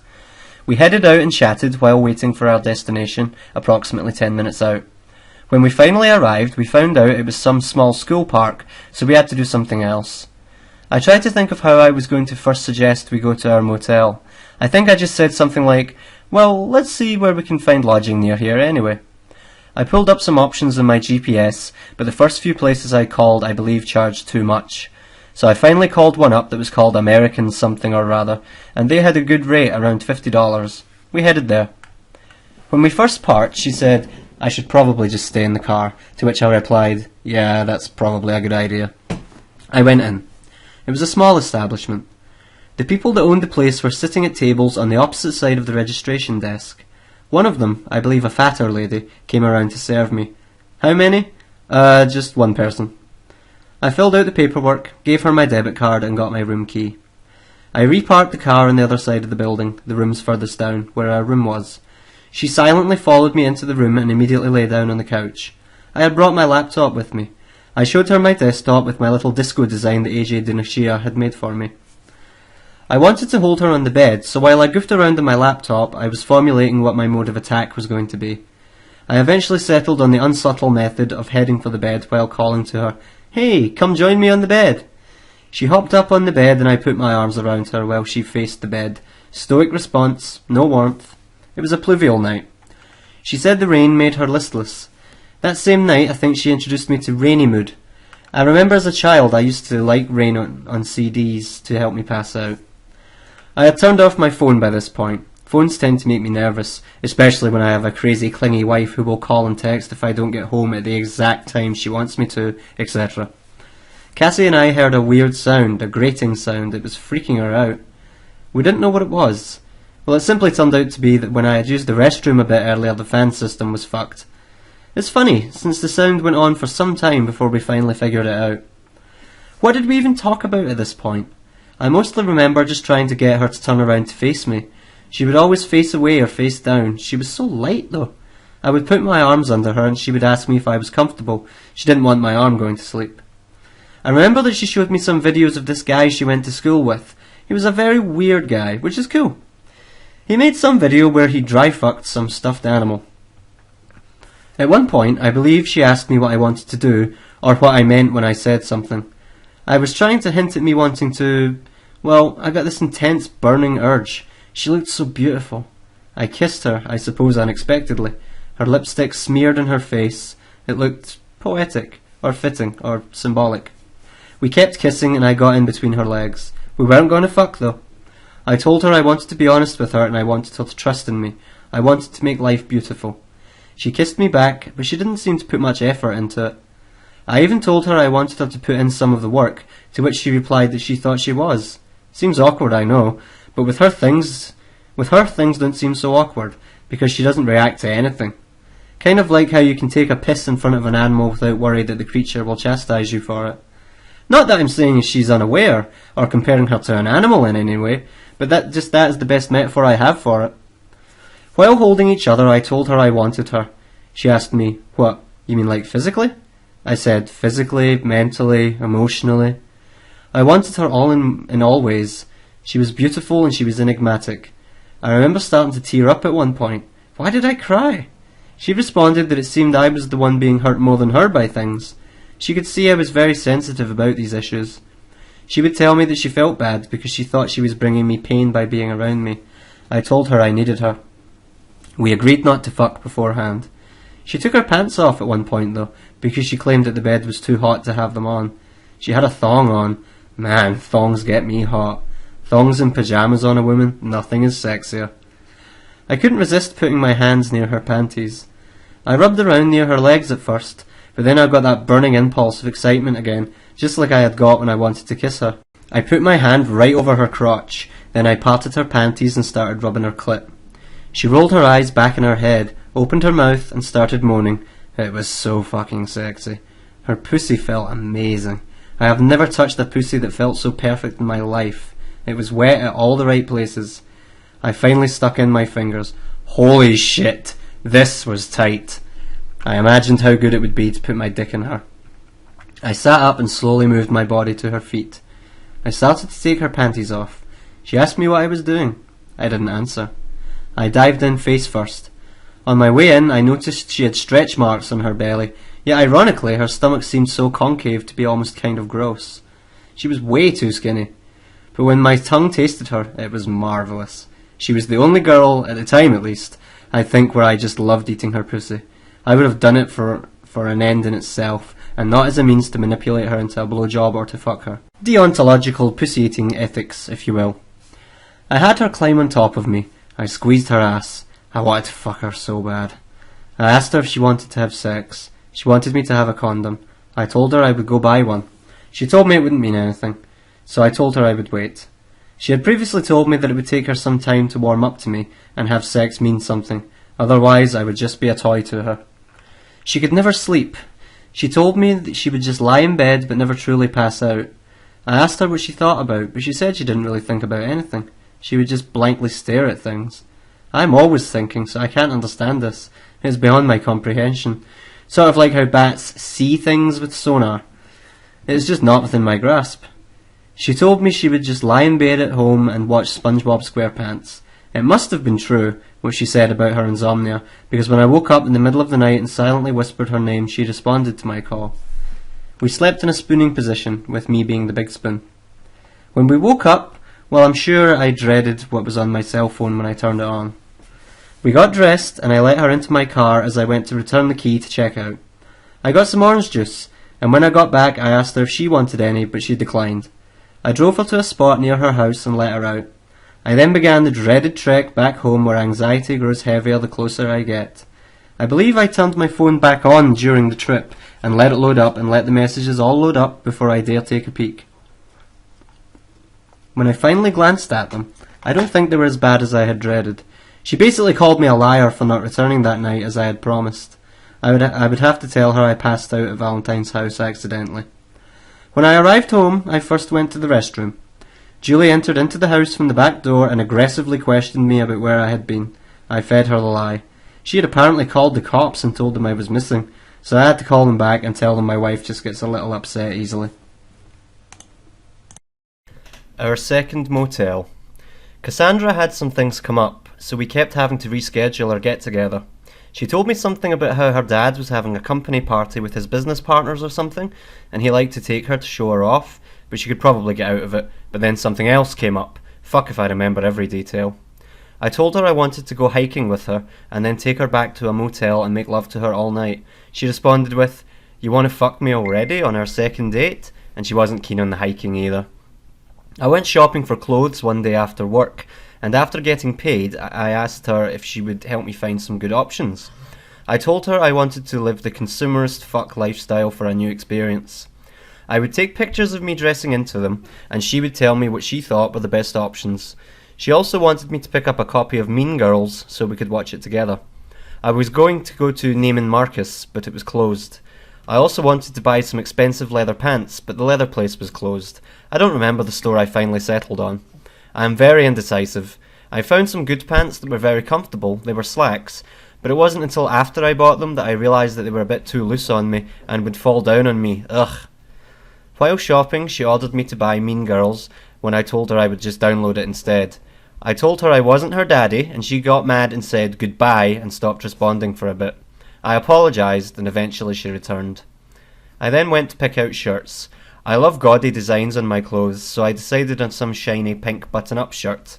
I took that to the dressing room with me, along with this thick and soft winter cloth, and something else I can't remember.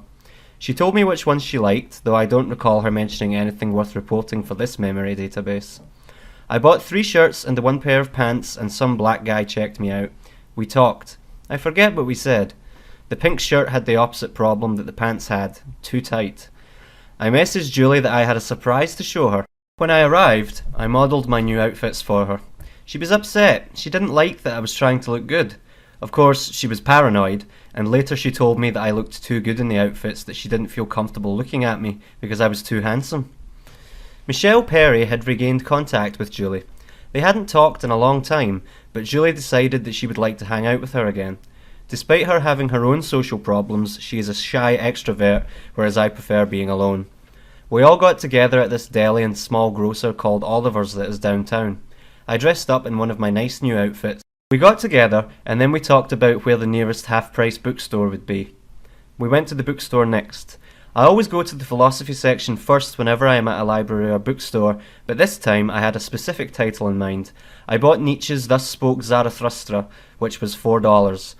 I then decided to check the bargain bin, where I found a book about 100 different scientists for only $6 or so I got it as well. That night I wrote Remember This Moment and the date, 24th of February 2013 in the Nietzsche book. I also wrote From Greg Huffman and To Cassie Cleveland. I then headed out to meet her and told her I was bringing her a gift, which I assumed she would enjoy given the pictorial quote I was provided with. I think this was also around the time that she needed some words to carve into her skin for a tattoo, so I provided her with the words of Wittgenstein, and into her leg she carved Hell is Yourself. She was wearing a blue shirt that said George Bush is my homeboy. Our first trip was to the Asian diner. She got sushi, and I don't even remember what the hell I had. Probably some sweet and sour or General Tso's or orange chicken or sesame pork. I prefer the sweet meats. There was a group beside us that seemed to keep glancing at us. I wasn't sure if it was because of our age difference or because we kept joking about fucked up shit or a combination of the two. After eating, we went to our motel. She waited in the car again while I went and paid for the room. It was on the second floor, so we walked up to it, slid the card in and stepped inside. We first lay on the bed for a bit while she played on her cell phone. I pulled her on top of me because I love a lady on top. She was laughing about something, so I asked her what was happening. She said her uncle wanted her to send him naked pictures, so she was going to try to get him to send her a picture of his dick. How did that go? Don't recall. She didn't seem to want to kiss me much, which at first I didn't understand why not. I aggressively kissed her at one point, but she said it felt like she was being attacked. I asked her if it was the beard, to which she nodded yes. I asked her if she wanted me to shave, but she wouldn't say. I got some shaving stuff from the motel clerk and shaved. She was sitting up on the bed and I went over to her and kissed her. She seemed to enjoy that much better. She brought the movie Buffalo 66 with her, and I can't remember whether we watched that first, or Mean Girls, or the G.G. Allen documentary. Buffalo 66 starred that guy from the Brown Bunny. Mean Girls was actually pretty likeable, though I'm not sure if it would hold up now, or at least not without some sentimental value added to it. And the G.G. Allen documentary was about all the fucked up shit he did. She really liked G.G. Allen. Between movies we were kissing and I asked her if she wanted to have sex. She said that she did. I told her that I would have to go buy the condoms and that I would be right back. I also told her I really cared about her before I left, and she returned the words.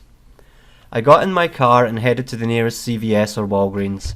I got some ultra-thin condoms, because I can't feel shit in the normal ones, and a small bottle of lubricant, because sometimes my first times need them. I walked up to the counter and tried to nonchalantly put the items on the counter, but it ended up having some funny artificial affectation to it when I tossed the items down and they rolled over each other. I messaged Ryan Wera on my phone and told him to tell Paolo I was having a good weekend. I climbed the steps and entered. I must have trusted her as I left my laptop alone with her. I put the things down on the small table near our bed.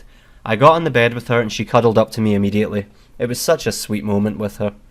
It has become almost ineffable to describe what the moment was like to me, due to a combination of me not being a great writer, and possibly just the drain this prolix writing has taken on me, but it was one of my favourite experiences with her. Just the way she snuggled up next to me was so cute and adorable, and it was so innocent. I went down on her again, and loved it. I asked her if she would go down on me real quick to get me hard so I could put the condom on. She replied to my request with, "You want me to get you off?" "No," I replied. "I just want you to get me hard enough so I can put this condom on." So she did. Her lips felt good. I slid the condom on, got on top of her, and then slid into her.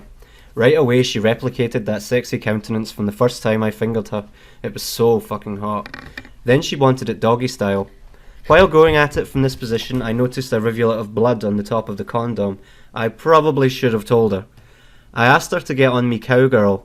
She noticed the blood when we switched positions, but that didn't deter her either. However, she did say that the cowgirl position was causing her pain, so we decided to take a break. I wanted to take some pictures with her to remember the moment. However, my camera doesn't let you see the picture, so I had to take them blindly, and apropos of that, the flash kept making me squint, so I looked horrible in all of them. She looked beautiful in all of them. We finished watching the rest of those movies that night and then laid down to go to bed. In the middle of the night, I nudged her and asked her if she was still sore. She said she wasn't, so we fucked again, and this time I came in the condom. On the ride back to her house, she told me that she lacked the ability to really get excited about anything.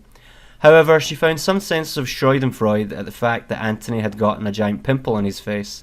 I asked her if she got excited to see me. She ineluctably said, "Of course." Before I headed out, she told me I might want to fix that lipstick smudge on my face. Greek Caitlin. Before I break into this next enticing tale of lubriciousness, allow me a preface that breaks the fourth wall, as it were. Today's date is February 10th, 2014. No, not in the story, but as I sit here trying to force myself back into writing this prolix story I began nearly 9 months ago. A baby could be conceived in this time, but this story still has not been, and in the between time I have forgotten many things I have stated previously. So, since I haven't written anything new in months, and to keep things moving apace, I think I will probably cut down, starting now, a good bit of the superfluous quotidian details. This has been an experimental adventure in writing for me, and so now I shall also document from time to time the history of this writing, though it be not conventional. Anyhaps, let us now return to our new chapter. Caitlin. Caitlin was a Greek gal I had met on OkCupid, and we had chatted a bit on the phone. From what I recall, she seemed a bit unusual, which is always something that meets with my proclivities. While Julie was out at work, I went to meet with her on one fine day near the beginning of March in 2013, where I picked her up from her house in Arlington. She jumped into my car, she had plump tits and a cute face, and we started first to the mall, which is a fine default location in Arlington, if I must state. Somehow, right off the bat, we got to talking about politics, and she said to me that it wouldn't be a wise idea to engage her on such a subject. I was inquisitive, so I asked why this was, and she then asked me who I voted for in the election. I told her I had an Obama bumper sticker. She replied, "See, that is why." She was a fan of Mitt Romney. She was Catholic, and her mother hated people who supported Obama, and so she advised me that if we began dating that I would have to remove it or cover it up. I told her that I didn't mind discussing things with people who disagreed with me, and that I mostly leaned libertarian anyway, and that we could probably find some accord by compromising on believing Ron Paul or Gary Johnson would have been a better president. She was a bit chubby, but she said she wanted to lose some weight to get into the Navy. A small note on my bumper sticker. I actually didn't order it or buy one for myself. Somehow Wayne had acquired a few stickers and offered one of them to me. I think I mostly just put the sticker on my car in the hopes of aggravating the Conservatives living in this red state. We reached the mall, and the first place we went was the Barnes & Noble bookstore. She started flirting with me right away, always touching on me and pushing at me. We went to the music section, and I mispronounced Adele as Adele, which she humorously corrected me. I noticed a Lana Del Rey album, and she stated outright, "I hate Lana Del Rey." I let out a chuckle in recognition of the irony. At some junction, I got the whimsical idea to show her my crazy fingers and how much I can contort them. I was outdone though. Her finger talents had superseded mine. It was the first time I had encountered someone who could not only match me at this game, but she had proved to be the owner of more contorting fingers than even mine. Caitlin told me that she was a virgin, except that she was raped once. She told me that she was waiting to get married. Typical Catholic, I guess. We went to Victoria's Secret and we started looking at lingerie. Caitlin started talking to someone who worked there about their breasts, which I found arousing. The lady who worked there said she had a C cup, while Caitlin had a D cup. Then they talked about college and shit. We left and then went up an escalator, and Caitlin kept poking me and punching me in the butt. So when we got to the top of the escalator, I walked behind her and squeezed her ass, and some young black guy walking towards us saw it and started laughing. Caitlin seemed a bit aroused by it, and I could tell that she was sexually frustrated, which was so fucking sexy. We were looking at clothes somewhere, and she said she kept thinking about kissing me. I waited until we got out to the parking lot, then I made out with her before getting in the car. We got in, put on our seatbelts, and I told her that I might have to hit my brakes, and then pretend like I'm saving her by putting my arm out and copying a feel of her boob, advice courtesy of Maddox. She told me to try it, so I did. I was wearing my Dude Abides shirt. We went into Steak and Shake and ate, and she talked about us having a relationship and asked me about it, and I was caught off guard. I told her that I was busy with school and that I wasn't sure yet. Then we went to Walmart. She was socially awkward like me, but she seemed unaware of how socially weird she was. One time a kid, with his mother, walked by us while Caitlin was looking at some Justin Bieber marketed product. She randomly asked the kid, while his mother smiled on, "Hey kid, do you like Justin Bieber?" And the kid replied affirmatively, "Well, I think he's gross." I stared stonily facing forward, not wanting to catch a hint of the countenance of that mother, while an awkward silence went by. She immediately looked at me and shrugged as they finally left. What was I supposed to say? We got more flirty in the Walmart. I kept grabbing her tits and squeezing her ass, and she would react to it strongly. I can't emphasize enough how much I loved that sexually frustrated reaction I got. I would keep pushing the limits too. I would reach under her shirt and grab her breasts under her bra. I swung her around by the belt loop, and she stuck her big booty right into my crotch in the middle of the aisle of the frozen food section. When we finally left, she showed me this park where we could park at, and we made out there. I lifted her shirt up and played with her tits and licked them all over, but mainly the nipples. She asked if it was alright if she watched porn while I played with her tits, and I agreed, of course, being the lascivious pervert that I am and not in the least bit envious of such a trifling thing. She told me that she had never received oral either. I talked her into allowing me to go down on her. She wasn't shaved, but I guess from a virgin that can be used as a legitimate excuse for such lax hygiene. I ate her pussy and she seemed to like it, but I had to lean over from my car seat to hers, so it took away from some of the effect. I asked for nothing in return, not even a simple hand job. I took her home and turned on my phone, prepared to endure the firestorm. Apparently Julie had been acting crazy again, but I told her I was on my way home and that I had a valid excuse for everything. She came out to the car when I arrived home, and I told her about how I had to sign something for my work because my boss didn't like the work I was putting out, and I got stressed out about potentially getting fired and decided to go cool off alone. I had went to cool off alone at the park that one time I quit the flower plant, so it was something that could be consistently argued, just like how everyone knows I keep my hands lotioned up, so there isn't anything funny to be said about how I keep a bottle of lotion jack-off distance away from my computer. The Denton trip. In the middle of March, I drive to pick up Cassie from Cleburne. I take her to my new apartment at Harris Gardens. We are living on the second story. There is a pool in the centre of the complex. I show her around my place. I show her my books and bookcase, and she upbraids me for my frameless bed. This is a slight detour on the way to Denton, where we are going to meet some of Cassandra's friends, especially Taylor Caldwell, whom had been wanting to meet me. I was somewhat late when I picked Cassie up, because I went to pay my car insurance thinking I had plenty of time and it took forever. I think that was what caused her to be somewhat distant from me during this get-together, and what caused her to act a bit weirder than usual at the motel later. We arrived in Denton, but first we stopped at the movie theatre. My paranoia, probably as a result of my schizotypal personality disorder, triggers, and I think of all the co-workers that Julie has that live in Denton. It is a hipster place, and it seems that hipsters are willing to drive 45 minutes just to work at an art museum. Well, nothing good was playing anyway, so we left that joint. We first settled into our motel. The guy at the desk handed me a Nights In card and told me that the last 4 digits of the number was the Wi-Fi password. She promised me this time that I would get to fuck her without a condom and come inside her. She claimed that she lacked the ability to become gravid, so I was avid to get her undressed in her room. I started to move my hands down to all the spots I approached with alacrity. She asked me what I was doing. Maybe it wasn't the right time yet. She started doing her thing where she would just lay prone on the bed without a thought in the world. I implored her to talk, and I provoked any sort of reaction I could. Finally, and it must have been me being late that triggered it, she started going into her crazy talk. One particular thing she told me was that she wanted me to eat bread off of the ground. I told her that if she really wanted me to do it, I'd fucking do it. I'd go buy some goddamn bread and throw it on the floor and eat it if that meant she'd stop acting so crazy and antisocial. Julie called while we were in the room, but I wouldn't answer the phone. Cassie asked me why not, and I said that she'd be fine, and she said it was fucked up how I treated her, and made her wonder about how I would treat her in the future. It was time to go and meet her friends. I think one of them was named Megan or something, and of course the aforementioned Taylor. We arrived at the Chinese place, Mr. Chopsticks. Cass had told me that Megan was into Jesus, so that I should announce jokingly about how much I loved Jesus. We went in, I shook hands, and felt sufficiently capable of finishing off the planned routine. We got a few laughs. There were hipsters environing us, even some Rastafarian white guys wearing huge Jamaican hats. It was quaint. Cece ordered some sushi, and I believe I had sweet and sour chicken that night. Or was it orange pork, General Tso's, sesame beef? That stuff all kind of blends together, so I can't rightly recall what exactly it was, but I believe it was in the proximity of that category, a sweet meat. I don't recall much of what was talked about, but the last things talked about before leaving was about whether we were going to meet Megan's friends. Taylor shook her head silently when Megan left, indicating she really didn't want to.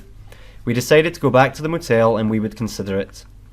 On the way back, Cassandra asked if I would buy her some water and some other drinks. I bought her 2, and myself 2 as well. We went back to the room, she lay on me on the couch, but still in no mood to fuck. She began one of her drinks, and I believe I drank a little for myself. She said she would go meet those people. She said she wanted to see this guy that was a connoisseur of fashion named Will, whom she hadn't talked to in a while. He was at some fashion show, but he would be returning later that night. She said we could fuck after that. Fuck it. We went. We showed up, bringing our other drinks. Speaking of, it seems they were playing a drinking game. There was a cute but chubby chick. She seemed like she might have been a drop of Latina. Another chick was a bit skinny, wearing those gothy hipster leggings that have skulls on them.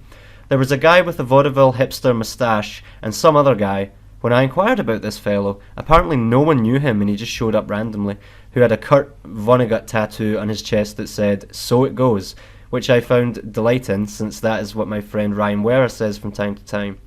I believe his name was Austin, but if it wasn't, we can pretend. They were playing some drinking game, which I have since played once more. You draw cards, and each card has a rule, and one card leads to a categories game where everyone must name something from that category, and another one has you naming 3 things that you have never done, and seeing how many of those also applies to the other players. Once when inquired upon whether I had ever shat myself, I asked them if sharting counted. Laughs were had on this night. Austin and I talked philosophy and literature. I explained to him how I didn't believe in free will, and then we began talking about existentialist authors.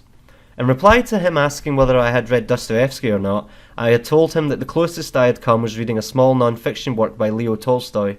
However, he disabused me of my associating the two by stating that Tolstoy still had faith in humanity, whereas Dostoevsky was an utter cynic and pessimist. The book I had read was What is Art? 2 friends of Cassie's showed up, Will and her feminist friend who Cass thought I would like, but I can't recall her name. Cass had gotten a hold of some alcohol apparently somehow by this time, and she started screaming about how much she loved Will, literally yelling out, "I fucking love you, Will." Will was an interesting guy who I would have assumed was gay by the way he talked, but apparently he wasn't. No, that isn't foreshadowing. The feminist went to wash dishes or something, which seems ironic now that I think about it, but maybe that wasn't what she was doing. But she was in the kitchen at one point. It seems I can't escape the irony in my memory. Cece had started spilling her beverages, possibly a Four Loko that she had acquired somehow, around and flopping along the floor and producing weird, semi-sexual groans and diverse sounds. Will said he liked my shirt, which I guess was a nice compliment from this faux gay fashion aficionado. Maybe he was just shitting me and was the type to laugh behind my back about my fashion sense. The shirt did have a somewhat hidden rip in it, and I have no care for fashion, but in my opinion it was a fine shirt, even if I got it for free at a food pantry with one of my favourite sepia coats. I was Diogenes in fur on this fine night. Cassandra was sitting beside him and started wilting into him and calling out, "I love you, Will!" Cass told him I was into math, which isn't entirely true, but she recalls that I made a comment about the Euclid Street near her house and my Pythagorean talk on the day I met her, I suppose. Will replies to this by stating that he isn't a math fan, so he asks me what else I am into. I list off philosophy, video games, movies. "Did you watch the Oscars?" said Will. I didn't. I begin sitting on the couch, and Cassie climbs on top of me and starts making out with me heavy, while emitting sexual moans and looking at me with an errantly slutty look in her eye. We are still surrounded by people. Will is looking at me with an awkward grin at this point, and I return it, while looking around at everyone else who is ignoring us and letting out little "hiss" as I scan. Much as I find the modest and abstinent meretricious attributes, especially for a female, I haven't quite attained the utter openness owned by a true follower of Diogenes.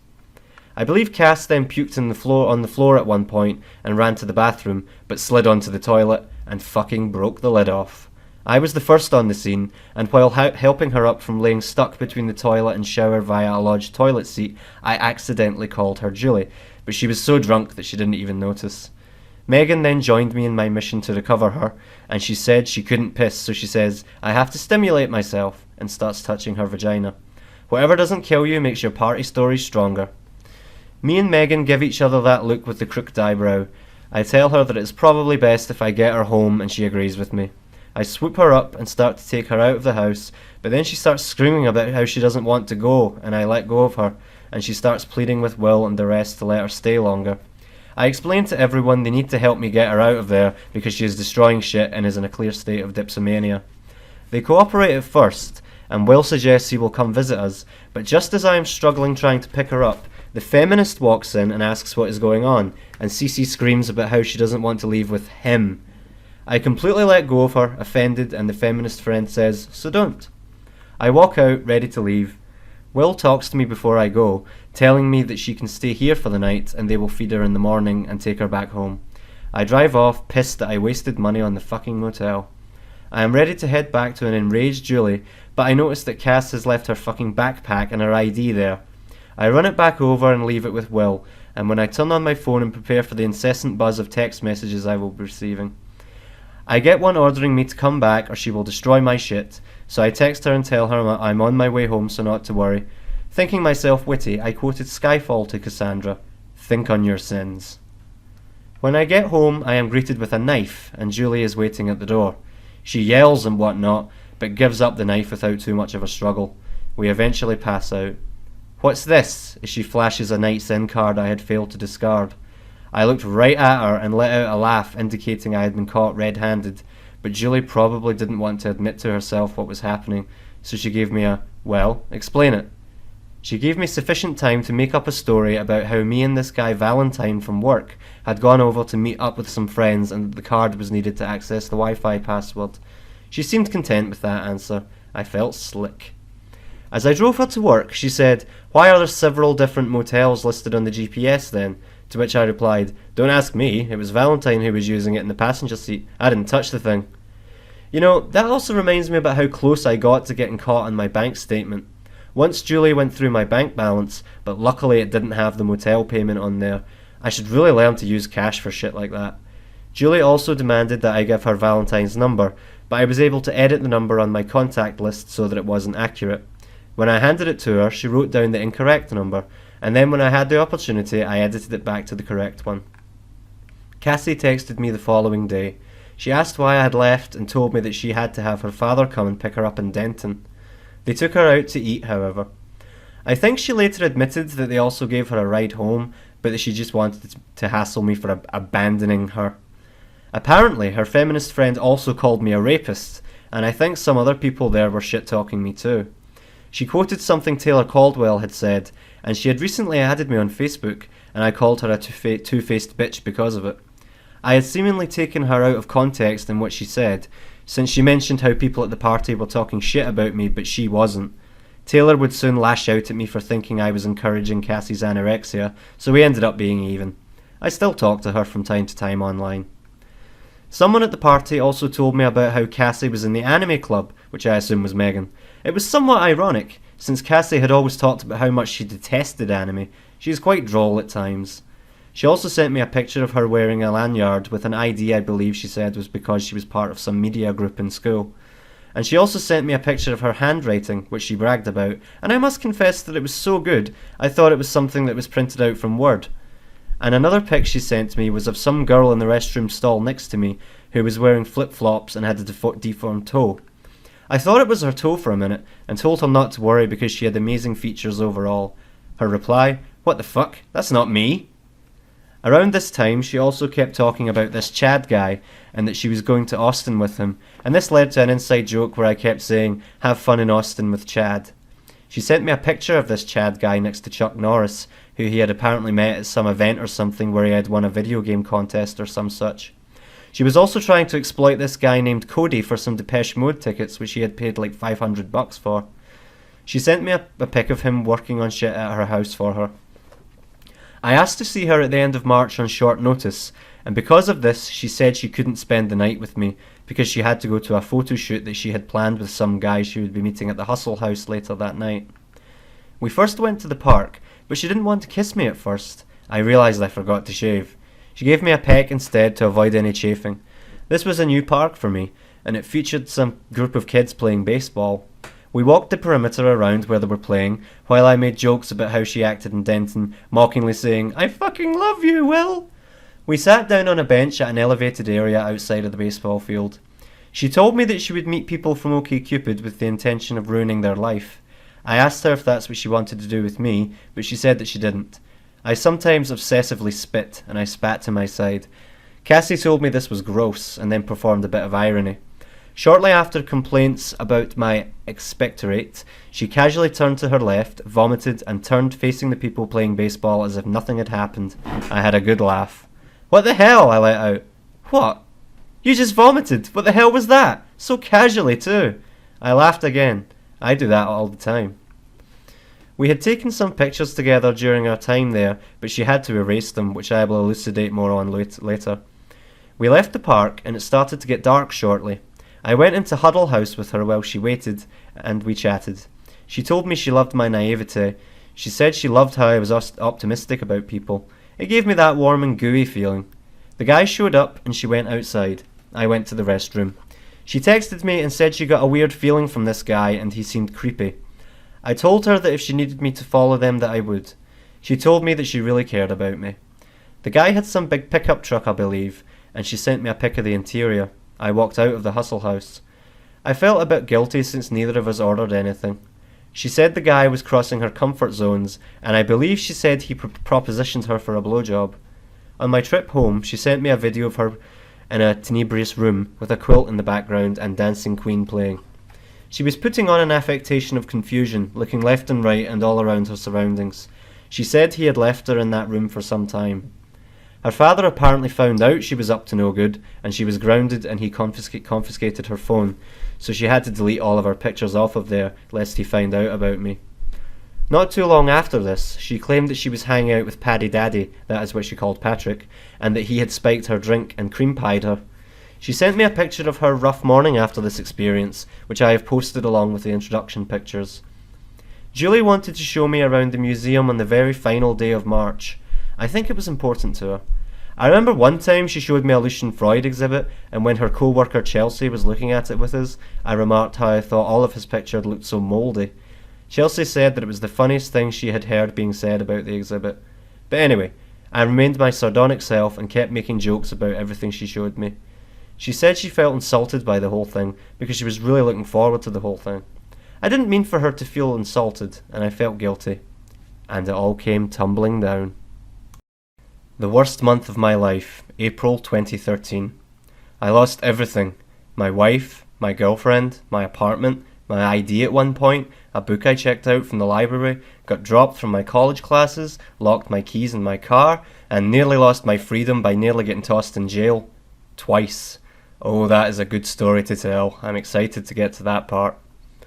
I get a text at work, or did I send it? One of us, Julie or I, decided today was the day to go to Blue Mesa. They would be having their happy hour with discount quesadillas, and we would be meeting up with Michelle Perry and her daughter. Julie is happy that Michelle's daughter has gotten fat due to some medication, because she used to be super sexy apparently, and Julie, like your typical woman, loves to see a more attractive woman fail. But off that tangent, I arrived at Blue Mesa, I ate quesadillas, I sat at a round table with the four of us having a swell palaver. Cassie texted me, I checked my phone, Julie gave me a stare while telling them I was chatting with this underage girl, while... was her name Tessa? No, that is one of Cassandra's friends. Anyway, she gave an embarrassed laugh to try to hide the awkward moment Julie was trying to craft with artistic skill she had been honing to perfection. When it was time to leave this scene, I told them I wanted to go to the Barnes & Nobles and look around, and Julie would head off with them to the bar. But Julie said she needed me at home on time so I could let her in the house because she didn't have the key. Cassie had me search out this book for her. I forgot what name she gave it. I was perusing the whole place up and down when finally she said, "April Fools," and I gave up the bogus quest. I probably sat and stared at the philosophy section for a good while. I always know what to expect there, yet I go there anyway, with no intent to buy anything, but just to stare at the same works of Plato, Aristotle, maybe some Hume, maybe the Leviathan by Hobbes, and a bunch of commentaries by people I don't know, and some general philosophy textbooks that encompass all the basics. I head home before too long, and I get a text message from a fricatrice named Madeline. You still want to get together now? My date cancelled. The dilemma. We considered getting together earlier, but she said she was going to hang out with someone else who wanted more than just a blowjob. She had told me she liked meeting up with guys and giving them head. I believe it was already starting to get dark at this point. I text her, alright, what is your address? She wants to meet at a Walmart near her place in Midlothian. I Google the address, estimated time is 30 minutes. Fuck me, what a drive. It's a long drive, how good is the head you give? Fuck you, dude, you coming or not? God damn it, the whore in me screams yes, yes, yes, yes, yes. I start my journey to Midlothian. I text her every so often when driving, and she says, you are a good guy, right? And I respond, I like to hope I am. And then we talk about Teenage Mutant Ninja Turtles and the theme song to Captain Planet for whatever reasons we had at the time. I arrive at Walmart and I ask her where she is, and she says that I will see some fat chick dancing in her car. I struggle to find her, but I step out of my car and she yells for me. I come over to her car, I hop in. She's a chunky chick, doesn't look too bad, a little cute in the face, decent tits. I lean over to make out with her and she acts a little coy. So, what's up? Not much. She looks down at my pants. Not much, huh? I pull out my dick. She slowly leans over and starts blowing me. We are located at the dark flanks of Walmart's parking lot. She's pretty good, and she goes at it for a while. I just like to watch a girl do her work, and I give vocal appreciation for a job being well done. I tell her how I want to fuck her, and how she sucks cock so good. She wants me to come, but it's hard to finish me off from a BJ, especially when I masturbate daily. She gets a call and she puts it on speakerphone. It was some guy. She keeps it on speaker while she blows me. I can't come, so I rearrange myself so my back is to her car door, and I stroke myself while grabbing her C-cup tits. I worry about time. I worry about how long this is taking. I tell her I am about to come, and she wants to swallow it, so I tell her when to go for it, and she sucks it all in and downs it. I pull up my pants and step out of the car. As I am headed back to my car, I turn around and lean on her window, which she rolls down. So what was up with that dude? Oh, nothing. No, it's cool. I don't mind. I like freaky shit. Just tell me. Nothing. I'll tell you later. She later tells me that he was some guy who was obsessed with her, whom she met on OkCupid, and liked to hear her fuck other guys. I think they lived in different states or something. I drove home and got my phone ready, which was turned off. Michelle Perry sends me a message asking where I am and telling me my wife is freaking out. I tell her to stay out of our business and that she was crossing the line. She said something else that prompted me to say that, but I don't remember all the details. We had a back and forth that led to that. I made up a story about how I had dropped my wallet at the bookstore and had to go back for it. I arrived home. I saunter upstairs to my second-level apartment and walk in. I am greeted with a knife and a screaming wife brandishing said knife. We wrestle over it, and I get cut on my left hand in the process, leaving me with the gift of a great party story if I ever found myself in the rare and unlikely position of ever being forced to endure the presence of a stranger that wants me to communicate with it. We settle down for a while and head to the bedroom and lay in bed. She apologises for everything and tell me things are going to work out. No, they won't. She asks me what I mean. What? She looks at me and asks, you cheated on me, didn't you? Yeah. I began to cry. She responds nonchalantly with, it's fine. I knew how Julie worked. I knew that she would initially be calm, and then her bipolar half would claw its way into her brain and take over and unleash wrath. Just don't talk to her anymore, and everything will be fine. I can't. Why not? I think I love her. I don't remember all of the details of what was said after that, but I spilled the beans on the Midlothian girl too, and the big-titted Mexican chick I fucked. I need to call Michelle, she says. No, I don't want you to. I need to. Why? I need her to help me deal with this. I need her to come over. I'm not comfortable with that. I need to do this. I capitulate, and she goes outside, using her phone to call, and I am left by myself. I text Cassie, and I tell her about what has happened. I tell her about me being stabbed, and I tell her I left Julie because I loved her. She told me she would be there for me, and to talk to her if I needed to. Julie came back in. It wasn't long until Miss Hyde was in our midst, and we started to wrestle again. Was it the cops she wanted to call or Michelle again? Somehow we wrestled over her phone and it ended up being pried apart. It was a clamshell, and one end was separated from the other, and she screamed about it. We continued wrestling, and she bit me at one point, so I had to put some pressure on her head and gouge at her eyes to get her to release. The cops knocked. They asked me where she was, so I pointed at her. They didn't notice any injuries or whatnot, so they simply asked about what was going on because of the reports they had been getting from the residents of this apartment complex. I told them she was bipolar and that I was trying to calm her down and she didn't have her pills. Eventually they left and there was a moment of calm. Then she freaked out again and she started to attack again, and I think I physically struck her in the face. We wrestled for a while again, and then there was a calm. And then she ran outside screaming, "Help me! Help me!" and then walked right back into the house quietly. What the fuck was what I thought, and that's probably close to what I said vocally as well. It made no sense. I was doing nothing to her, and even if I was, why would she calmly walk back into the house? I knew the police were on their way. I didn't know if when I had struck at her face if it had left a mark, but I knew I needed a plan, so I came up with one. She was yelling at me by the TV, and she pushed me into the cheap $60 keyboard that I had recently bought, and I was afraid it might have been damaged. You know, speaking of that piano keyboard I got, it's funny, because I told her I had a surprise to bring home when I got it, and she later told me she thought I might bring a prostitute home as the surprise. She yelled and yelled, and I told her she was a fat lard fuck, and that Cassie's pussy was so much better than hers. She punched me in the face. That was what I wanted. It felt so much better than fucking a whale like you. The blows rained into my face, my nose. I positioned my face to take maximum damage. I was optimistic for blood to trickle, but it never manifested. I exulted in the blows. I danced mentally while staring into that angry bipolar scowl, while watching the hands thud into my face. What should have been pain were physical beatings of triumph. I would now have marks to match, and therefore she was no longer innocent. The cops showed up. "Alright, listen. We will be taking both of you to jail if you don't calm down now and go to bed." The cop looked at us with angry determination. "So what's the problem?" "He cheated on me." "Good! Break up with him. Problem solved." "Sir, do you have somewhere to go to tonight?" I answer, "Yes, I can go to my father's." "Good. Pack up your stuff and head over there." "Yes, officer." Julie gets involved. "No, I need someone here." They have a chat which details are lost to me, but she talks him into letting me stay. But he leaves with, "If we have to come back here, both of you are going to jail." We get into some light grappling, but I try my best to mollify her and to keep my distance, telling her I don't want to go to jail. Michelle finally arrives and she steals my fucking phone by yanking it out of the wall. I grab at her and wrestle her to the ground. She has my phone out, we both have our hands on it, and Michelle's friend, whatever his name, says to get off her. "She has my fucking phone!" He replies, "I don't care." Julie rips the phone apart and smashes it. God damn it. She storms out the door with what scraps remain of my phone. I'm by myself. I start grabbing up loads of shit and hauling it down the stairs to my car. I look around me as I walk. No one is outside, no one is visible to me. I wonder if anyone is staring at me. I wonder if they're pointing at me and saying, "There's that guy." But I don't see them and I don't hear them, so it's okay.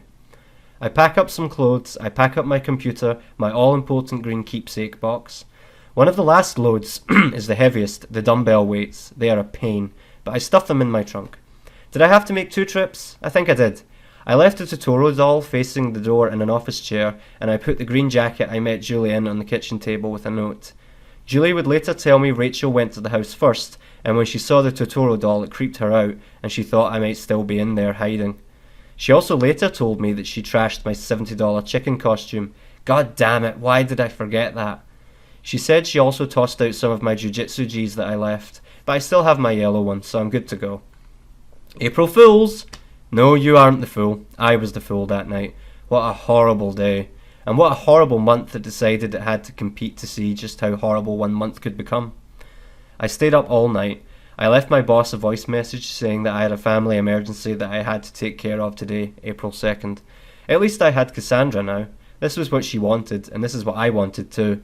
What was formerly a velite was now veritably so. On April 2nd, I imagine I slept in a good portion of the day, and then I went and bought a new phone. It was a bit expensive, but it was my first touchscreen. I was going to meet Cassie's friend Tessa today. We would be gathering at the Hustle House. I drove there and I met them inside. Cassie was especially happy to see me, since we were now exclusive with each other. Tessa had some weird eyelid abnormality.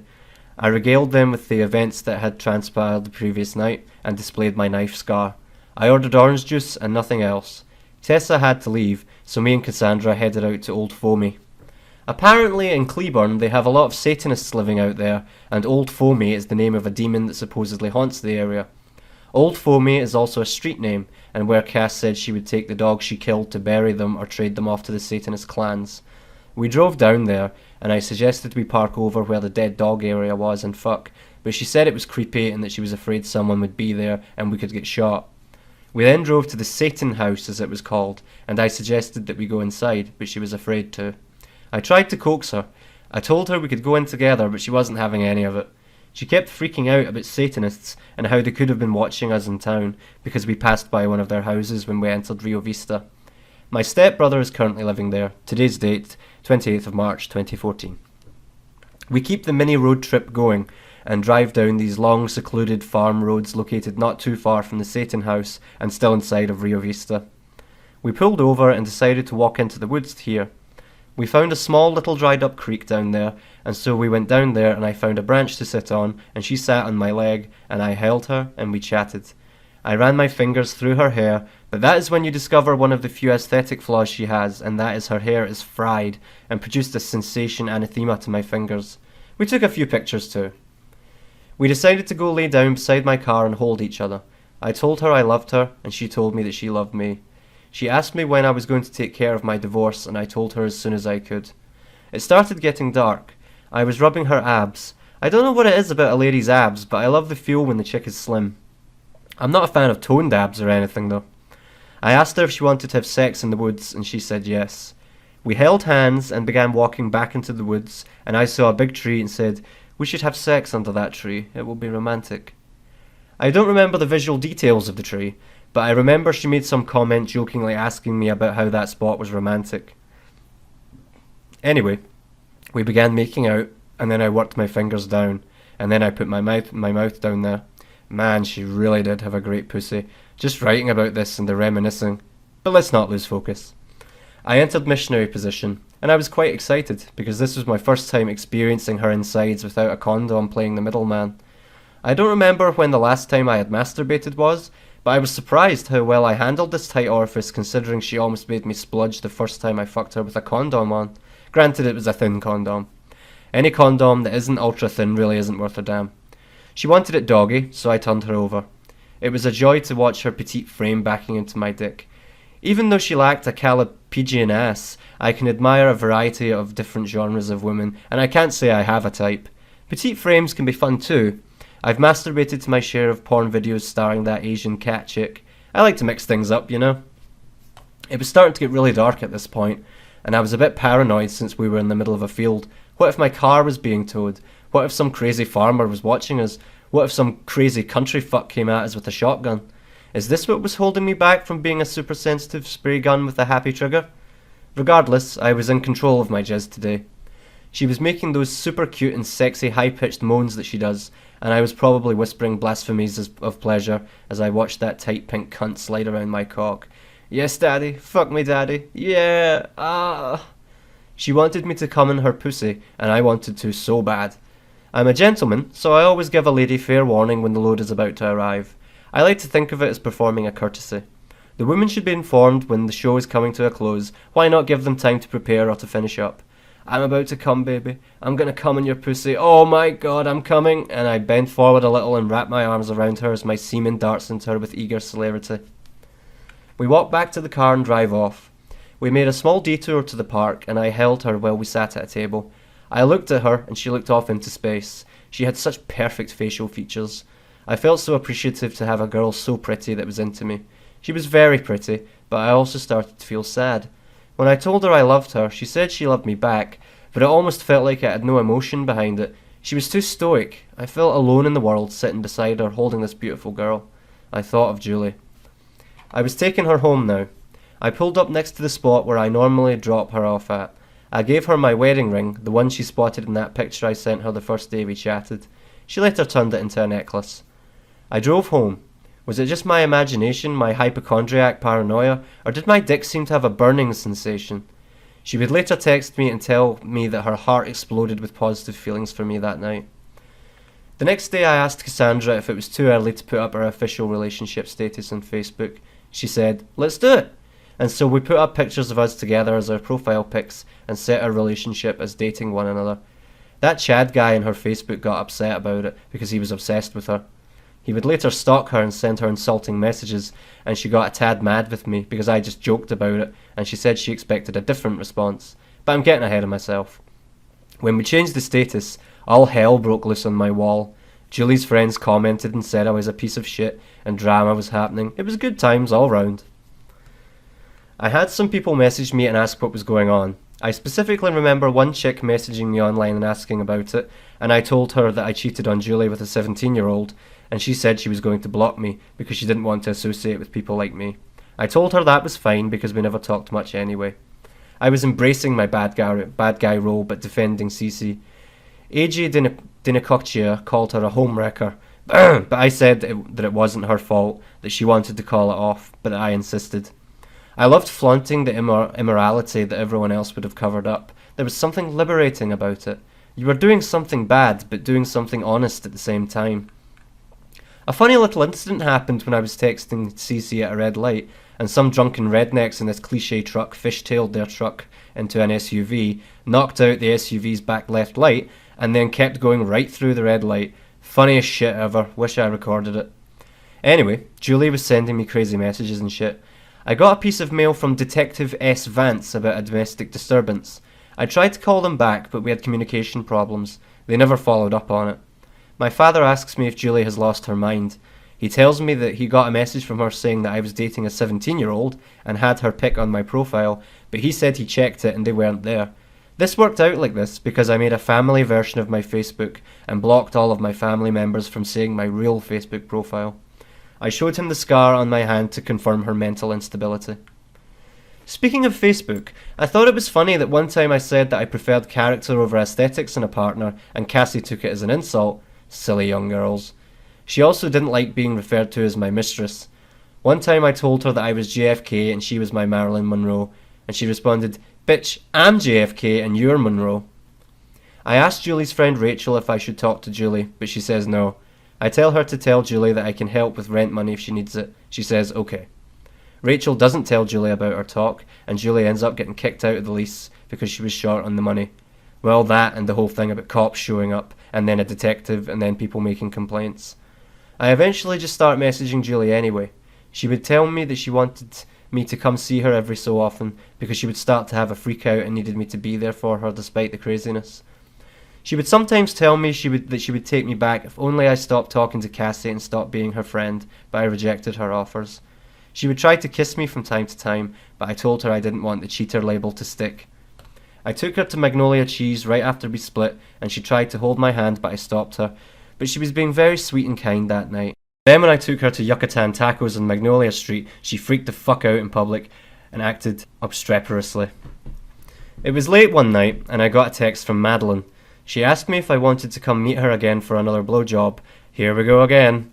I didn't really want to be labelled as the cheating type, but I wanted to indulge in my new-felt liberation, so I took her up on the offer.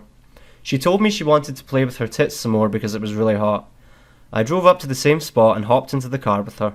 After a bit of sucking and me playing with her tits, I told her to hop into the back seat. I tried to fuck her in the back seat, but no matter how I manoeuvred, I just couldn't get her or myself into the proper positions that were necessary to facilitate such an operation. I was fingering her and she was really wet. I asked her if there was a park we could go to or something, but she said she didn't know of anywhere we could go. Shazbot. I tell her I will pay for a motel. She says, "Really? That costs a lot. You sure you want to?" I tell her I want to, and we drive to a motel that is just down the street from the Walmart. I pay for the room and we walk to the second floor to find it. We walk in, and I ask her if she wants me to turn on the AC, and she says yes, because it is about to get hot in here. She goes down on me at first. Then I ask if she wants to get on top of me, but she is hesitant. I kiss her. Her mouth is redolent of peppermint. Seriously, the peppermint taste in her mouth is overwhelming. I begin fucking her missionary. She is very loose, and I feel almost nothing. Ugh. She doesn't smell too good down south either. I still smell the peppermint, and it begins to nauseate me. I fuck her doggy style for a bit. I start to go limp, so I walk around to her face and tell her to blow me. I make some excuse about being on my anxiety pill that causes me to go limp. When I finally get hard again, I resume the doggy style position. She tells me she has to get back home soon. I finished up by coming on her C-cups. Has anyone ever told you that the worst sex they ever had was still good? Well, that is definitely no longer the case for me. After she left, I turned on the TV and jumped in the bath. Resident Evil Apocalypse was on. I lay in the water, feeling nauseous, thinking about what just happened. Thinking about the $50 I wasted. Thinking about what I was going to do now. I lay in the tub for a while, just listening to the terrible movie in the background. I decided to spend the night at the motel as a vacation away from home, so the money wouldn't be a complete waste. I had always wanted to hire an escort, and I thought being alone at a motel would be the perfect time, but unfortunately I had already had sex and I was feeling nauseous, and the last thing I wanted to do was waste more money. Cece and Anthony were friends again. It was April 9th. I am dilatory again, meeting them at the Hustle House. I shake hands with Anthony. He seems to be gay, but apparently he isn't. Cass also thinks he is gay because he never hit on her. I show them the ridiculous texts I am getting from Julie. One text, she tells me she loved me so much, and in the very next one she is calling me a filthy child rapist for being with Cassie. She calls me great in one, and the next she calls me a worthless piece of shit. If it was in a movie, you would think the bipolar person was being cliché. The waitress asks me what I'll have, and I say, just an orange juice. She replies, see, I told you guys, and everyone laughs. I asked them about Shoshana's restaurant down the street, which I thought was a coincidental name. Wasn't it Seinfeld who dated a 17-year-old named that? Shoshana's? They reply, you mean Susanna's? We drive to the park. Anthony drops us off and he's going to go pick up Hannah to hang out with us. When he gets back and she steps out, I shout, hey, I'm that lawyer you met online. We all sit at a table and hang out. They are all talking, but I don't say much. Cassie asks me if I have anything to say, but I struggle to come up with something relevant to speak about in the group setting. They only want you when you're 17. Cassie quoted that Ladytron song quite a few times since I had known her. Anthony says some Mexican guy told him that Cassie gave him a blowjob at a party. Cassie says, I don't remember. Probably. I never remember when I'm drunk. Cassie tells me to show them how I paint my toenails, so I do, and Cassie kisses my foot for fun. Then we decide to all lay in the grass and take a bunch of pictures while lying in a circle. Anthony starts doing kicks and shit after we get up, and I ask him if he's doing taekwondo or some shit, but he says they are dance moves or something. I don't remember. We all leave and go to the desolate park at night. Anthony says he's going to head out, so I tell him it was good meeting him and shake his hand. Cass and I walk over to a picnic table and relax and talk there for a bit. It starts to feel creepy there, so we head out. While driving, she tells me that she is a race traitor for loving a Jew like me, haha. I take her to Sonic and she orders a strawberry vanilla Coke. She tells me that I can now drink strawberry vanilla Cokes and think of her when I do so. Fleetwood Mac's Dreams starts playing outside. It is now a leitmotif. I really hadn't remembered hearing that song until Cassie told me she and her father would listen to it together. Now I seem to hear it everywhere, and I think of her when it starts to play. I take her home. The next time we get together is on April 13th. Cassie has just gotten a new car, a VW Passat. We all meet at the Huddle House, and I transfer myself from my car to hers and show everyone the book I checked out at the library, The Selected Essays of Michel de Montaigne. It has a beautiful book cover. I'm sure no one cares. I brought my camcorder with me and I take some video of everyone, but Anthony always seemed to hate the video camera, and I guess Hannah kinda did too. I don't think Cassie minded. She kind of likes being in the limelight, I suppose. It's funny, speaking of her new car, because one time she said she had kept her old car for a long time before crashing it. 3 months. I follow them to meet them at the motel and get a room. It is the same motel where we spent our first night together. The air conditioner isn't fucked up this time though, so that's good. I try to entertain everyone by putting on Inglourious Basterds, but it does start slow and everyone seems bored, just playing with their phones and taking pictures and whatnot. So I put on Mario Brothers, specifically Super Mario World via my Z-SNES emulator. Some people played it for a while, but then everyone got bored of that too. Someone suggested watching girl fights on YouTube, so we kept watching videos of that. I noticed most of the chicks wouldn't even fight back. I just didn't get it. How can you curl up and get pounded on and not feel the spark to retaliate? Who knows? I showed them some of my jiu-jitsu videos. Hannah said, "Oh, you really did do jiu-jitsu after all. I thought you were bullshitting." They had lied and told their parents they were going to see Jurassic Park in theatres, so they had to be wary of the time. They stayed for a bit too long in my opinion, because I really wanted to fuck Cassie. The minute they left, I began fingering her and taking her and my clothes off. I went to go down on her and I noticed the first vaginal blemish, if it can be called that. Smegma. Gross, but it happens. I surreptitiously try to scoop it out with one finger, but don't get all of it, so I come back with a second scoop and flick the string behind me, hoping to be inconspicuous. Not sure if she noticed. After I have had all I can eat, I slide my penis in and woo, it felt great. How many different ways can I tell this sex scene with the same person? Well, trust me, it was damn good and worth talking about as many opportunities as I get. Spreading those legs and watching as my penis infiltrates those tight pink lips. Anyway, I then try to get her to fuck me in this chair. The arm of one side is already breaking off, so I throw it to the floor, but still she struggles to get into position. I take her over to the bathroom counter to fuck her on that, but it's slightly too high. I start to get stressed, my boner dies down. I turn her around and rub her ass in my penis. What are you doing? She asks. I don't recall if I answer. Maybe we should just take a break, she says. I take her back to the bed and ask her if she wants to 69 again. Yes, that's right. We also did the 69 somewhere in the midst of our fucking, but we fucked like 2 or 3 times that night, so it's hard to know where to place it. Anyway, she says no, and she recommends we take a break again, and she seems a bit angry. She turns away from me on the bed and I ask her what is wrong. She won't talk to me. She then says she is pissed and that she almost thought about walking out the door and going home because that had never happened to her before. Whoa. I try to talk to her. I try to get her to say anything, but she won't respond at all. I keep trying to get her to open up about things, but she says she has things that she will never ever tell me about. Eventually I get horny again. I start to finger her. She starts her cute moaning noises and I pump her full of thick semen. The next morning we go to Sushi Axiom. We share some sushi together and chat about stuff and stuff. We go to Best Buy for whatever reason. I go by the games section, but she says she hates most games because they are just lame shooting games. I concur with her about that. Most of today's games could really use some diversity in genre. Then we go to Half Price Books. I fawn over philosophy books and she says I need to get a book on manners, haha. I eventually take her back home and while on the road, we stopped at a light and I take some pictures of us together. However, I almost lost CC on April 17th. While I was at work, apparently Julie had posted about how I met up with her and made out with her while I was with Cass, and I didn't tell Cassie about it. While it is true that I met up with Julie and she tried to make out with me, I merely let her peck kiss my lips while I didn't kiss her back or return any affection. I told her precisely that I didn't want the label of cheater, and that is why I wasn't going to do such things, and yet there she was, falsely accusing me. Well, Julie posted that on the internet, and then some asshole friends of mine sent it to Cassandra. She said she originally thought it was fake, but then other people told her about it as well. She got really mad at me and I almost lost her.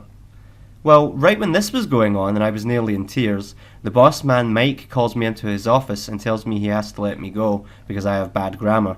Which was bullshit, because the reason he told me he was letting me go was because the customer I made a site for didn't like the way I organised his pages. Mike was always very confusing with what he said verbally. One time he was talking to me about how he must save the sinking ship for the greater good by letting me go, because I would cause the business to die. Then he followed this up with, I don't know if you have studied existentialism or not. Which is funny, since I have. In fact, I recently did a speech on it in the DSS office at my school, and the greater good is utilitarian ethics and has not a goddamn thing to do with existentialism. Anyway, I was fired. Fuck me twice. I started crying while driving home. Cece didn't believe I was crying, so I sent her pics of me with tears in my eyes. I told her that I was afraid that she would leave me now that I was jobless. She said not to worry, and that she was a ride-or-die bitch, and that I would surely get a new job, and she would always be there for me. I was still very worried and depressed.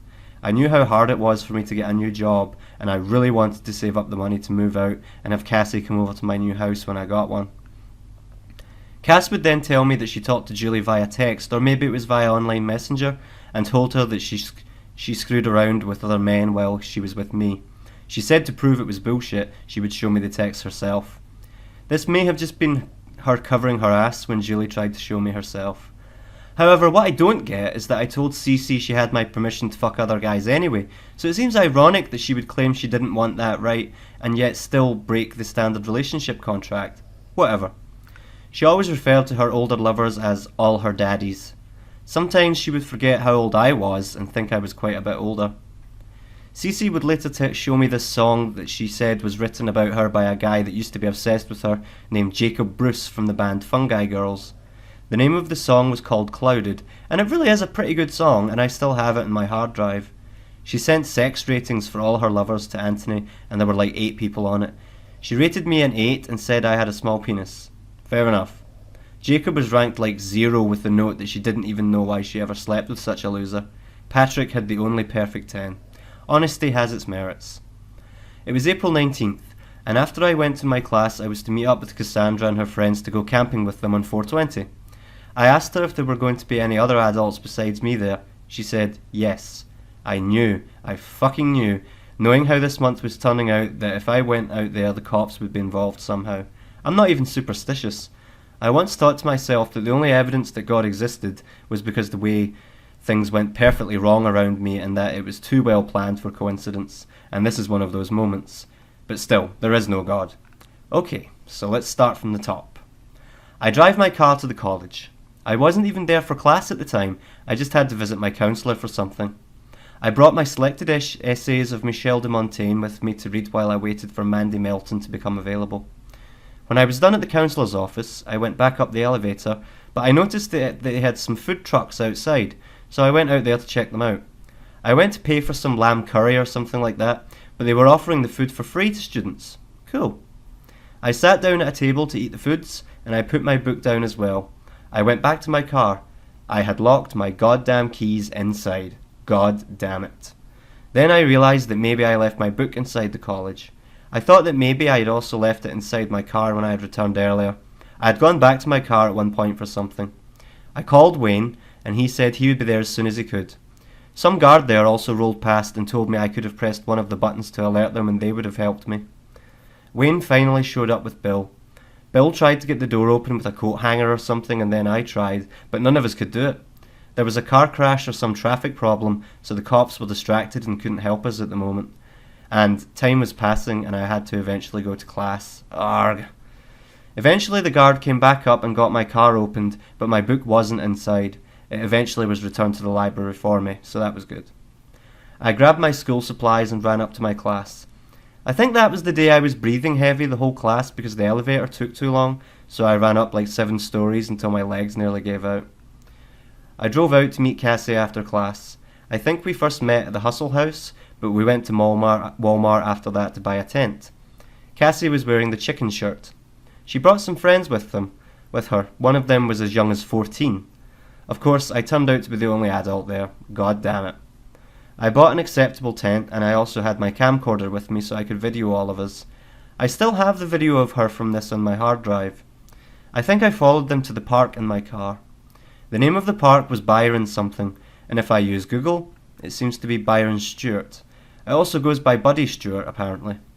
We arrived there and unloaded stuff, and Anthony and Hannah put up our tent.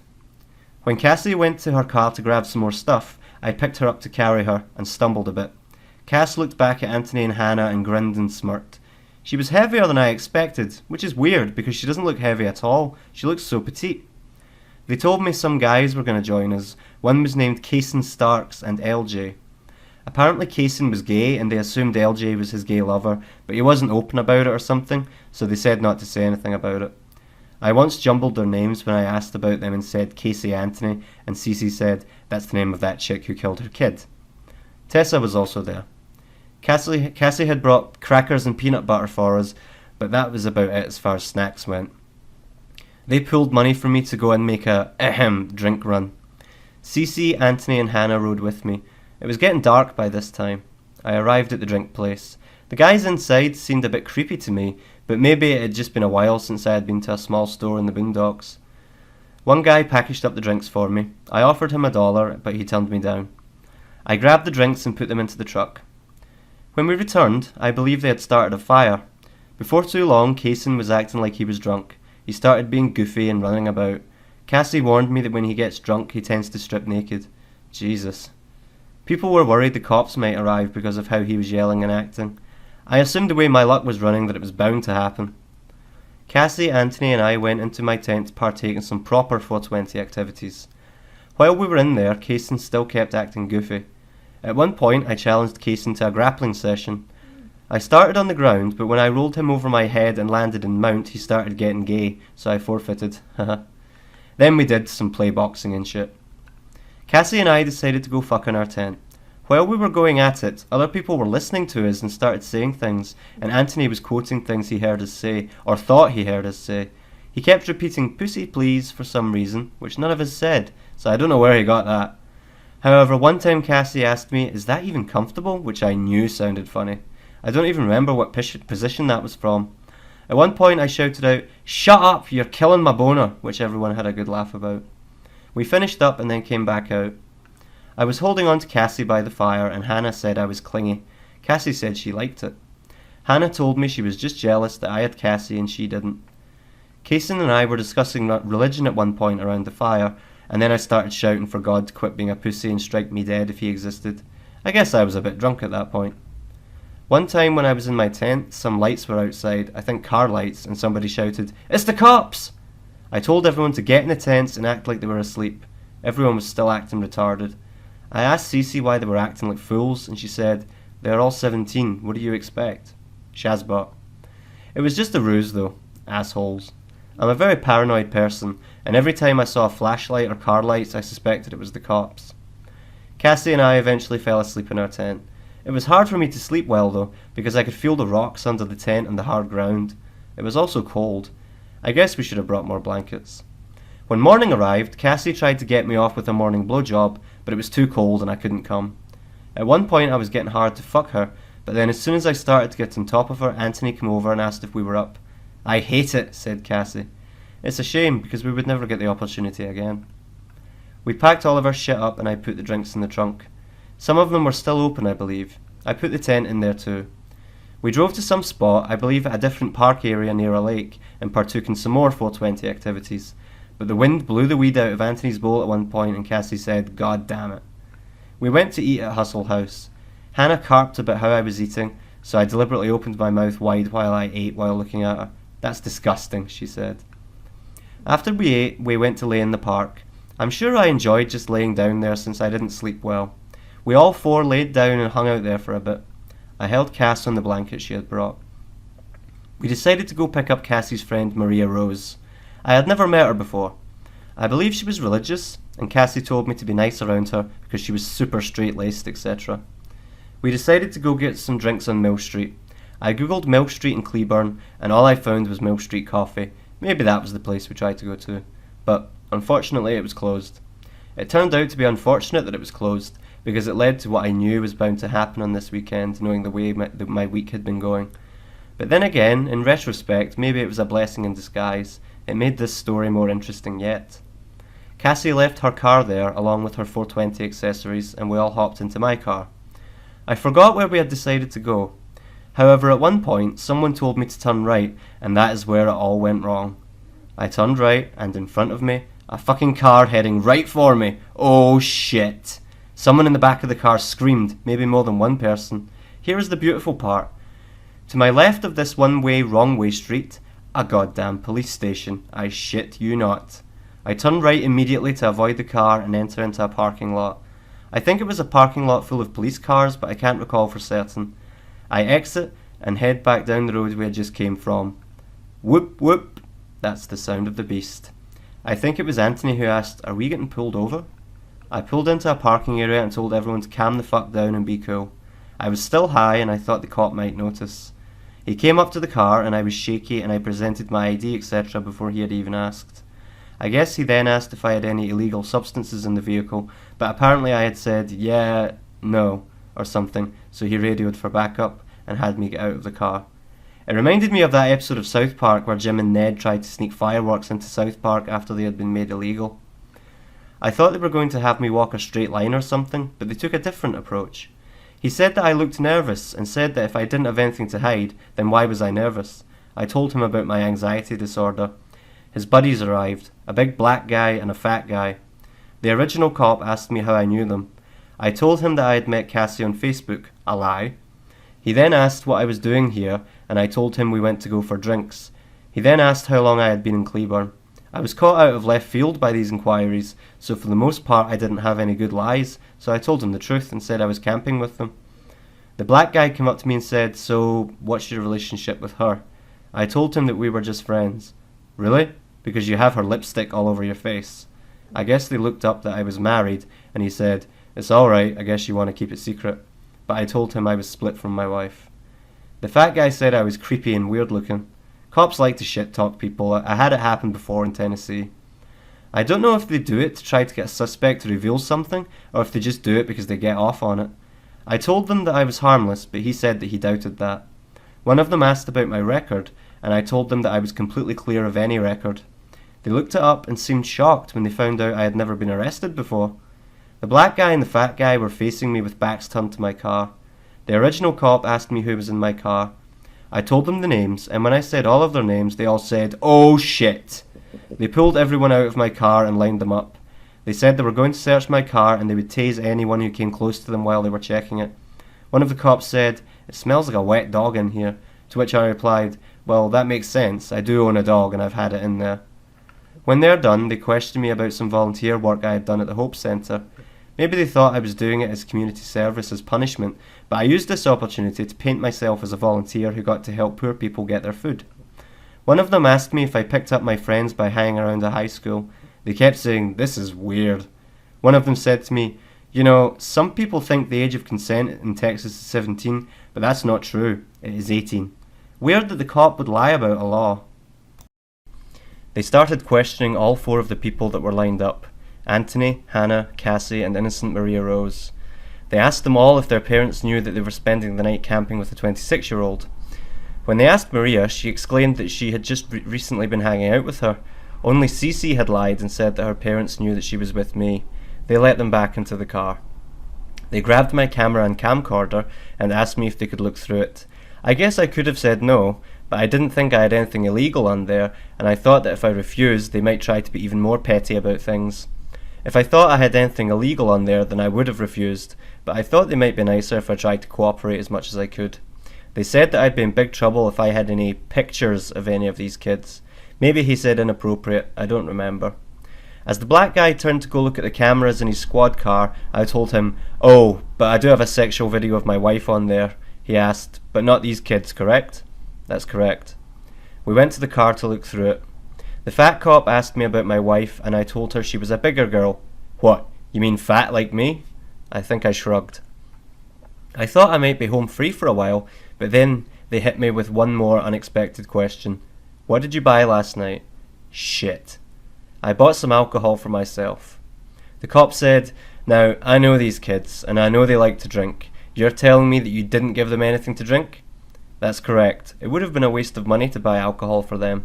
He said, "Now come on. I know you've been truthful up until this point. If you tell me you gave them a drink of alcohol, I won't arrest you for it." "I appreciate that, sir, but I didn't give them a drop." He said, "I'm going to go over to that car and ask them if that's true." He walked over to the car and turned to me before he asked them, and asked me, "Are you sure you don't have anything you want to tell me?" "I'm sure." He lowered his head to them, but I couldn't hear anything. He came back and said, well, I've just heard something different. Now whose side do you expect me to believe?" And I said, "That is up to you to decide, sir, but I am telling you that I gave them nothing." I kept glancing at the trunk. They never checked the trunk. I had those open drinks back there, more than one man could possibly drink. I also had that tent, and I thought that maybe if they had dogs or something they could find stems or something. I remember my friend Rick once got arrested for having a few seeds in his trunk. The original cop eventually came up to me and said, "You stay in Fort Worth, don't bring your shit up to Cleburne." He then asked, "Now, if I let you go, what are you going to do?" "I'm going to drive them over to their car and head back to Fort Worth." The cops had me sign my ticket and gave me back our IDs. I dropped into Cassie in the front window. I later thought I had lost my ID because I forgot about this and ended up getting a new one. Then, later, I found it on the floorboards. I went back to the cops. The main cop said, "I could arrest you for what I have on you, but I'll let you go." One of the cops said, "The next time you want to pick up girls, go to a bar. Make sure she is at least 21. I offered to shake the main cop's hand, but he refused and said, "I don't know where you are going." I don't know what that meant, but I was just happy to be able to leave, so I took off. I took them back to their car. Everyone was freaking out. Cassie asked, "Will I see you again?" Then she asked, "Can I drive over and meet you at Huddle House?" Everyone yelled, "No!" I told her that it was a bad idea. I told her to text me when I got home, and I headed out. I finally got back to my house. She texted me. Apparently they had asked who I had given the alcohol to, and they had said Tessa. I guess they didn't know who Tessa was or what her age was, so that wasn't very helpful to them. Also, apparently, the main reason they let me go was because the fat cop was the uncle of Anthony. Interesting. She had also lied and said we met on Facebook. She said I would have gone to jail if she had told them the truth. I don't know if that's true or not. She said that the black cop was wanting to arrest me. The fat cop went to visit Anthony and his family, and Cass said, "He's just down the street from me. If he comes here, all hell is going to break loose." But he never came over there. However, she started getting accusatory with me. I don't remember why. She said that the cops told her that I had pictures and videos of other girls on there. Or I think rather Anthony told her what the cops had said. I told her that was bullshit. She said that the cops told her she better have hoped she used a condom because I probably had a bunch of STDs or something. I don't know if this is all bullshit or if the fat cop really did say these things to her. But then she said, "Greg, they copied the video files and let me look at them and I saw everything." I replied, "Well, now I know you're bullshitting me because I know for a fact that I didn't have anything like that on there." She finally conceded. I didn't appreciate her acting like that though. I realised this wasn't going to work out. I had lost my job, and then this chaos and the way she reacted. I tried to break up with her via text, but she said, "No, I'm not having this happen again. If you're going to break up with me, you have to call me." I told her I wanted to get back with her when she was 18. She talked to me on the phone, and I started cracking up and began crying and cautioned.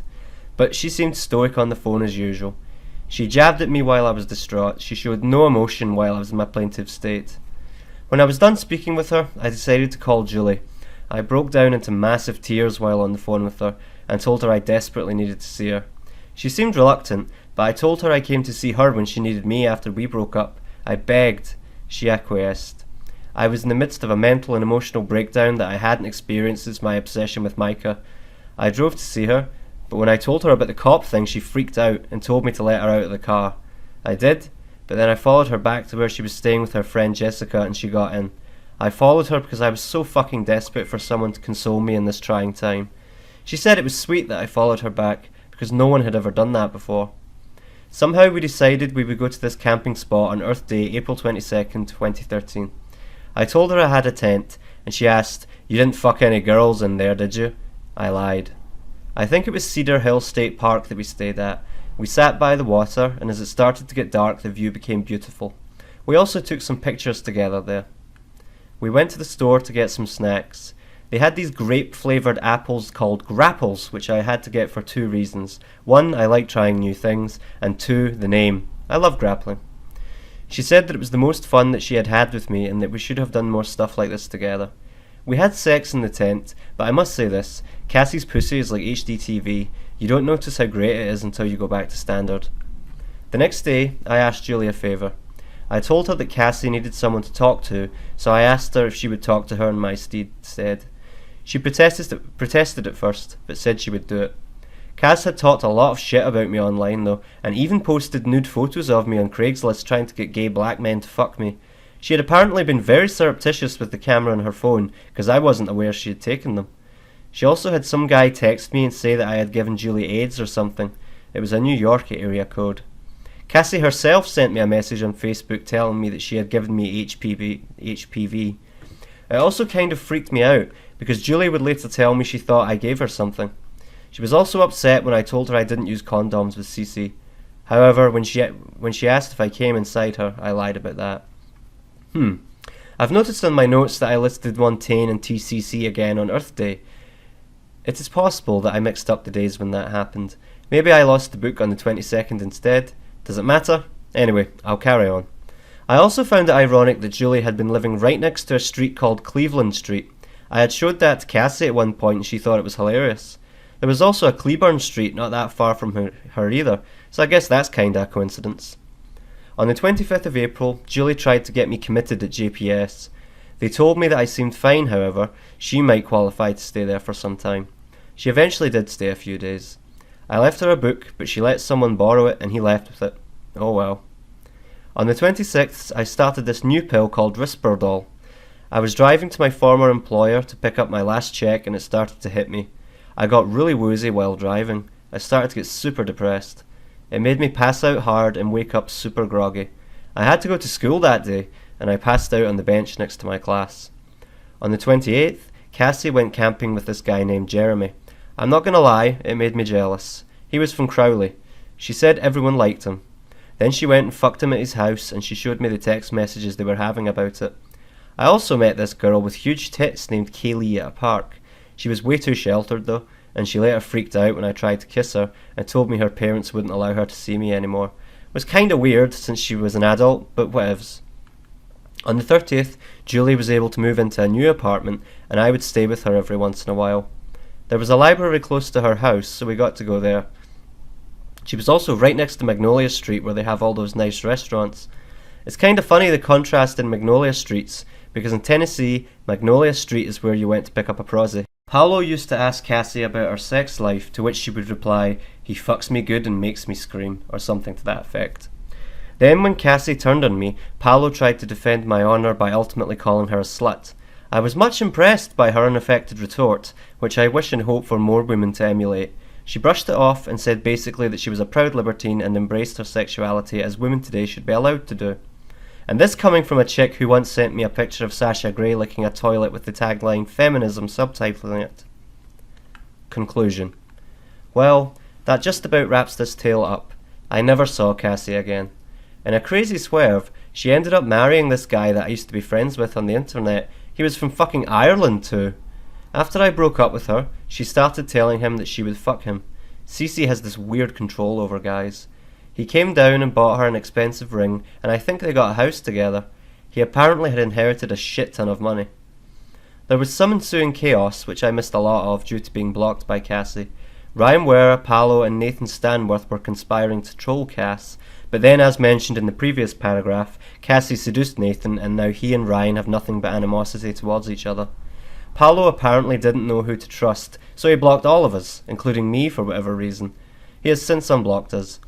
Ryan and I are now pals again, but due to his alcoholism and depression, he has become somewhat unpredictable. I eventually found out about all the lies she had told me from Taylor Caldwell. I chat with Taylor off and on and share my writings with her. She told me that her mother was still alive, and her father was just your normal decent father. Patrick was just some guy she met online who she liked to fuck. Jacob Bruce was this guy she was obsessed with and broke her heart, and apparently that changed her as a person, and she became heartless after that. Taylor thinks that Cece has no conscience. Apparently she's the exact opposite of the mythological Cassandra. She was telling lies so well that everyone accepted them as truth, or maybe that was just me. I have the courage to admit I'm a coward and the honesty to admit I'm a liar. At school, Julie came with me and she decided to go do research on something. I wondered why my phone was so greasy looking and why the battery was dead. Turned out that we had grabbed each other's phones. She found out I was flirting with other girls online. Specifically, I was trying to fuck a black girl because I had never been with one. We got into a huge fight outside of my classroom and she was yelling and shit. I had to take her home and leave class early. I learned to use a password to protect my phone. Speaking of, there's an interesting anecdote from either May or June that I want to share with you that happened to me while I was working on a group project in my speech class. Ugh. Everyone in the group wrote down their numbers for everyone in case we needed to contact one another about the project. Well, there was this short, cute Mexican chick who was on the list, and for some reason I needed to get in contact with her, so I texted her. The replies I got back from her were flirtatious, I think even blatantly sexual. I believe at one point she even asked me to come over to her house. I hesitated because I was at Julie's place at the time and wouldn't know how to sneak over there subtly. I took too long and she finally said I lost my chance. I was regretful. The next day at class felt a bit awkward, but she didn't even look at me, and I tried to ignore her as best I could. After class, I was sitting in the library on a computer, and she came and sat next to me and greeted me. I turned to her and asked, "Hey, were you drunk last night?" She seemed bewildered and asked me, "What do you mean?" I told her that I got a bunch of wild texts from her, but she still seemed confused. I showed her my page with her number written on it. Apparently I had written her number down wrong. It was some stranger that was soliciting me for sex. Julie had been struggling at work anyway, and she was eventually fired from her job at the museum. She had passed out standing against the wall, and Asians were taking pictures of her while she was sleeping like that. She also took her radio home with her and kept missing days. With everything going wrong, she decided she needed to fly home. On July 4th, she eventually went back to Portland, Oregon. I hugged her and she got on a plane. I then decided to do something I'd been wanting to do for a long time. I was really horny since we hadn't had sex and I had stored up a lot of semen from not jacking off. I decided to hire an escort for the first time, and I believe this was partly because I had just received my FAFSA, or financial aid, school money well spent. I texted a few girls from Backpages, and this hot black girl responded. It was a good deal, only $60. I kept her pic. Maybe porn has just rotted my brain, but I love a shapely chick. She had big tits and a great ass. She would also be my first black girl. Number 8 on the sex list if we're keeping count of that. I got $60 out from the bank, maybe a bit more just in case. I drove to the South Loop Inn that was only like 5 minutes from my house. I was nervous and excited at the same time. I don't know what made me more nervous, the new sexual situation or the potential for cops. She asked me if I was a cop via text, and I said no. A lot of escorts refused to text for some reason. I called her on the phone when I got there. She gave me her room number and I started walking. I passed some black girl on the way there, and for a split second I thought, is that her? The girl I saw looked older and not as good though, but I figured she probably wouldn't look as good in person. I found her door and knocked. She opened the door. Wow, she was beautiful. I was a bit intimidated. Her tits looked great. She said, "You look nervous. Come over here." I had told her about my anxiety problem, and she related some tale of problems she had and some institution she had to stay at. I can't recall the details though, because I was so nervous. I did notice she had some type of scar on her arm, like she had been cutting herself. We sat on the bed and she asked what I wanted. I told her I just wanted to take it slow and that I didn't want anything special. She told me that she was going to strip down. She took off her shirt and pants, and I came up behind her and groped her. She said, "That shyness wore off fast, didn't it?" Then she said, "Money up front." I dropped $60 on her dresser. I asked if she would go down on me, and she said yes. She had to play with me for a bit to get me hard to put a condom on. They call this CBJ, or covered blowjob, in escort terms. Apparently, fucking an escort is basically the safest sex you can have. It was unusual, since I had never had a condom used for a blowjob. I don't know if it was her skills or just my horniness, but she nearly made me come just from blowing me with a condom on. I was impressed. I bent her over doggy style and pounded away. Her ass was amazing. She had a tattoo that covered her whole ass. I found it hot. I asked her to fuck me on the chair, but as she positioned herself, I started to go limp. I went limp a few times because I was so nervous. I got tunnel vision a few times. It was kind of surreal to me. She got a call while we were on the chair, and she answered it. I guess it was another client. I kissed her booty and played with it while she was on the phone. I asked her to blow me again, and she did. I put it back in her doggy style and slapped her ass. I then had her get on me, cowgirl. I got on the opposite bed, but she said she was staying with another girl, I think, and she wouldn't like that. There was some fast food burger joint bag on that bed, which I noticed. We got on the other one and she got on top of me. Damn, it felt so good. I squeezed her ass while she rode me. I was in heaven. I played with her tits too and sucked on them. She nearly made me come early a few times. I told her to turn over and let me get missionary. I instinctively tried to kiss her, but she turned her face. I guess she wasn't into the GFE. Reminded me of Pretty Woman when Julia Roberts says she doesn't kiss on the lips. I think time was running out, so I had to get her back on top of me to finish me cowgirl. I squeezed her ass and she bounced away. I came so fucking hard she asked to ask me if I was alright. I get quite vocal when I come. She got off of me and I threw the condom away. We both got dressed. I tipped her an extra $7 or $8 because that is all I had in my wallet. When I told this story on the social anxiety forums, they thought the tip was hilarious. I went to walk out the door, but she told me to come give her a hug before I left. I did. She told me to be safe, and I said, "You too." Almost exactly a month later, I met a wonderful lady named Amy Mitchell, a chick 13 years my elder, for those that think I have a type. She went by Ann R. K on OkCupid. I messaged her, "Anarchy, clever." She told me most people didn't get the name. We are still together to this day, and I am already working on a story about us, because we already have some interesting tales, but that's still to come.